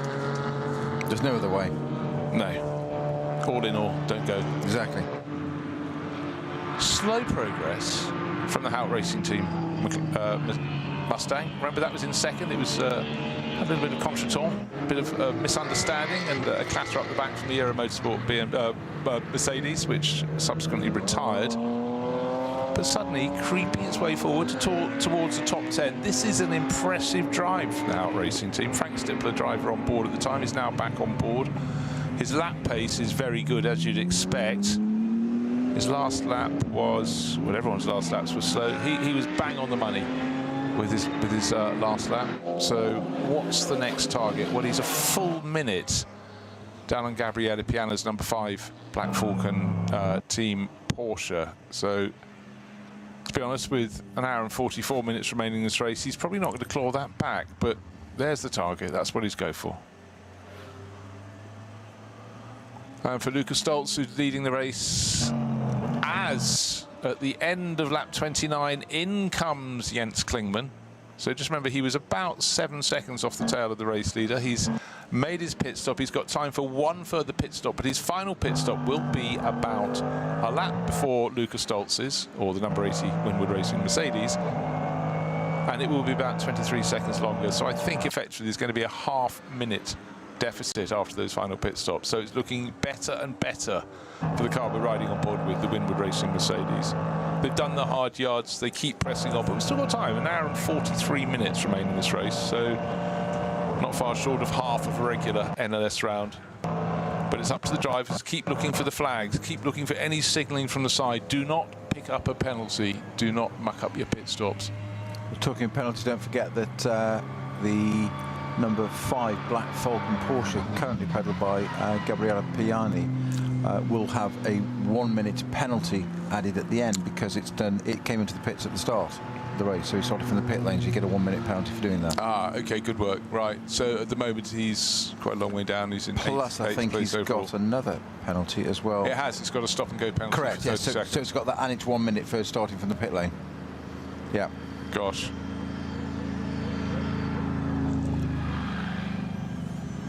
Still yellow flags, and I think possibly yellow and red striped flags at the entrance to the final complex of corners. There's a pickup has pulled into position to block off the inside line. Of course, that's where we had the 667 BMW go off, and there was a big question: did it jump? Was it pushed?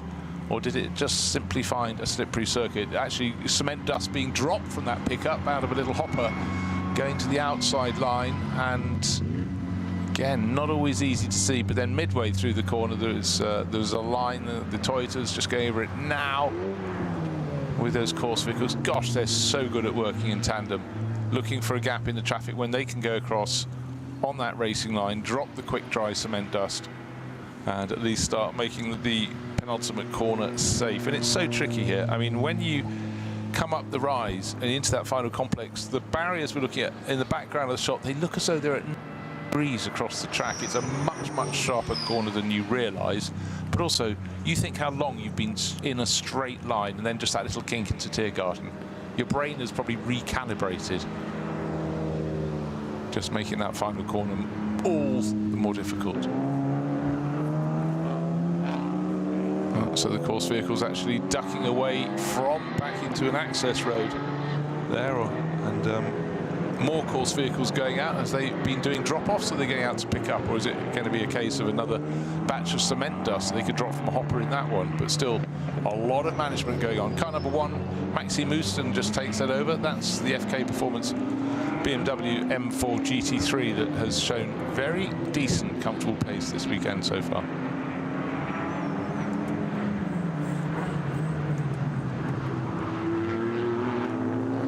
And Hugo de Wilde has taken over for the final 2 stints, one regular length, one shorter one, to get through to the end of the race. He's taken over that number 77 BMW, and with the dint of this pit stop and the final pit stop being longer than the car he's competing against, the Mercedes, suddenly it's very much advantage to Winwood. But where and how?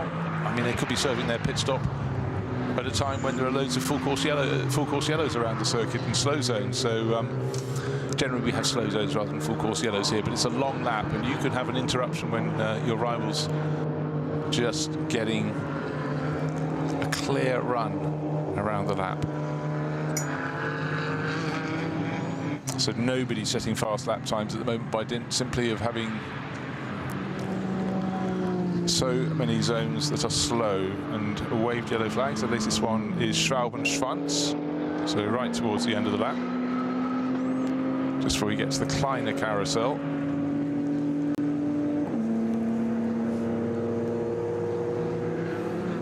I'm just looking for people that are actually having good battles. The best battle at the moment is actually in 12th place overall. You go, why are you getting excited over that? Well, it's the Cup 2 class battle. It's back with 900 ahead of 902. So Koslowski for Black Falcon ahead of Team Liqui Moly's entry of Ryan Harrison. But they have nothing between them, just over a second.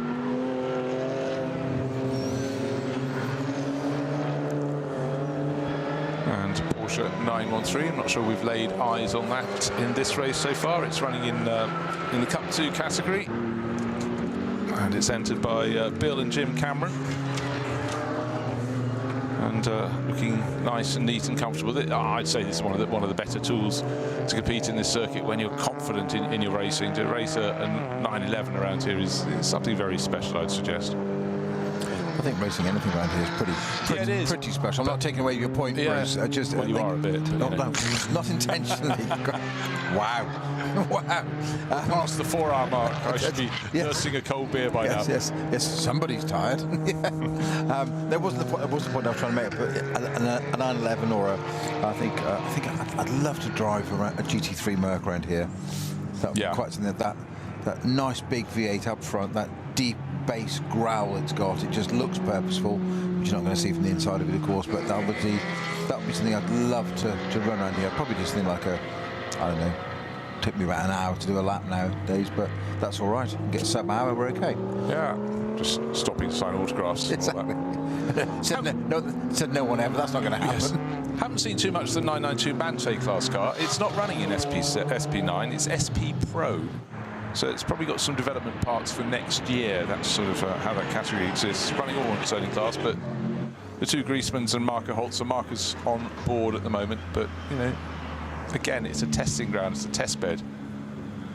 Waved yellow flags. We saw the course vehicles pulling up at the final sequence at Hohenrhein, and they're putting a lot of cement dust down there. And the Mustang that's worked its way now up the order a little bit to 11th, Frank Stippler, just bottled up behind a couple of Cup 2 class cars. Let's take a look as the camera swings around, and yeah, it's saying code 60. In fact, it looks all is done there, I think. But the yellow flags are still held, so you can't go chasing off Harem Scarum, I'm afraid.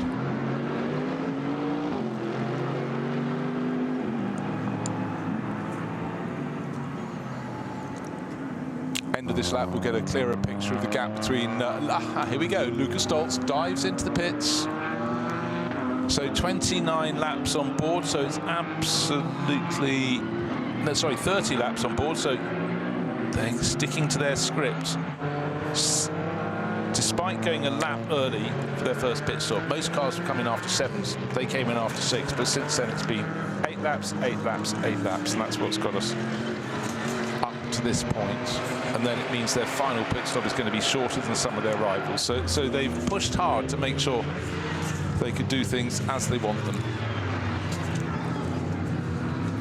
Oh, the Mustang driver being very cautious, trying to get past the Cup 2 Porsche.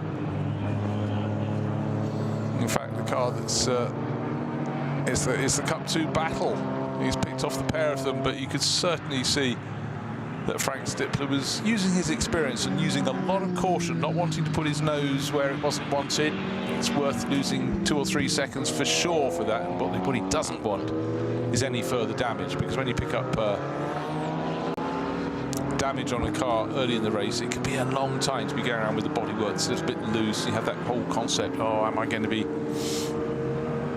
having more and more things come off my car, because anything that's weak and airflow gets into it. When you're doing 185 miles an hour down the straight, or maybe slightly more, that's not a good thing.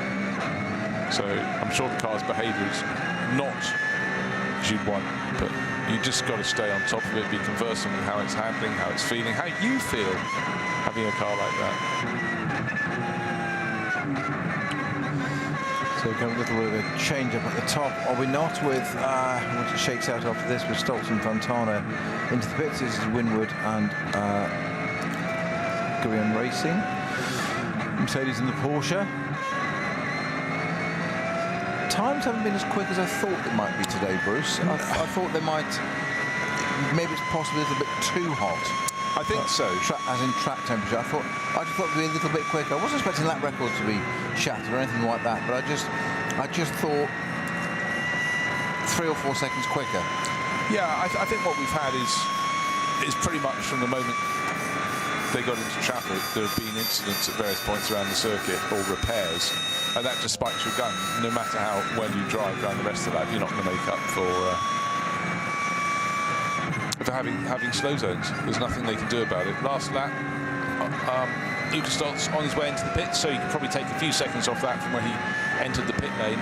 9 minutes 17. You know, these are not quick laps. Ironically, it was quicker than the chasing. Yeah, that's now. Klingman. Yeah.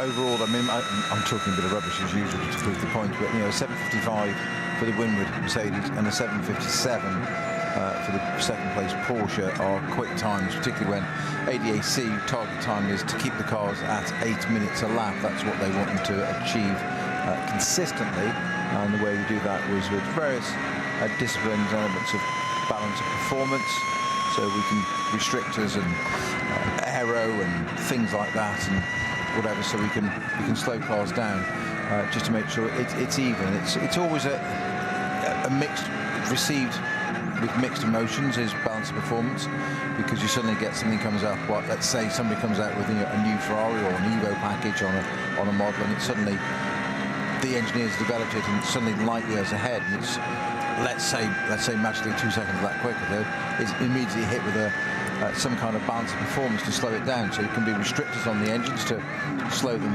literally reduce the amount of air. Everybody talks about fuel consumption of our road cars, race cars, obviously phenomenal, but it's a fuel-air mixture, so you take in a vast amount of air. So the restrictors are usually like a trumpet, a carbon-type trumpet, and I remember years ago when I moved in, it used to be a thing called a stall test, where you literally, it was quite physically a tennis ball on the end of a stick, and the scrutineer's eligibility, not safety scrutineers, would come around. You'd have to run the engine and you'd push this tennis ball into the end on the stick, and it should start the engine of air and the engine should stall, hence stall test. And I remember one particular 24-hour at Spa where there was a Viper that passed the stall, or failed the stall test because it kept running. The revs dipped and it carried on running, and they were like, oh, interesting, where else does it get? So that kind of exposed that one. The history of motorsport is littered. Yes. It was the fact that when they put the second stall test on the other side, it being a V10 on the Chrysler Viper or Dodge Viper, whichever brand it was, and it dipped again significantly to the point we thought it was going to stall, and it didn't. It still recovered from a very low set of revs and came back to a takeover point. So it was like, that's kind of exposed that there's a lot of air being taken in somewhere else that shouldn't be. The fire would not stop burning. Absolutely, yes. Just keep giving me oxygen, baby. Still can't see why we've got the waved yellow flags, or the static yellow flag. It might even be yellow and red for slippery surface at the final corner, because there are no cars within camera shot. Is that from the damage for the... Is there still stuff on the track from where the BMW went off? No, not that I could see. No, I couldn't either. I just wondered if that was the... Or last lap, but it may be the camera angle is just not picking up something a little earlier in the corner, maybe the clearing up more of the oil spill, because certainly it's something pitched that Hayden Mulroney-driven BMW around at that point. Don't think driver error was part of that equation. So he received outside assistance? He received outside assistance? Not when he's flying. No, hopefully not, no. Well, we're coming up to a matter of seconds of the final 1 hour, 30 minutes, 90 minutes to go. It is still the Winwood Racing Mercedes GT3. Lukas Stoltz at the wheel of that. That's car number 80. This is the car, if you're just joining, is the car that won the 24-hour race here back in May, with Lukas Stoltz as part of that team. In second place, that's a pro car. Pro-Am take second, third and fourth positions at the moment, with Gorian Assenheimer Rump in the Porsche, in 3 Porsche 911s. Brunagel, my apologies, Brunagel is in Müller Motorsport, my apologies. Schubert is in 5th place. Hugo de Wilde at the wheel of that car. And then the first non-German brand has moved its way up to 6th place for the moment, which is the Renazzo Motorsport Lamborghini Huracan. But of course that is in the pit as well, so that will now recycle down again. I just wanted to say what it was there on the screen at position 5. Yeah, no, exactly. That's always the thing. You have sort of a spread of 2.5, 3 laps over which people make their pit stops later in the race. Earlier it's normally a spread of 1, possibly 2. So it does take a while for everything to settle down, but all will become relatively crystal clear after the next and final round of pit stops. They'll do them as late in the race as they can, but just remember that the lap is 25 kilometres around. You don't want to go, well, I thought I had enough fuel for the car to do another lap. And it's happened across the years, trust me. There is a story of, I will allow the people to remain nameless, but there's a story of an historic Formula 1 race at supporting the British Grand Prix within the last, let's say, 10 years or so. Okay. And the car that was most likely to win it, I think it was on pole, the team owner enjoyed the highlight event, shall we say, enjoyed being more involved in the team than he would do normally. The team didn't necessarily share that view on the basis of it's great that you own the car and allow it to be raced and run by us properly and I have a proper driver in it, but no, at the British Grand Prix support race he wanted to be involved in it, and he decided his role was going to be working out the fuel calculations for the car. They disagreed with his calculation and the car led all the way round until the final lap when it ran out of fuel at the British Grand Prix support race. I will just leave that at that. You just must feel such a whatever. I've heard that story from the driver's point of view and there wasn't a swear word involved. It was just utter heartache and pain of unbelievably. I'm leading a historic Formula 1 race at a British Grand Prix support race with how many corners to go? I've started the last lap and yes, out of fuel. I'm wondering whether whether BMW went off at Huracan at the very end of the lap. Is there fluid down or something still? But they would be treating that, wouldn't they? Surely. Well, I'm not trying to speculate, Bruce. I'm just trying to work out why we've still got that there. Yeah. There's no. Because it's got Repticel barriers there, it's not Armco, so there's nothing needs repairing in that sense. There's no activity there, so I'm not quite sure why we've got I'm not doubting anybody, I'm just trying to understand it. As the corner went to the right before it swerved left onto the start-finish straight, you're leaving Hohenrhein. They put the quick dry up to the turning point at the penultimate corner, did not go through the corner on round, and obviously they feel it was only dumped to that particular point. That is just out of the camera angle there, so it's hard to pick up. Right, the car's back beyond that point. They get the get up and go flag, the green flag, and take off all over again. What's the gap between 900 and 902? Fighting over 12th position, but more importantly, fighting over the lead in Cup 3. Well, the gap between them on the start-finish line was 0.6 of a second, so that's going to be intense, I would suggest, all the way through to the finish. But at the moment, it's advantage for car 900, Benjamin Koslowski from Atlanta in Georgia. So he'll be having a good time here, but being kept on his toes is very much a factor in this race. And in fact, the battle for the Porsche Cup 2 class, you might as well have had this at the end of the second hour, let alone getting past 4.5 hours in this race. Nose to tail, and swapping and changing from time to time, but at the moment it's advantage for Koslowski. There he goes, being chased by Ryan Harrison here. Remember, there was that misunderstanding with a bit of overtaking earlier in the race. Harrison seemed to hand the place back almost immediately, so that was good. We don't want things to be settled in the courtroom after the race. And another car being done, potentially speeding in the pit lane. Another car from one of the BMW classes. Well, that won't help there. Their time in this race. But conditions still fab. Again, now we have to just check on the progress of our drivers. Patrick Assenheimer listed as a race leader. We've got a car all but stopped, and in fact has stopped. Has stopped, yes, you're along right. the Dottinger Her, one of the Porsche Caymans. Can't tell what class of Porsche Cayman there is, because there are some not just in Cup 2. It's car 420. 420, I'd guess, since it's on the screen. It's very good of them, isn't it? And that's right by a gap in the barriers there, so the intervention vehicle can just come out and neatly position itself and reverse up towards it. Make sure your parking sensors work in that VW. Don't back into the front of the Porsche. Very neatly done. How professional is that by the officials there? That's neatly done, almost along the white line, just to get back to that Porsche and get a rope on it quickly. I suggest that we pulled into that place very, very quickly to one side. Lucas Stoltz is past that, back onto the pit straight, and gets going because he's into a green zone area once again.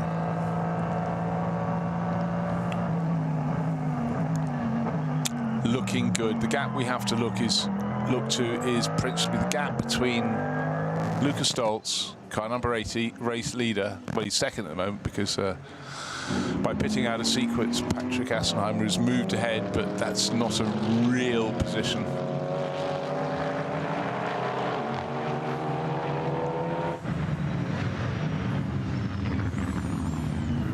Can see no impediment now, and I think the advantage is such for Lucas Stoltz. He's done his pit stop, back out onto the circuit, that he can just stroke it. And really almost the most interesting point, one has to assume that number 80 Mercedes is going to win this race because it will have an advantage over most of its rivals at its final pit stop, and his lead is comfortable.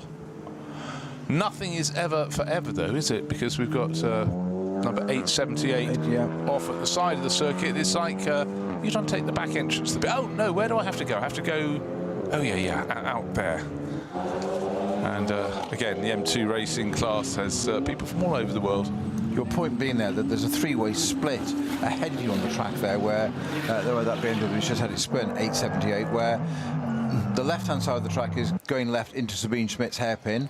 The middle bit of the track is the Grand Prix circuit looping back, and the right-hand part of the track there, marked off, is the actual pit lane entrance. So it's kind of like those sort of multi-way junctions of which way do I go, to the middle of the road or yes. not? He had chosen the middle of the road, but quite very wisely went to the left and rejoined the track. Yeah, so much to learn. If you come here for your first time, there's no way you should start it with a car in the top class. It's far better for the lower speed, learning the vagaries of the circuit, also where you're supposed to pull off. And again, still the slow pace along the Döttinger, which denies a lot of drivers their chance to have a crack. I'm guessing that Porsche that was pulled back then wasn't pulled into the area the intervention vehicle came out from, but it's been pulled back to the pits at their request. Sorry, Bruce, didn't mean to cut across you. No, not at all. No, I'm sure you're right. I wouldn't go that far. I just didn't mean to interrupt you. That was all. I mean, sitting on your hands for 5 hours waiting to cut in, but manners are far more important than facts. Damn right. Stop speaking in public. So again, this global mix, this global draw.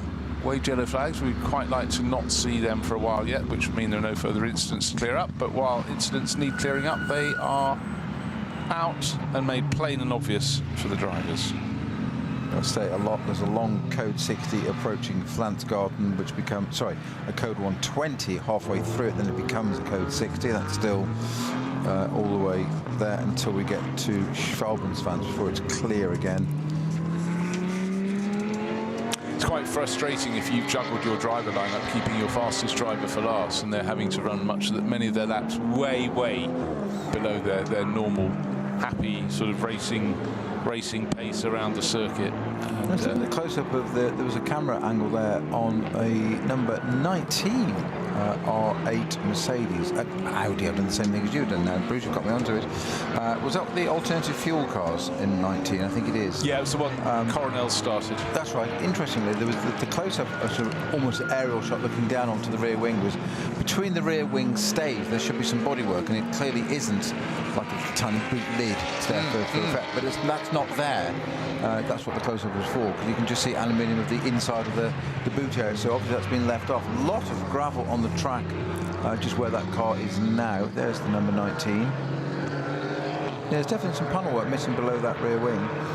keep seeing smoke in the trees in the background, which of course is probably the potential, the drifting going on down at the bottom part of the Grand Prix circuit. I certainly hope that that's nothing else than that, and not any barbecues or wildfires or anything like that. Yeah, well, we warned them. Don't do it. Don't do it. But that is a constant. We are not that angry. It's a constant feature at the Nürburgring down because we're not using the entirety of the Grand Prix loop. There's a drift show down there through the day, so quite a lot of the drivers and the fans, particularly the fans and their families, to see and do. There's a great big arena on the other side of the circuit. Right, a bit of overtaking potentially happening down into first corner. The Renazzo Lamborghini having a bit of a play with the Juta Audi, a car that had its problems early in the race, and as a consequence is same engines further back. I know, it's extraordinary. But just going back to this whole element about GT3 and balancing the top class, if you don't balance it, you'll end up with maybe 2 or 3 manufacturers. By balancing it, you get more, you get diversity, you get 10 to 12 manufacturers. So, and the racing isn't artificial, so why not do it? I say, why wouldn't you? It encourages more people to come out, incentivises people to say to build cars in the first place, teams to go and buy them, amateurs to come and race them and pay to race them, encourage pros to come along. The whole thing is just a win-win situation, absolutely no pun intended. No, yeah. I don't mean 2 races. No, none taken, none taken. Both hands. You're too kind, yes. But no, it's top floor window. It has been an extraordinary category, GT3. It's top class here.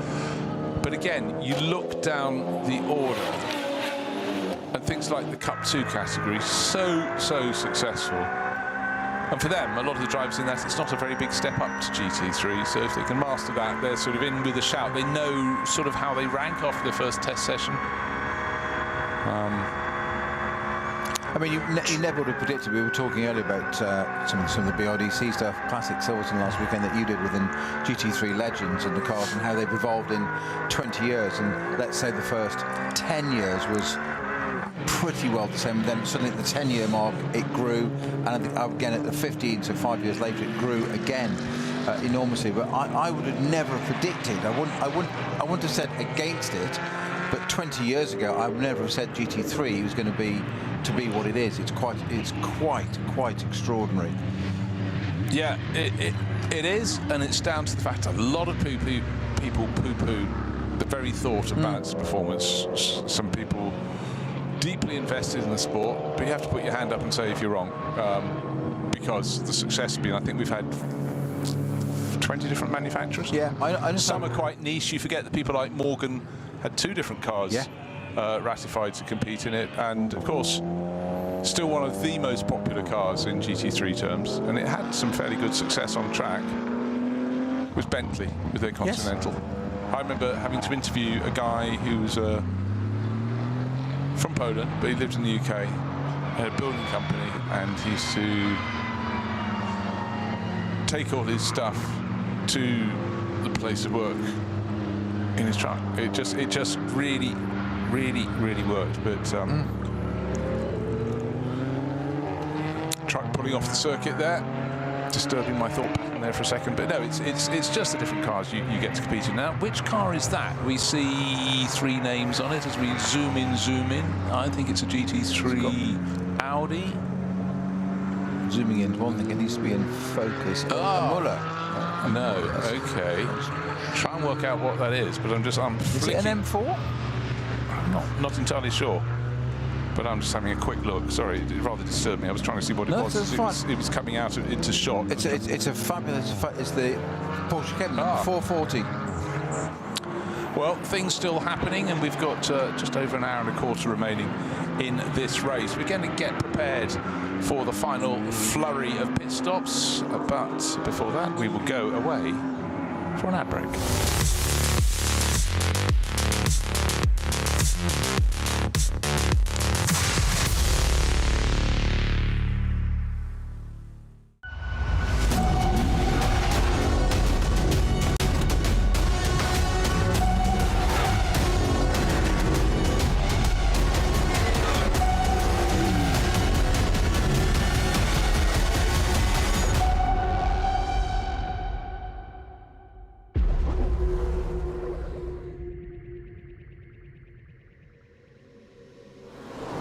Got me feeling high, ooh.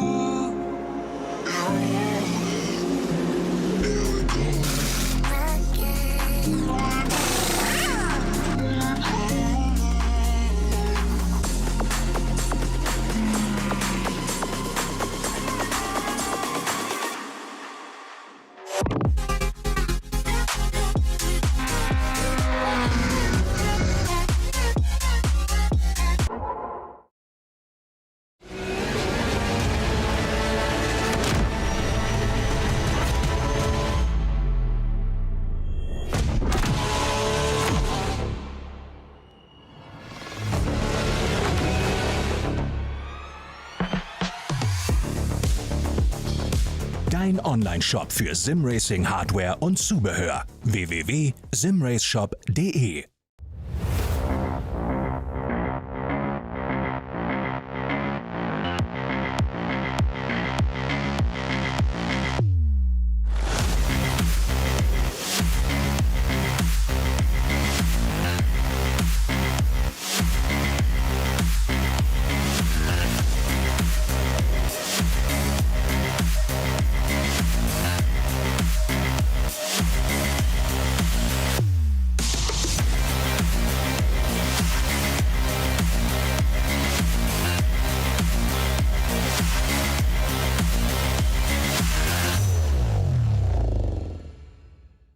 This place leaves no room for error.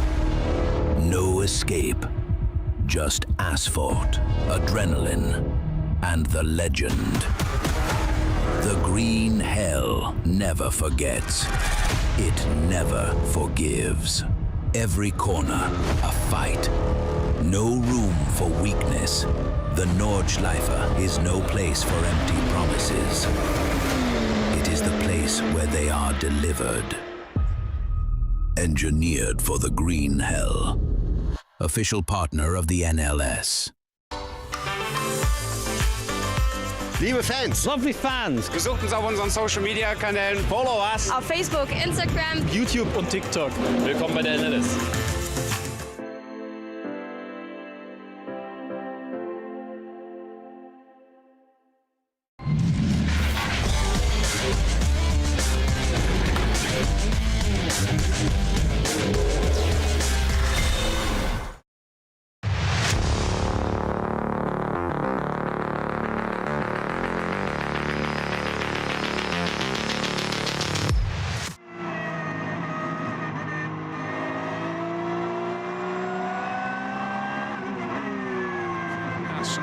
You hand over to your teammates, and it's not Dylan Pereira on board, it's car 48. Tobias Muller is on board at the moment. He's in 4th place. He's lost a little bit of ground. The Porsche battle is basically over.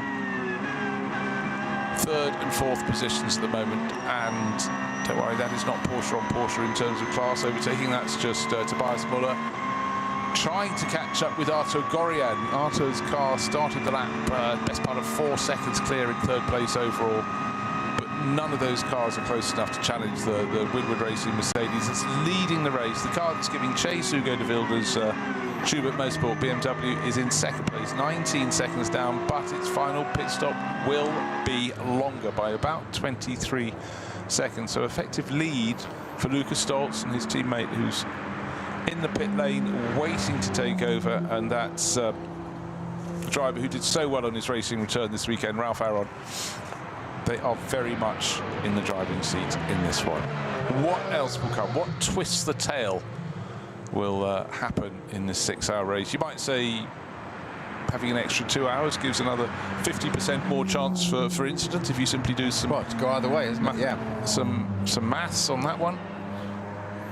Still such a good battle to watch, though, is the battle at 12th and 13th position.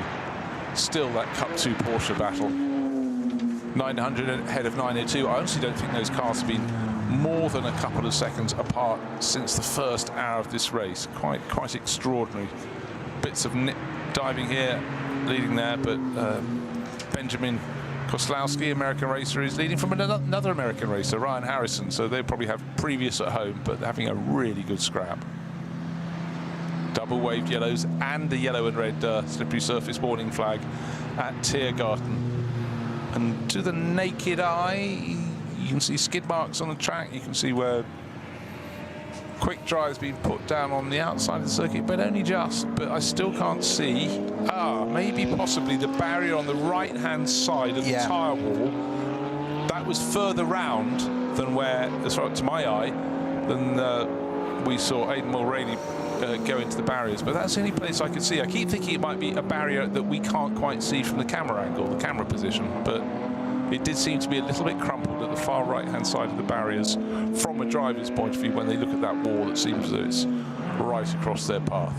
Yeah, we say it's still under code 60, that part of the circuit, as is Flansgarden. So there's something remedial there, taking quite a while, quite a bit longer than we expected. So very nearly approaching the last hour. Camera shot back down the Dottingerhoe from Tiergaard, which has been talked about. Double waved yellows being presented on the left-hand side from our camera shot, right-hand side to drivers. Officials, obviously, marshals safely behind the barriers there, just producing that look, and we slow right down. The oil was BMW estate car. It's very much the mode. Good to see that. Wasn't after the April Fool joke that forced the hand of BMW, who gained endless publicity by making the M3 touring. But this one, car number 700, rather older in mien, but looks like that's been got together to sort of be in vogue.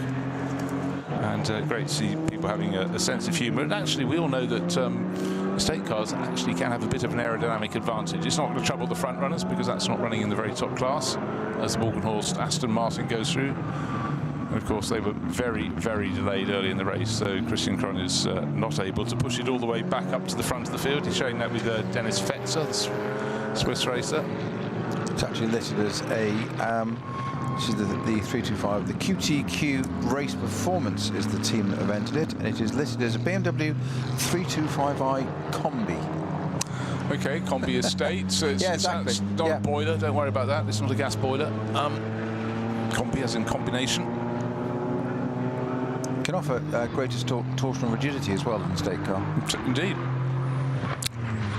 And I think they look cool as well. I do too, and I've definitely got an eye on an estate car because we're getting another dog at the end of August, so 2 big bow wows in the boot, you need a bit more space.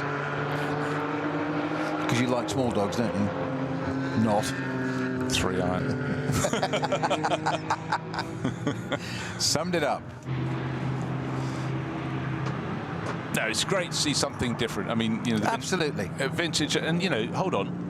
These people aren't just out here for fun, they're out here for 6 hours of fun on the best circuit in the world. Tick, tick, tick. That really works for me.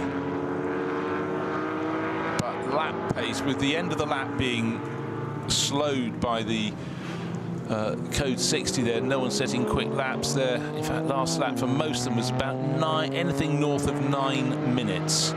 But actually, that said, our race leading, hold on, let me just flick an update, just double check that that wasn't a lap before. Servers being a little slow in upgrading all our timing screens today. Yeah, they were all north of 9 minutes. Between first and second, there was the exchange of a few tenths. Right, 8.75, again, running in some of these very well supported junior categories that are a hugely important part of the mix, and that's the M2 racing class. And car 875 has FK Performance Motorsport. You notice a lot of these teams running cars across a lot of the classes because FK Performance have got Maxime Houston 5th place overall in the top class, but this is the M2 Racing Cup class, and just doubling down to check where that is in the overall running. 876 is okay. Here we go.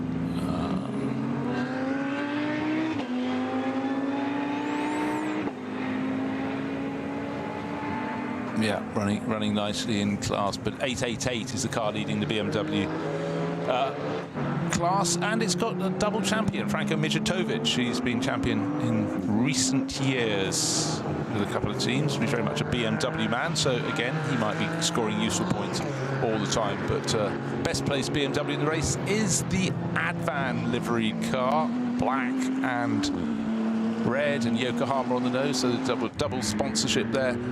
And Ugo de Wilde, he is, unfortunately for him, going to have to make his final pit stop a lap earlier than the race leader. And I know I can go on about it, but the length of your final pit stop is dictated according to how close it is in number of minutes to the end of the race. And the larger the number of minutes, the larger the number of seconds your pit stop must be. But all Ugo de Wilde, the young Belgian driver, can do is just keep pressing on. You never know. We've seen this over the years. We've had cars cruising to an apparent good result and then cruising nowhere at all. 6 hours, high temperatures, hard work. not just for driver, but for machinery too.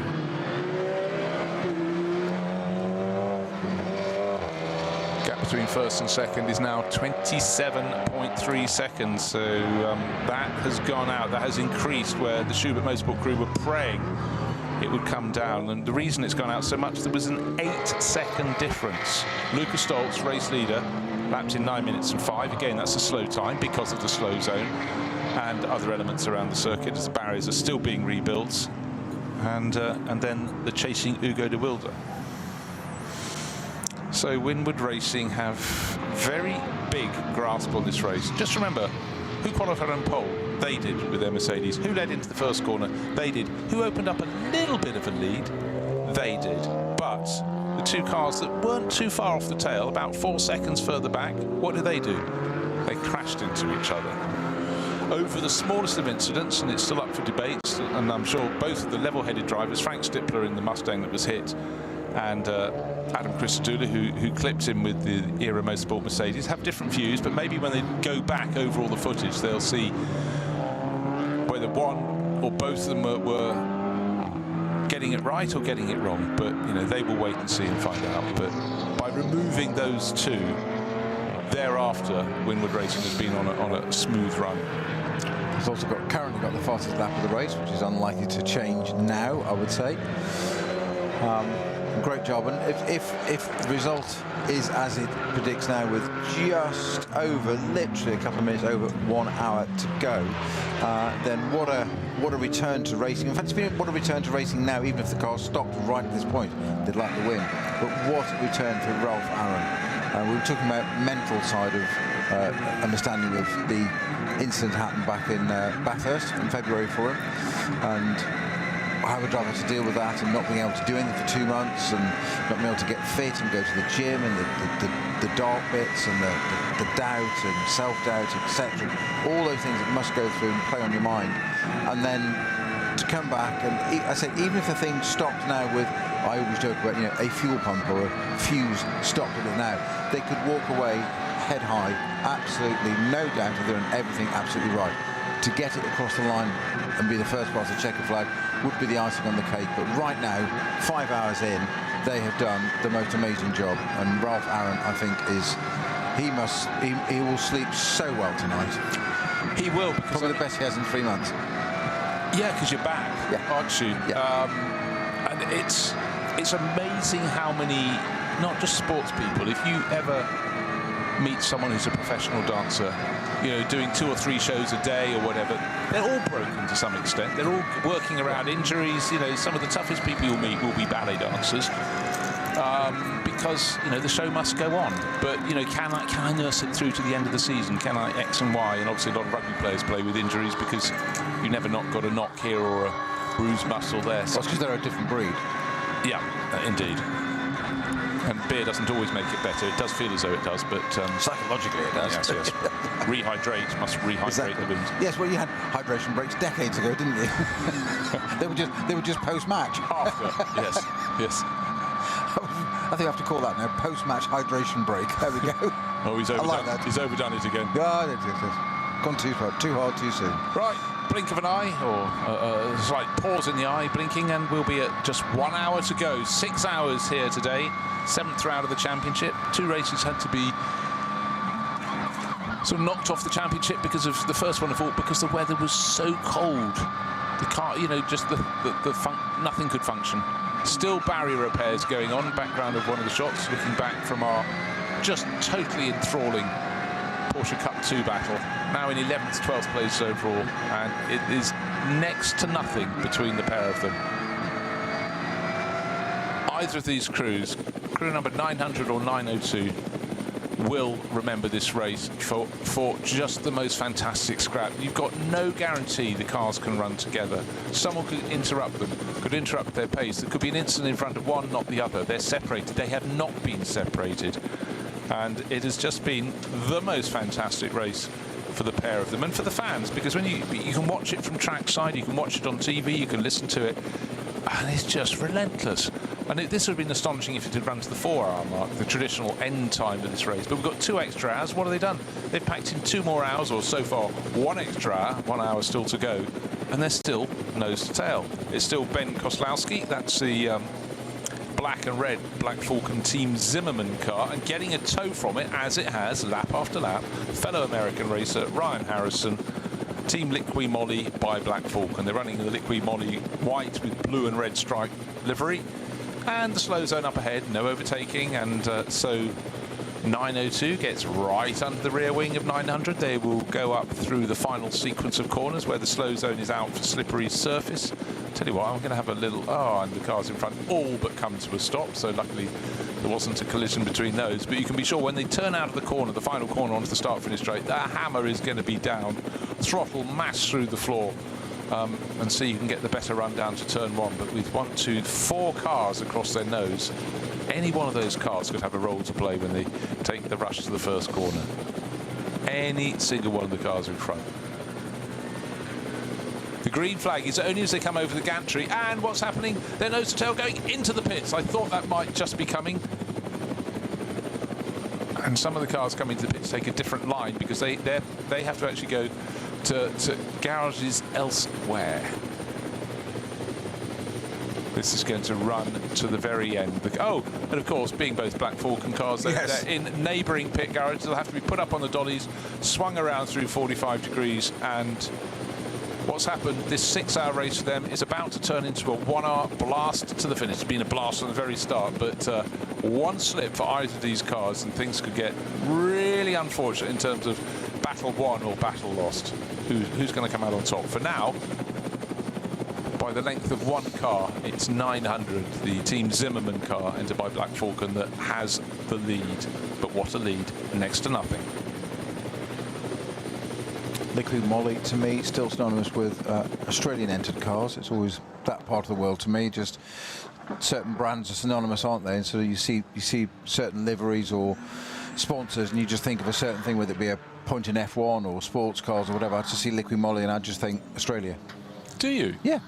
I always think German racing. There you go. Interesting, interesting. Right, Benja Ites is climbing on board, taking over from Koslowski. So he's put into the 900. That's the car that's leading, as I say, by one car length in the Porsche Cup, the Cup 2 class, 911 GT3 Porsches. So he's got a lot of responsibility, but Benja has plenty of experience here, so I'd say that's a very good person to put in the car. Raphael Renhofer did lead the class in the first stint, but the leading Cup 2 has never been more than, yeah, that's enough. That'll do. Very, very tight indeed. Oh, so many things can happen in an hour around here. It's just, but yet they have stayed relentlessly nose to tail, bumper to bumper. There had been a place change, and then there was a question mark about where was the green flag, with the 1, with the 2. And we thought that the Team Zimmerman car had gone a little bit early, but it seems they were within their rights. As I say that, I quickly look up to the screen to see if any more punishments are coming anybody's way.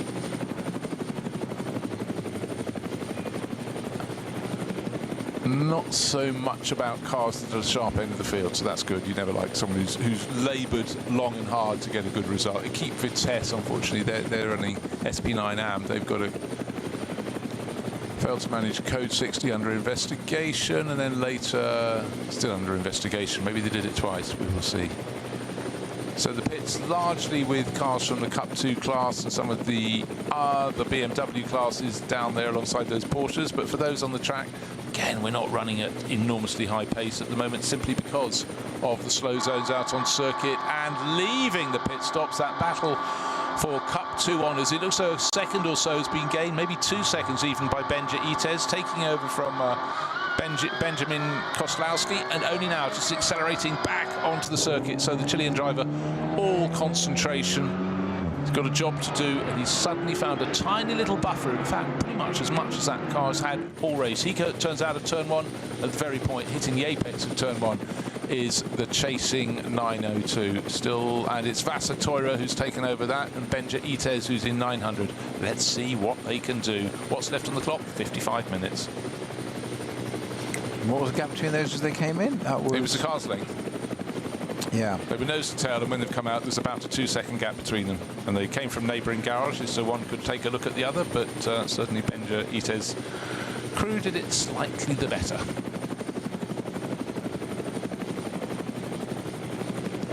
And immediately Itez trying to put any other car he can find between him and his chasing rival. I'd say the gap's out to about 3 seconds now, so Bender's been very hard on the throttle as soon as he got out, just getting that little break. And it's that whole thing, when he gets around to the Dottinger-Höhe, the last thing he wants is the chasing car, the Victory Molly car, to be close enough to get a tow.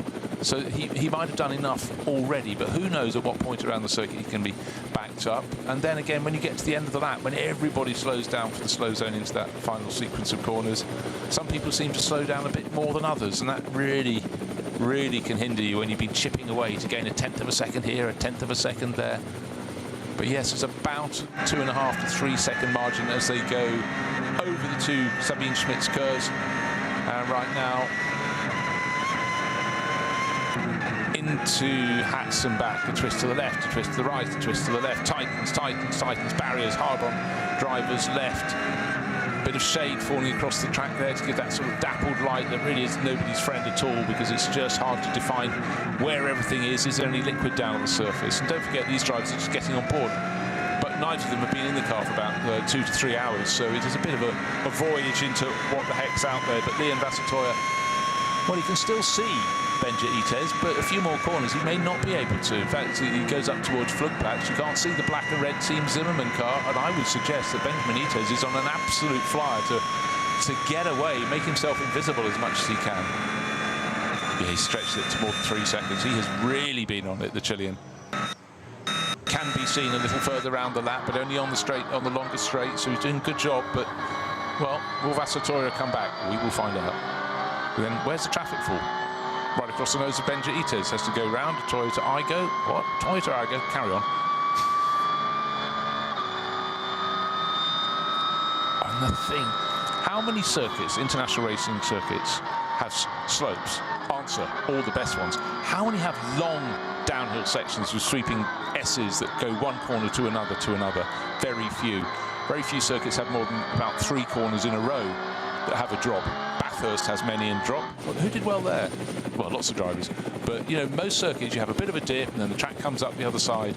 But certainly one of the many features that make the Nürburgring stand out is having long sequences of downhill. You can just imagine the speed building and building and building, and does your nerve hold? Ooh. Not always. Not always. I suddenly just... it's always interesting when you see a car that's about to go into a very slow zone. Camera shot, you think, have they stopped? Have they got a problem? No, it's just the fact that suddenly they've gone down to relatively normal speeds where they should be coming past at, you know, speeds far in excess of what you do on a road. But anyhow, out of the final corner they come again. It was just showing a car running into that final sequence of corners, but they don't get shown the green flag until they've done that final left turn onto the start-finish straight. Then they go, hurrah! And off they set. But it does seem like walking pace, and I can only presume with the quick dry put down to dry at the surface, the only reason that has got double wave yellows is I don't think they can fix the tyre wall before the end of the race. So the only way of making it safe is to drop everyone's speed down to about 60k, maybe even slightly less than that, and then they crawl through the corner. But there's no work going on that we have seen in the last lap or so on the tyre wall on the outside, so I'm afraid I think that is just been a decision from race control that the only way of controlling speeds and stopping drivers from exceeding the desired speed into that corner is to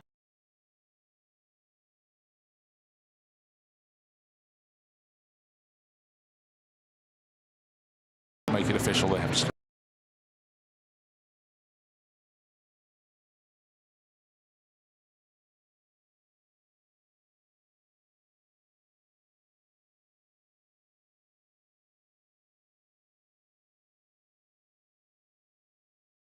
slow down.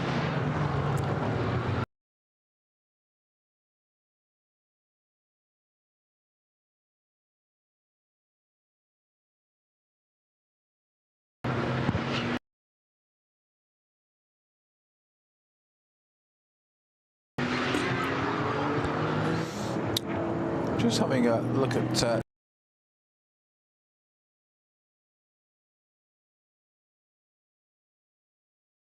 it needs to be, so we'll see in a minute. You know what?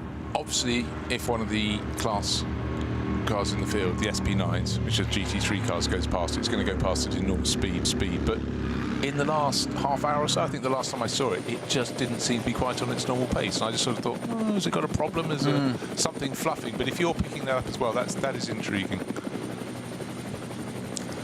The damage, actually very useful getting an aerial shot. Yeah. The reason I will explain why it's useful is looking down at the tyre wall on driver's left, or pretty much straight on if they lock up, going into the tyre wall at that final sequence of corners, there is if you look at it from the front, the banding, the rubber banding in front of it makes the barrier look complete. But if you look at it from above, the middle section of the barrier is missing a stack or two of tyres, and whatever is behind the barrier. I'd like to have another look next time around. I think, but I stick with what I was saying. Here we are with just under 50 minutes remaining. I don't think they can repair that before the end of the race, and so that I believe, again, it's my assumption here, that they have decided the safest way is to control that corner and keep the drivers safe is to force drivers to back off. What it does mean, of course, if we had a last lap sort out, there could be no overtaking through that final sequence.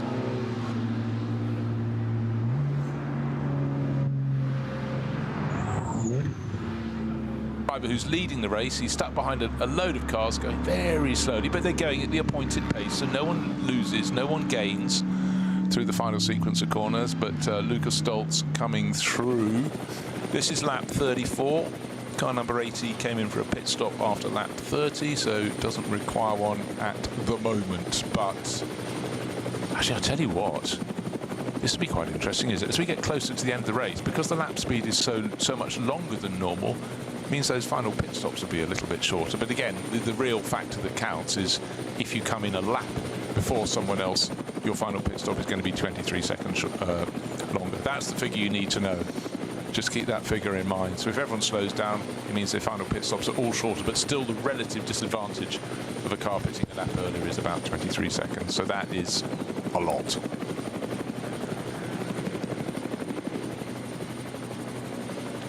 So another lap ticked off. 35 laps on the board for Winward Racing, the team based in the States and at Altendietz here in Germany. And a long and illustrious history for them, set up by the Ward family.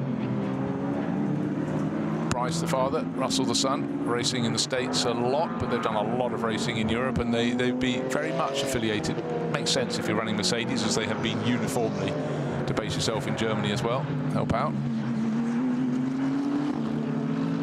So we've got an intervention vehicle just coming out from the right-hand side of the Dottinger off the kink on the rise up to Tiergarten. I've just seen it come out on the camera there, Bruce, which is where we had that Cayman stop, just on that brow a little bit further. And I just wonder if...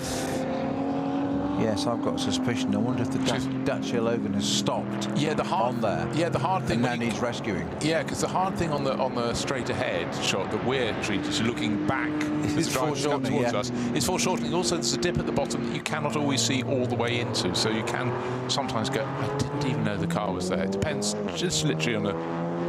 Well, according to the GPS Auger, so the GPS Eye, the number 300 Logan is much further back. It hasn't even made it to the kink, which we can't see on that camera shot, just because the Audi Sport bridge is in the way.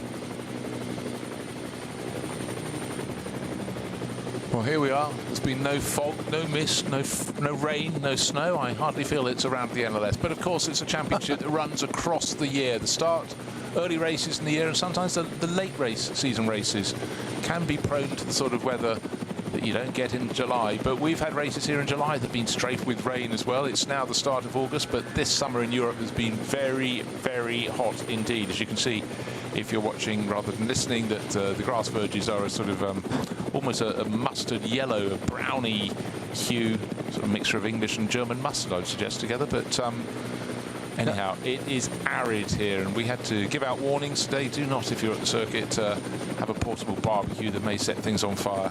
Have, cold cuts at lunchtime, I would suggest. But conditions for the photographers and everyone, it's a hot time, and for the marshals, the rescue crews around the circuit, wearing their fireproof overalls, they will definitely want to put their feet into a bucket of cold water, and maybe other body parts as well at the end of today. But They enable us to have this racing, and it is just one of the most spectacular places you can see racing in the world, if not the most spectacular. There's also diversity, Snowy. We've watched these over the years. Having the multi-class racing, the biggest shame is we can't watch all the classes all the time. There's some absolutely brilliant scraps. Our eyes are always drawn to the SP9 because they're the most dynamic cars, the fastest cars. They're coming through, they're overtaking, they're pitching for overall glory. But there is so much to see, and you almost want to re-watch the race with the director looking at other cars as well. They do, they cover all the classes, but you just want to spend more time with those classes. I'll tell you what, one thing I just want to double check on is the gap at the end of this lap between the cars that are fighting for honours in the Cup 2 class. We'll wait for them to come through at the end of the lap, but it looks like it's been a very good one from Benjamin Itez in car 900. Came in just ahead, his car came in just ahead of the sister car 902, but it seems to have been a very good lap indeed.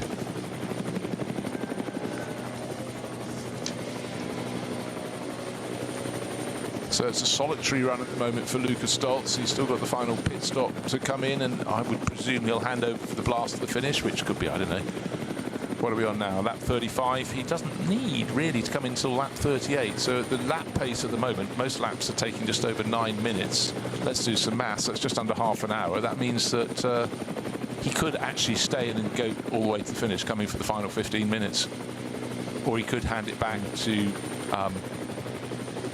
Ralph Aaron. Ralph Aaron, yeah. Who, remember, Ralph did basically hour 2 and hour 3 of this race. Hours 1, 4 and now 5 have been done by Lukas Stoltz. It'd be quite a thing, wouldn't it, to hand it back to Ralph Aaron to take it to the end and hopefully the win. That'd just be even more icing on the cake for the comeback, isn't it, Drive? Oh, totally. And also not just a comeback after the accident where he was laid up for effectively 2 months, couldn't do anything, which is quite frustrating, not being able to rehabilitate. Just that is your rehabilitation. Don't do anything, just rest. That can be quite challenging, I would imagine. But to come back, not only in a top car, but the same type of car he was racing in the incident in the first place, but come back to somewhere like the Nürburgring. It's not like he's gone around to a simple circuit somewhere. No. No circuit is simple in a GT3 car. It's going to have forces and loads upon your body, but there are some that are going to be less challenging on the body than others. And you're not, apart from, this is going to be the most.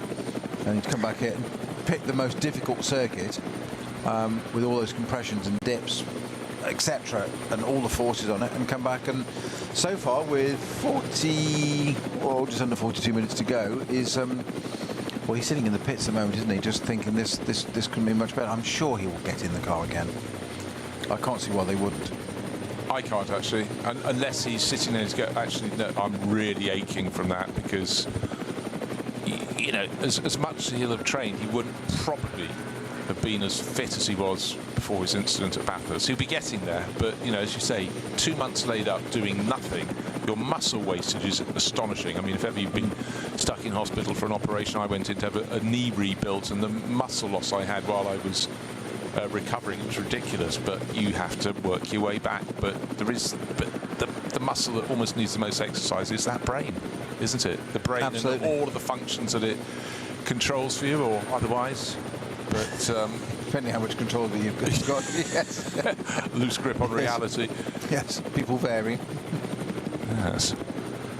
And anyhow, really good job. And also Lukas Stoltz. I mean, what has he not won in a GT3 car?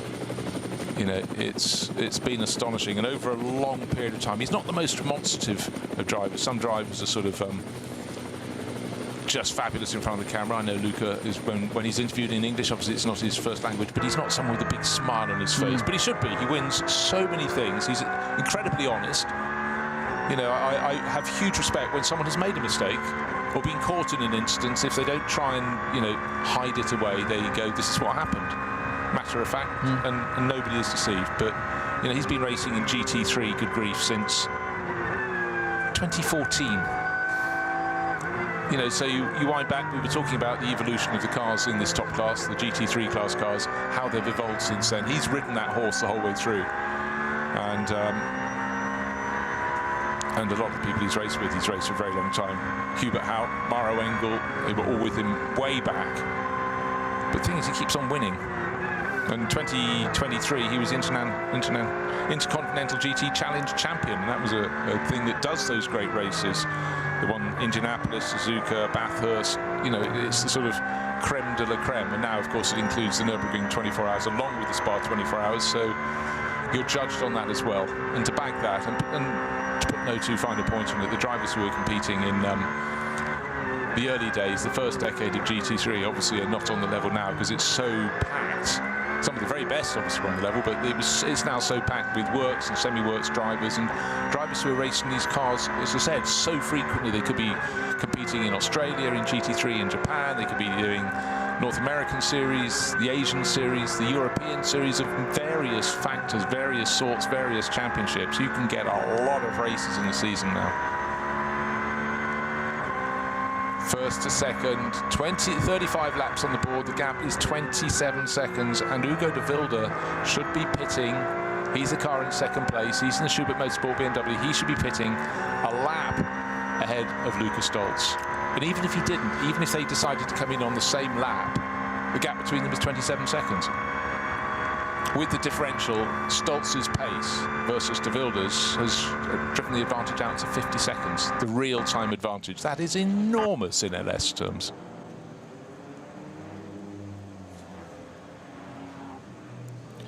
So we love a little bit of audience participation when we do, and helpful, constructive background. And Ian McCarthy's come up trumps yet again. He just messaged me privately. I mentioned about those tyre marks. We were talking about why it's code 60 at Tiergarten, Horizon still.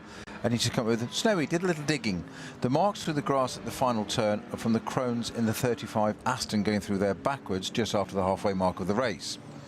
Didn't hit anything and didn't pit, but there's been fluid down there, been down since at least then.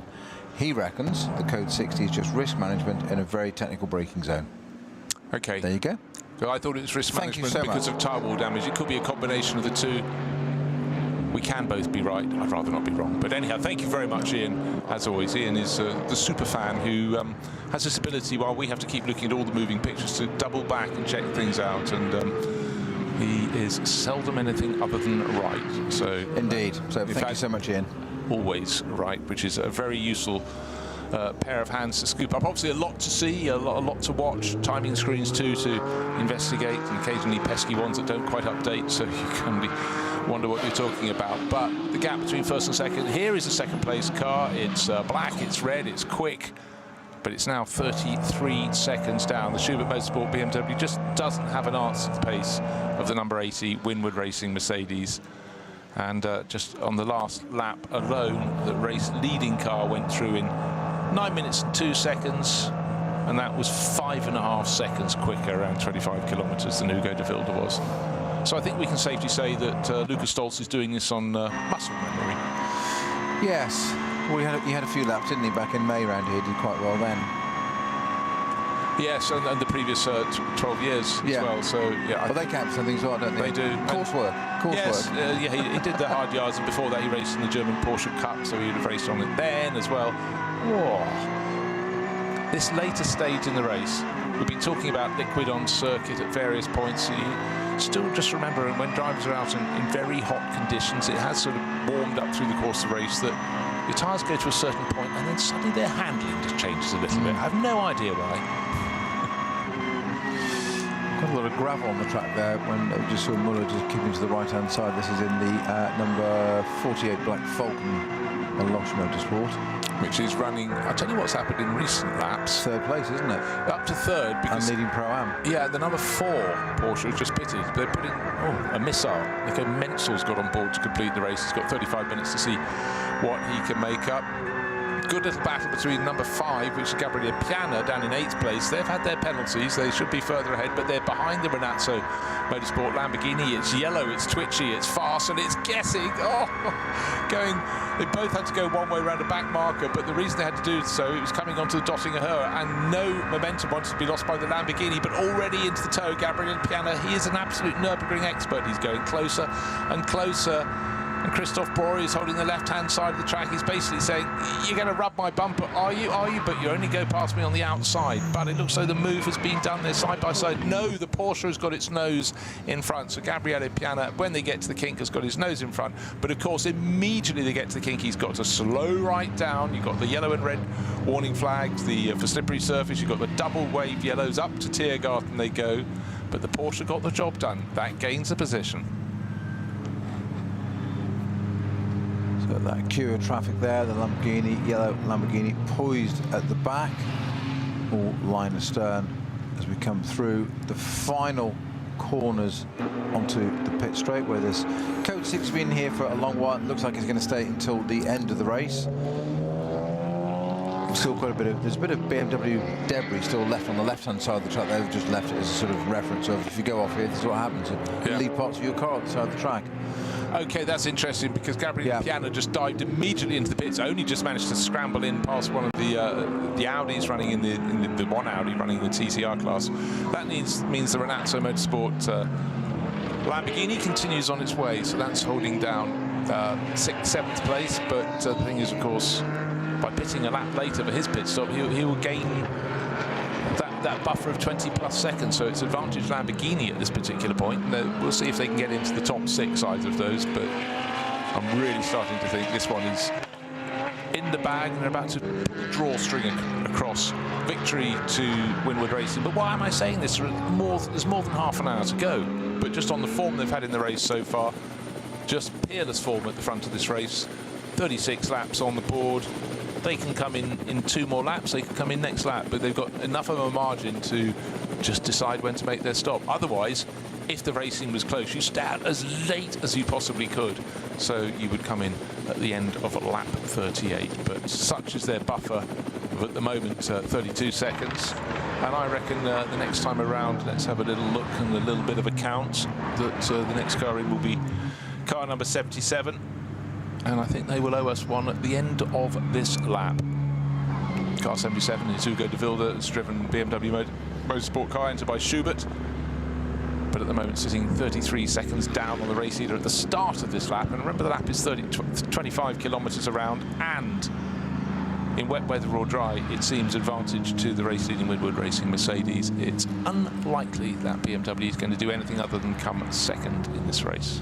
We will see. I have been wrong. Across the Never years. been known. No, it's just a heat stroke.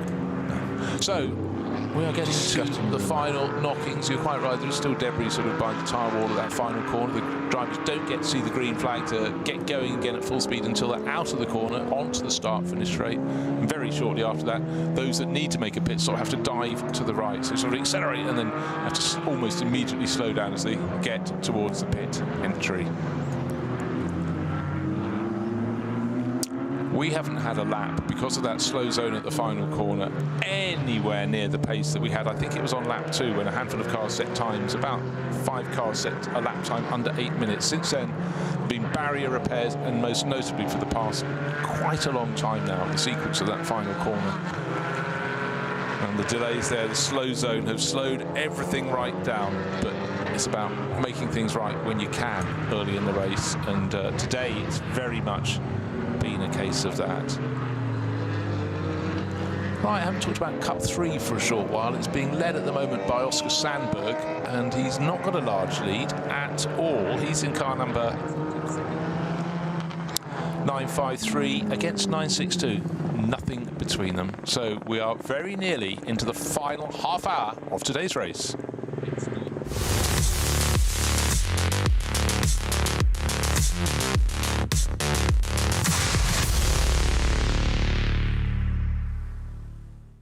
This place leaves no room for error. No escape. Just asphalt, adrenaline, and the legend. The green hell never forgets. It never forgives. Every corner, a fight. No room for weakness. The Nordschleife is no place for empty promises. It is the place where they are delivered. Engineered for the green hell. Official partner of the NLS. Die Legenden der Nürburgring-Nordschleife sind unterwegs. Und zwar direkt zu dir nach Hause. Dank CK Model Cars sicherst du dir deine exklusive Erinnerung an den Besuch an der Rennstrecke. Unzählige Modelle findest du auf ckmodelcars.de oder im Shop direkt in Adenau.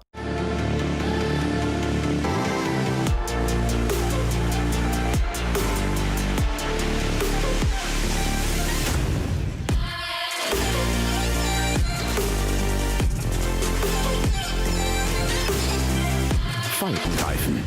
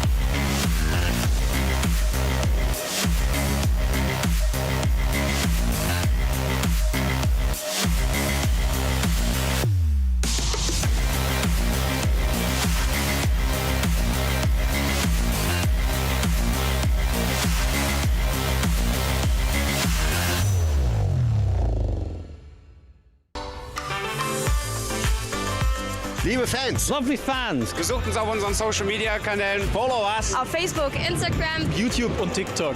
Willkommen bei der NLS.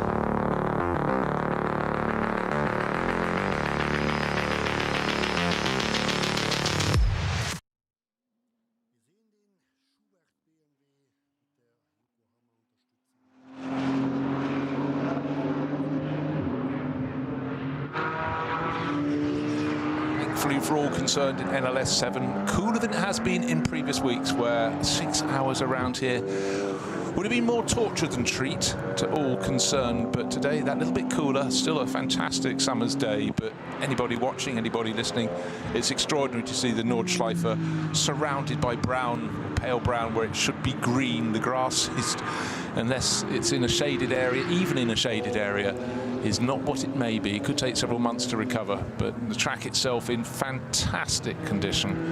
And right now, the dice has been rolled by Schubert Motorsport. It wasn't a gamble anymore. They had to come in on that lap, the end of lap 37, to make their pit stop. And they are back on track, racing through to the end. Hugo de Wilde staying on board to do the final stint. This 6-hour race is a different equation from having 4 hours around here. Yeah, it sounds simple, but it is a slightly different way of doing things. And again, in the shorter races, if someone gambles early, it means they're going to pay the price late in the race. Sometimes you do it for track position. I did suggest that Winwood Racing, by pitting a lap ahead of their rivals, just wanted to be far enough clear to break the toe. And just bear in mind that we had two cars within 4 seconds of them fighting for position. That was the number 64 Mustang, the Ford Mustang from Hout Racing Team, and Era Motorsport making their debut with a Mercedes. They were right in the mix, and maybe it was a sensible move, Snowy, to get them that far clear and hope they could then build on it. Hope has been proved to be the right thing. They've done it. Yeah, but they've proven their worth, haven't they? They've got a new car this weekend. The skills and talents and experience of Adam Christodoulou in that car. Unfortunately, I'm going to say unsighted by Frank Stipper standing on the brakes because he thought he'd seen, he believes to say this correct, he believes he saw double wave yellow flags at his side and did the right thing. If that was the case, that's the right thing. Adam Christodoulou thought they were green and the two just didn't quite work, and both could be absolutely right, which is slightly unsighted. I think it's a very hard one to prove. Because line of sight, if there's a course vehicle or a larger vehicle, you cannot see, but the onus is on you to see. But there are moments you have to go, actually, fair enough, with the sun in his eyes and so on and so forth. But I can think of any number of drivers who could come up with those excuses for all sorts of time. They're in front of the stewards. The stewards have to be just unswayed. Not those two. I mean, personally, if I was a steward in this, I'd be providing the evidence is exactly as they say, which I don't doubt for one bit. Neither of those two will be remotely malicious to one another. It's just not their style.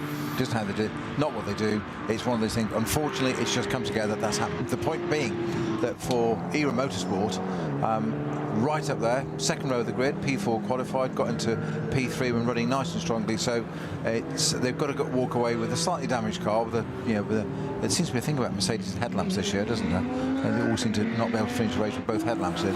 But they know that car's quick. They've all had a good run in it. So interesting times to come, I think, with that car. I think so. And again, we'll just refer back to previous comments that it's a car that was made, the AMG Mercedes, to be kind across the board. Not that you'd expect you needed a car to be kind to Adam Christodoulou. He could drive anything on a knife edge. Jake Hill likewise, as he's actually proved in historic racing, in which he's remarkably good. But it's a different way about going about things. But they showed they've got the pace. It'd been a shame we didn't get Carl Tilley in the car to see how he would have adapted to it. But I think probably fairly positive feel, it must be said. Oh, and it makes a brilliant sound. Yeah. Can't argue with that, can you? Still waved yellow flags and slow zones around the circuit, but increasingly they don't really matter a great deal to our race leader. But it would be the cruelest of fates. This is the lap that Winward Racing Mercedes should come in from the lead of the race for the final pit stop. What on this lap if they find a massive slow zone that's a brief one and is cleared by the time the chasing Hugo de Wilde comes around, or anybody else who's in behind them? These things can happen. We've still got cars being rescued from the side of the circuit, but it would be a cruel stroke of fate, because excellence across one of the stints is great, excellent across two, but so far it's been excellent across 5 stints. We're about to go into the 6th stint as we get out. It'll be a short stint because we've only got 22 minutes remaining on the clock through to the end of the race, but due to the amount of petrol, the size of tanks, this should be the in-lap for Winward Racing, and anybody else is going to have to blink. They're going to have to blink very soon indeed. But just remember that figure, 8 laps is as much as you can get out of your tank. Yes, I know there've been slow zones. Could you get 9th? No. With a 25-kilometre gap, if it was a 5-kilometre circuit, you might be able to squeak an extra lap by a bit of fuel saving in the slow zones, but not round here. You don't save 25k's worth. Not in a hurry.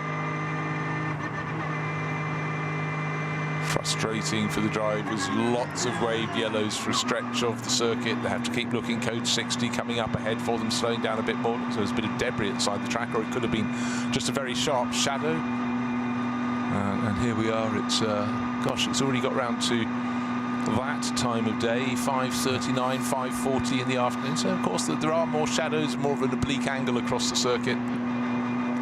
But still, the barrier repairs go on. Is that the same place? I think it possibly is the same place. They've been working for a very long time.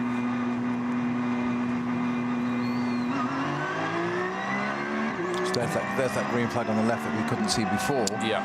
With the intervention vehicle parked right. That's why we missed it. And the lights changed very slightly in what, it was an hour or so ago. Yeah, and I also think defending us in the commentary box, I think it was right. We probably would have seen it at the very nanosecond the highlights started, so you're probably just adjusting your eyes to the light. Okay, that's excuse 42B, much used. But generally conditions today have been fine, but you know, what the drivers would really have loved in all of this was not to have slow zones at any point, just getting in your rhythm. You don't want to be interrupted, but as you get towards the end of the race, it's just a countdown. In for the final pit stop. Will Lucas Stoltz get out from the Winward Racing Mercedes, or will he stay on board? Driver out, orange and blue helmet out. Now, interesting to see as Ralph Aron swings himself through the gap. He's quite a tall driver, so he won't be quite as elegant getting in, but Well, he's done that very nicely indeed. Estonian racer. Been going quite a while now in racing. I was just looking, he actually was doing the FIA Karting Academy 13 years ago. Then he moved over to single seaters in 2014. Italian Formula 4 champion in 2015. Bit of Formula 4 in Germany, bit of international Formula 3.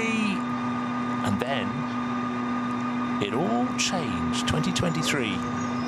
Had some time away. Came back 2023, started racing GTs, and I think we can say he's done rather well since then. Second in the ADAC GT Masters on that first GT season.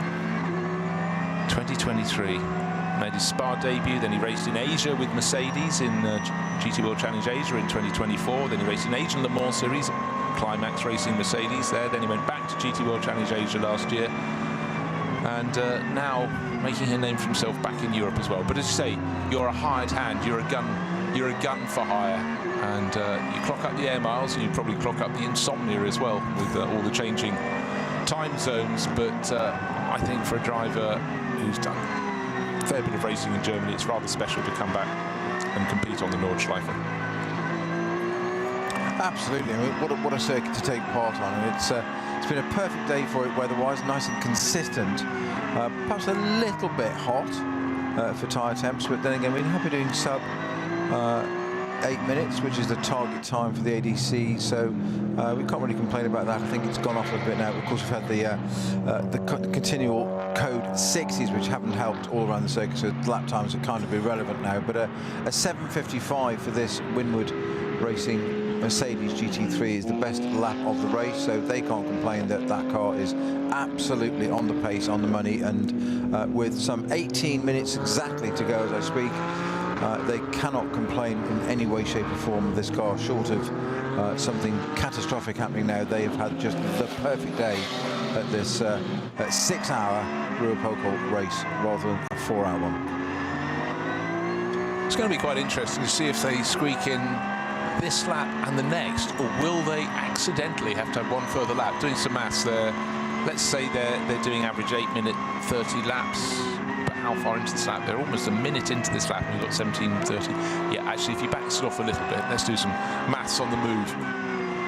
I think that should just about work, because the last thing you want to do is an extra lap beyond on a hot day. You want to just get through, cross the line with just after the 6-hour mark, not just before. I won't complain if we carry on a bit longer, because it's still fabulous seeing the cars going around the circuit. But, you know, it's not one of those absolutely critical things, because the lead that Winward Racing Mercedes has would be, you know, they can afford to back it off and play it against the clock. But, you know, we've been here before where in the heat of battle, someone's gone through to start a final lap with, you know, moments to go. So now Tobias Muller is right behind Ralph Aaron in the Losch Motorsport, 48 Losch Motorsport Porsche, but of course that's they've come out of the pit. So does Tobias Muller owe us a pit stop still? Yeah, I'm going to say end of this lap. Okay, so it's kind of academic in being there, but you still do it. You still apply the pressure. You're still a racer.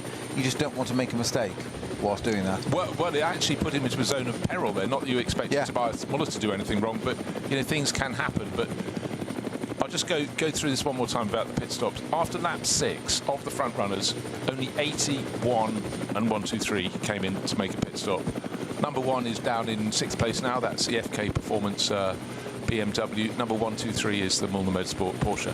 However, everybody else pretty much, well, no, everybody else came in after 7 laps. A typical stint is 8 laps. And so ever after, 48 has remained pitting a lap after. It cannot go another lap after this one without fuel. So it's going to come in. But it's just interesting to have it on the track. And actually, we will see at the end of the race, the interval between them. It'll actually let us know very clearly how long a pit stop takes. And obviously, the closer to the end, the shorter your pit stop will be. But I don't think... Well, we can't. He's still got to make a pit stop. He's still behind. He's going to have a shorter pit stop, but it won't be enough to gain him a lap, will it? But they've gone well, 48 crew, I must say. Nice to see some different crews getting some better results as well. And always looking for sort of the mix being shuffled around a little bit. And for 48, it's the Losch Motorsport crew, and they're certainly getting to grips with their Porsche, must be said. And they actually won the Pro-Am class in the first of the rounds that was completed and last time out. Third place overall in both, so it looks like they're heading for a similar position today. So they're showing good consistency, I must say, Bosch Motorsport. Patrick Assenheimer, Tobias Muller, and that great Porsche racer from Luxembourg, Dylan Pereira, as well. They're quite a settled crew, I must say, actually. Well, dropping back a little bit now is Tobias Muller. He doesn't need to do any more than that, and of course he owes us a pit stop. So Ralph Aaron will be completely aware of that, of course, and just pulling out a little bit of a gap there for comfort, just to stop that Porsche being all over the back of him. But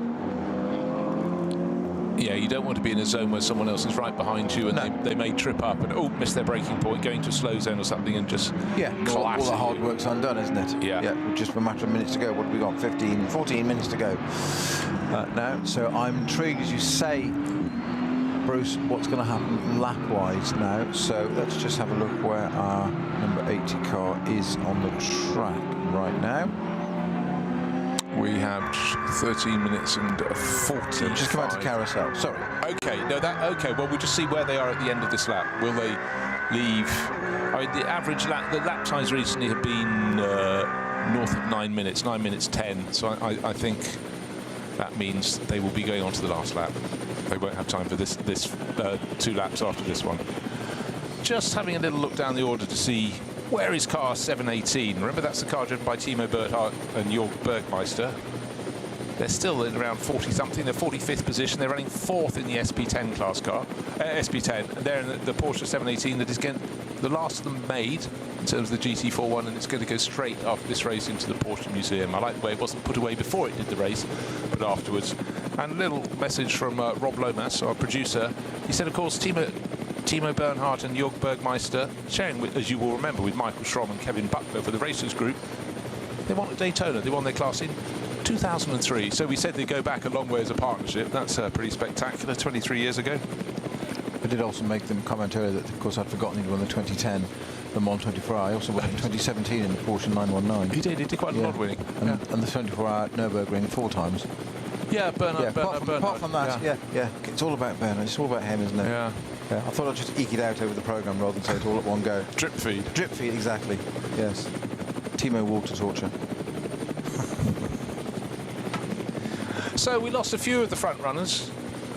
Here at Motorsport, we mentioned, of course, they were very much challenging. They started 4th, got up into 3rd place and looking very competitive.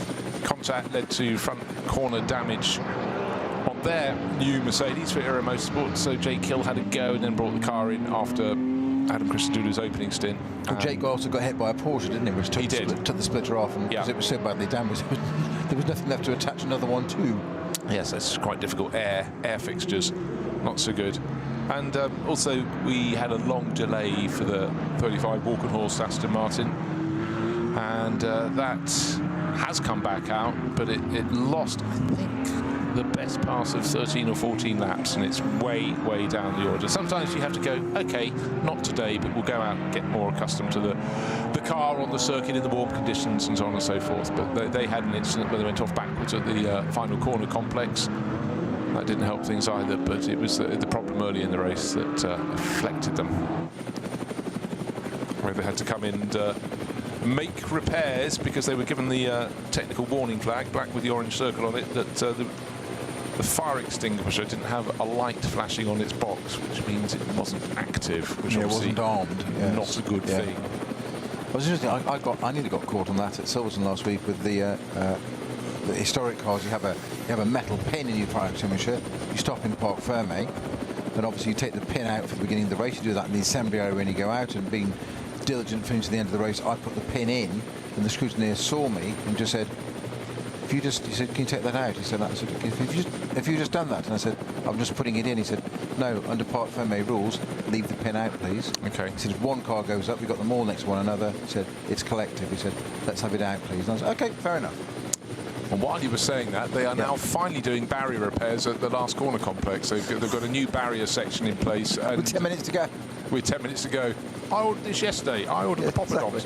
Exactly. Yeah. But anyhow, they I said leave it by the gate. It's fine. Don't worry about the dog. He doesn't like curry. Delivery drivers. Yes.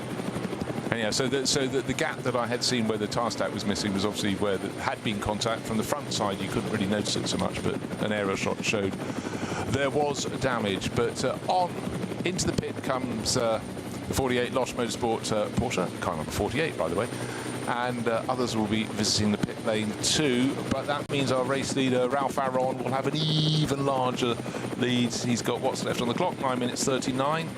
And he has 39 laps on the board. He needs to back it off on this one, or he'll end up doing a further lap, because the last time around, 9 minutes and, hold on, refresh. The previous lap was 9 minutes 10 for him. I would reckon the latest lap will be a similar amount of time, so he needs to slow it down. Oh, 9 minutes 51. If he does another one of those, he should be fine. Or should he? We will find out. Hugo de Wilde should go back into second place. The Schubert Motorsport BMW, black and red, the Yokohama tyres, because it's lying third at the moment, but it's already served its final pit stop. And that would have been a longer pit stop than its rivals, though. It'd be really interesting to see, because the number 48 Porsche came in 2 laps later. That could be a big, big swing in difference. Big time difference, I would reckon. We will see. Clock under 10 minutes, under 9 minutes, counting down to the end of 6 hours. By the way, just looking back to Cup 2, the battle is in 12th and 13th positions overall.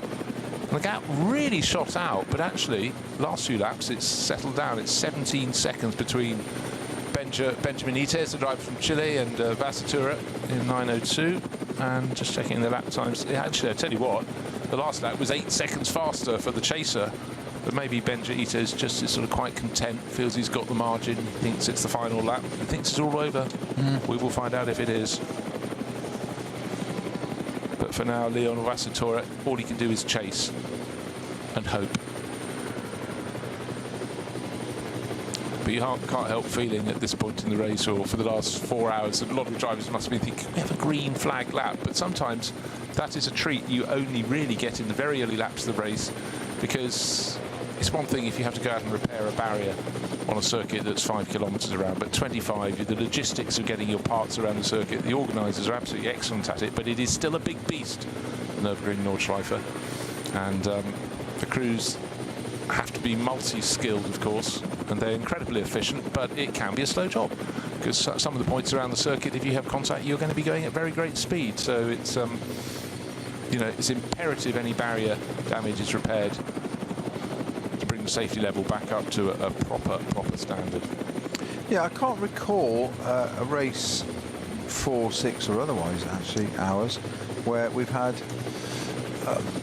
code 6 for so long at a section of the track without any activity going on, i.e. for another reason. Totally justifiable, and the officials know exactly what they're doing, of course, but just with no apparent activity. We've seen barrier repairs and things going up, or quick dry going down, but just sitting there waiting for it, and then suddenly with 10-15 minutes to go, a set of barriers arriving seems slightly odd. But well, it'll be interesting if you look at the logistics, how flatbed trucks they have with the high ab crane, or what other mates are allowed,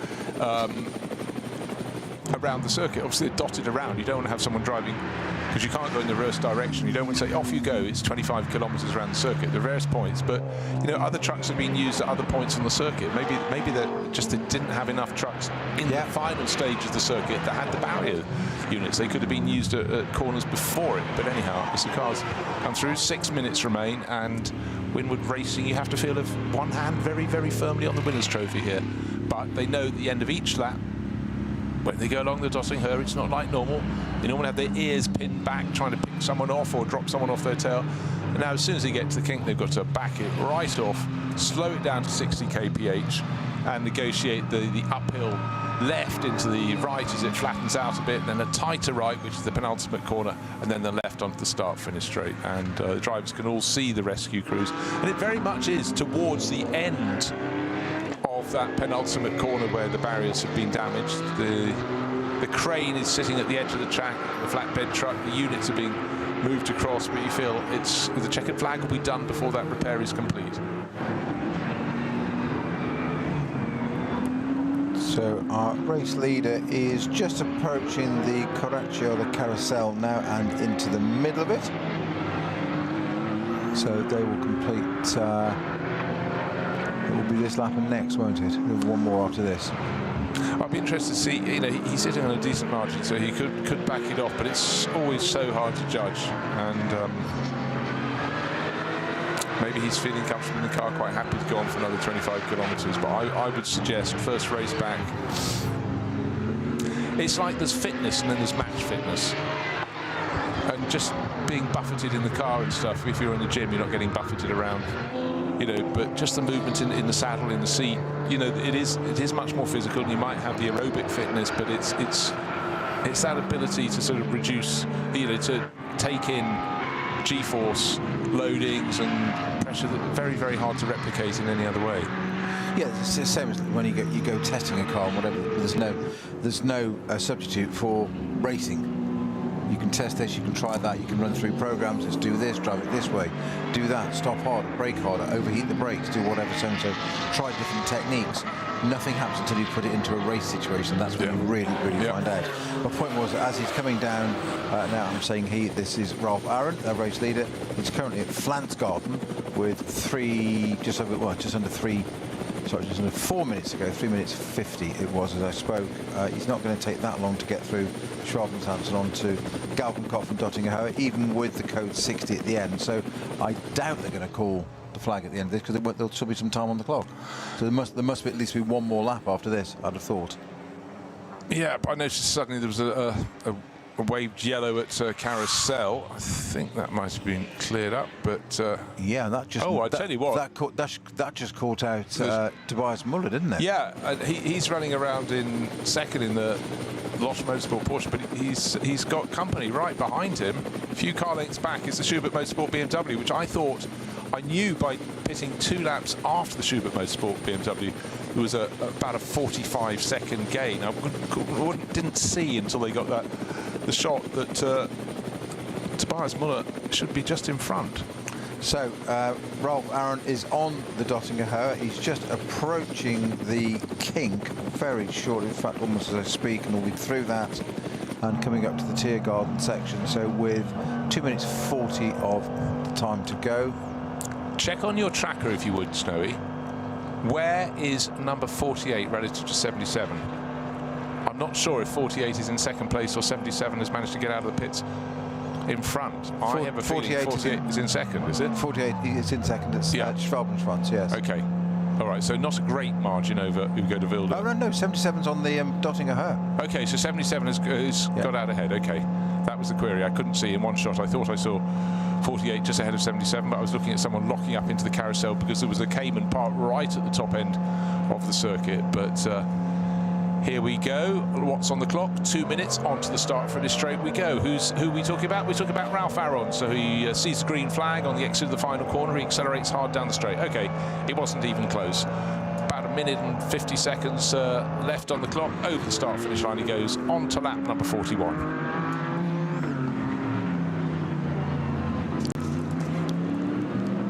And so this one is not in doubt in terms of on-track action, in terms of position.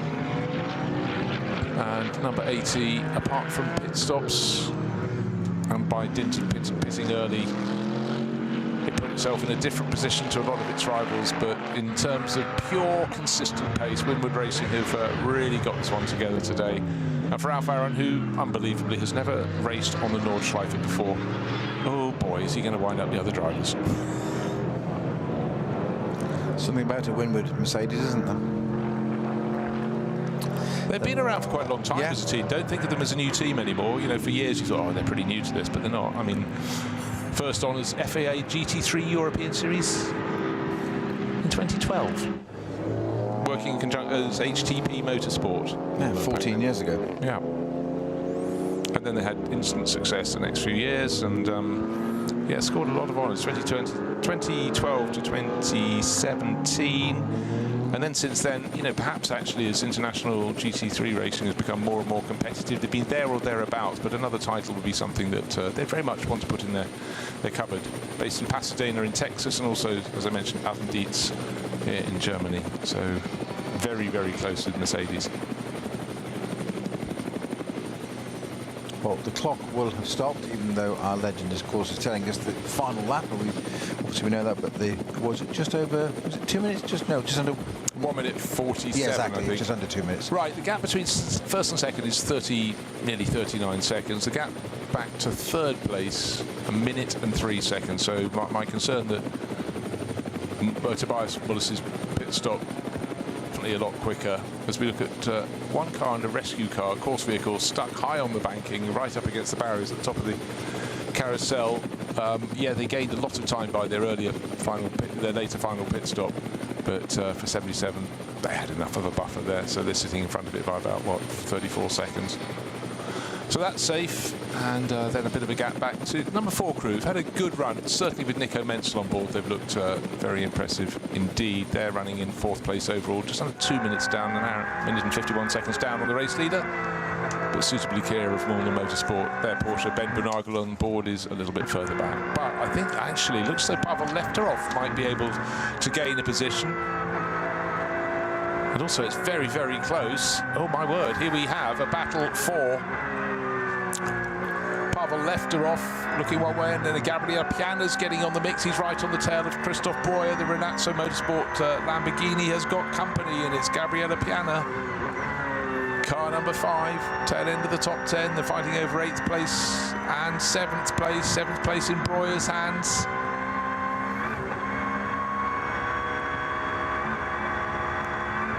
Shadows much, much longer in the later afternoon here. Early evening, it's just gone 6 o'clock in the evening.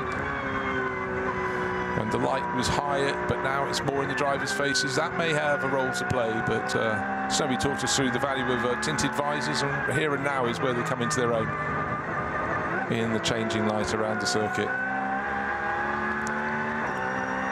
So Pavel Lefterov is or was all over the tail of Ben Bunagel's Motorsport Porsche. Just waiting to see the gap between them when they go through at the end to complete 40 laps from their point of view. But I would expect the number 1 BMW to go on through. It's been very quick, and Pavel Lefterov's had a really good race, the Bulgarian racer. And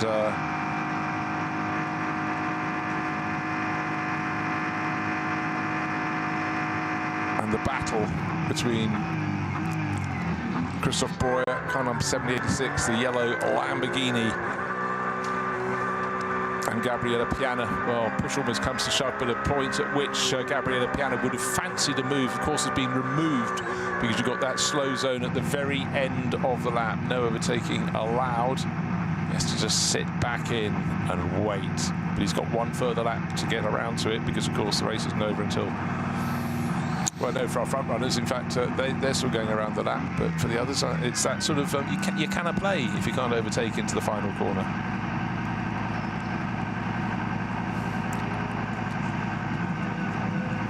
So the Lamborghini has, I've noted that it's crossed the blend line coming out of the pits on its final stop. Whether that's going to be noted by anybody else and anything done about it, I'm not sure. But it definitely did cross the line.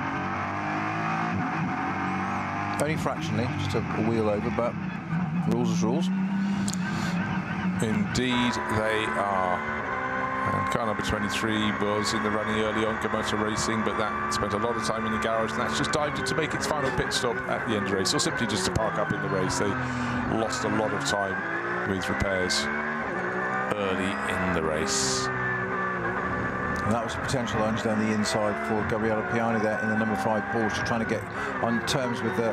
Oh, he's taken the long way round, gone around the outside of a back marker there to try and... well, that's completely off track. It's kept him in touch. It's got him even closer to the Lamborghini. I'm not sure whether that's a legit manoeuvre or not, actually. The back marker stayed where he was, and the Lambo went down the inside and the Porsche around the outside, but way, way off onto the runoff edge. Quicker, much, much quicker through the corner of the technical stuff than the Lamborghini, the Porsche is at the moment. But I think the Lamborghini's got the power at the moment. They've got to finish this Grand Prix part of the circuit, and then when they get onto the Hatzenbach. So really, Gabriele Piana needs to get this done now and then. Look at that through the faster parts, Schumacher S, and up to the Vidal chicane. The Lamborghini's got the legs and pulled out 3 car lengths, 3-4 car lengths already, but through the technical parts, the Porsche was just all over the back of the Lamborghini. as we see through the chicane again, not just catching under braking. This will be interesting through Shabin Smith's curve, where how quickly he gets out of here. It's Piani I'm talking about. Treated some lovely onboard here, down through the hats and back. It should be quicker than the Lamborghini, as we've seen for the previous parts of this lap. So Lamborghini just pulled out a tiny little bit there, but I think the Porsche will just hold it there. Yes, look, starts to gain. Now, to get more technical, the Porsche starts to gain ground again and closes that gap from 3 car lengths down to at least 1, 2 maybe. Yeah, the Lamborghini seems to have plenty of poke in a straight line, but he's really having to hang on in the corners. But he's got to do it for another lap. Oh, don't worry, it's only another 22.5 kilometres. Press on, press on.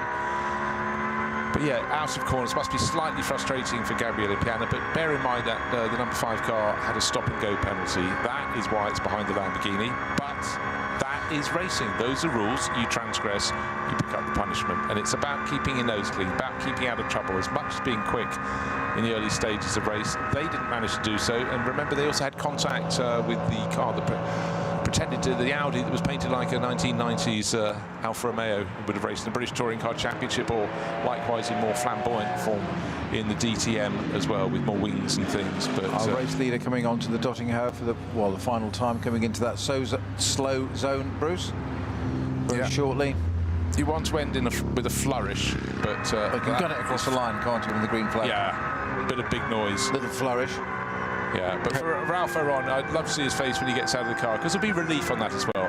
I mean, in fairness, they've been so well placed, starting on pole position, his pole position, but through to the end of the race, he's watched it unravel, while Lucas Stoltz did a slightly longer run in his 3 stints, because this final stint for Ralph Ferron, who did stints 2 and 3, was only going to be about 20-odd minutes, but to come through the final corner at what we call slower than walking pace, 60 kph, but then a little bit of power going down, a little bit of noise, and victory going to Winwood Racing, and Ralph Lauren goes over towards the team who are up there, fists in the air over the pit wall, so they'll be delighted with that. He'll be delighted with his comeback, and the margin of victory in the end is going to be what we call beyond comprehensive, because they got things right. They worked the tactics very nicely indeed with their strategy, but the pace of both of the drivers, Lucas Stoltz, who did the hard yards, did the start of the race, kept the lead from pole position, but between them they did a really, really good job for Winwood Racing. And it will be a while until the next car comes into view, and we expect it to be, and there it is, black and red and second place. It's Schubert Motorsport with their BMW M4 GT3, and the driver bringing it home is Hugo de Wilde, so that's another good result for them. 2 different makes in the top 2 positions, and we expect Tobias Muller to be 3rd through the corner. Car number 48, here it comes now, waiting for the green flag to be waved. Final flourish, the acceleration to the start-finish line will take the checkered flag in 3rd place overall, so Mercedes from BMW from Porsche, and there'll be another Porsche in 4th place overall. Gap between 1st and 2nd, just under 40 seconds. Wow. And well, sorry, I guess that is a decisive performance from Winwood Racing all weekend, from qualifying, all 6 hours of the race, pit stop strategy, both drivers. Lucas Stoltz never had a question mark over it. There was no question mark over Ralph Aaron, other than how's he going to perform on his comeback and how's he going to feel physically on such a demanding circuit. That was all. There was never any question about his ability. No, absolutely not. But I almost feel if we hadn't had slow zones, their advantage would have been even greater. Their pace and their balance of the car looked supreme. Oh, bit of contact right at the end of the race. Yeah. The Bullner Motorsport Porsche clattered into a back marker and struggling to get out of the chicane. Car running in front of it, running in the Porsche Cup 2 class, getting very loose indeed. And this is the point that Cup 2 class cars can be very, very quick in a straight line. But at the end, we had 4 cars on the lead lap, and that Bullner Motorsport Porsche we saw just running a little bit wide is probably got to complete its lap. But at the moment, 4 cars over the finish line, with the 2 Porsches in 3rd and 4th. 48, which is Losch Motorsport, and number 4, Nico Mansell's come through into 4th in his. Again, a penalty for them didn't help proceedings. The next car through should be that number 123 Mullner Motorsport Porsche, some distance further back, but getting very busy. And where is the number number 1 Mercedes, because that's Pavel Lefterov. Is he ahead of it or behind? Because that car has had a lot of pace. Sorry, when I say number 1 Mercedes, FK Motorsport BMW, shared with a host of other drivers. Dan Harper, who started, Pavel Lefterov, Maxi Mouston and Leighton Fury, the South African driver. That has been quick in dispatches as well. But that was the one that started at the back of their pack because they didn't set a time in qualifying. So lots of ifs and buts and maybes, but no quibble, no question about the merits of Winward Racing winning and controlling things from the very outset. Half a second quicker than anybody else in qualifying. Thank you, Ralph Aron. And then in the race, his pace and the pace of that ultra steady, ultra reliable, but ultra quick driver, Luca Stoltz, that did the rest. And Gat, we've got a few more cars. In fact, yes, Pavel Lefterov, the number 1 BMW, did get through into 5th place ahead of the number 123 Mullner Motorsport Porsche, and the Renazzo Motorsport Lamborghini should probably be the next in line, or will it? But anyhow, Luca Stoltz goes up to open the... just waiting for his teammate to get out, all dressed in blue, the tall Luca, waiting for Ralph Aron, who's probably just pausing for a moment, unclipping the net, and will be helped out of the car. Well done. What a return to Ralph Aron. Can't imagine the relief. Yeah. He must feel. Oh, 100%. And also what's so rare is for him to be racing back in Europe. You know, the young Estonian racer did loads of racing in Europe, but his sort of return to racing popped up in Asia and has been doing a really good job out there. But today, he'll be really pleased with that. And good to see some other drivers coming across. Patrick Assenheimer coming. He knows what it takes to win here. He's won so many events in the NLS, hasn't he? I was just going to say, he knows what that means. Oh, and here comes his car. The Losch Motorsport Porsche through into 3rd place overall. So great manufacturer variety. Mercedes from BMW and Porsche. And the driver who brought that in is Tobias Muller. He'll have enjoyed that race too. And also going through all that. You know, it's 6 hours. It's a longer race. It's more of an achievement. But again, for the Losch Motorsport crew, that is 3rd place overall for the 3rd time this season, and 3rd time that has given them the class victory in Pro-Am. So that's good. But Renazzo Motorsport are going to come through with their Lamborghini, still in 7th place, chased all the way to the flag by Gabriele Piana. Gap between them at the end of the race, just over 0.2 of a second. And that would have been frustrating for Gabriele Piana with that final corner sequence, unable to provide him a chance to make the most of dotting her and maybe make a lunge. Barrier repairs still continuing at the exit of the penultimate corner. But interesting race today, but you have to say it was controlled in phenomenal style by Winward Racing. They really did an exemplary job today. Decided to do it with 2 drivers rather than 3. Some of the crews brought 4 drivers on board to share the 6 hours, 50% longer than a normal round of the Nürburgring Langstrecken series. But again, interesting. But you know, not all the teams that compete across the course of the season were here this weekend. That was a factor too. There'll certainly be other crews going, well, I think we might have been a bit closer. But Winward Racing had things under control. I would have challenged anybody to get out there and see if they could topple them. Well, an absolute textbook display. Pole position, race win on a 6 hour, not even a 4 hour. Perfect strategy, fastest lap of the race. The only question mark over any of that would have been, was the young Ralph Aron fit enough to do 4 hours, 3 odd hours in the car around Nordschleife? And the answer most emphatically is yes.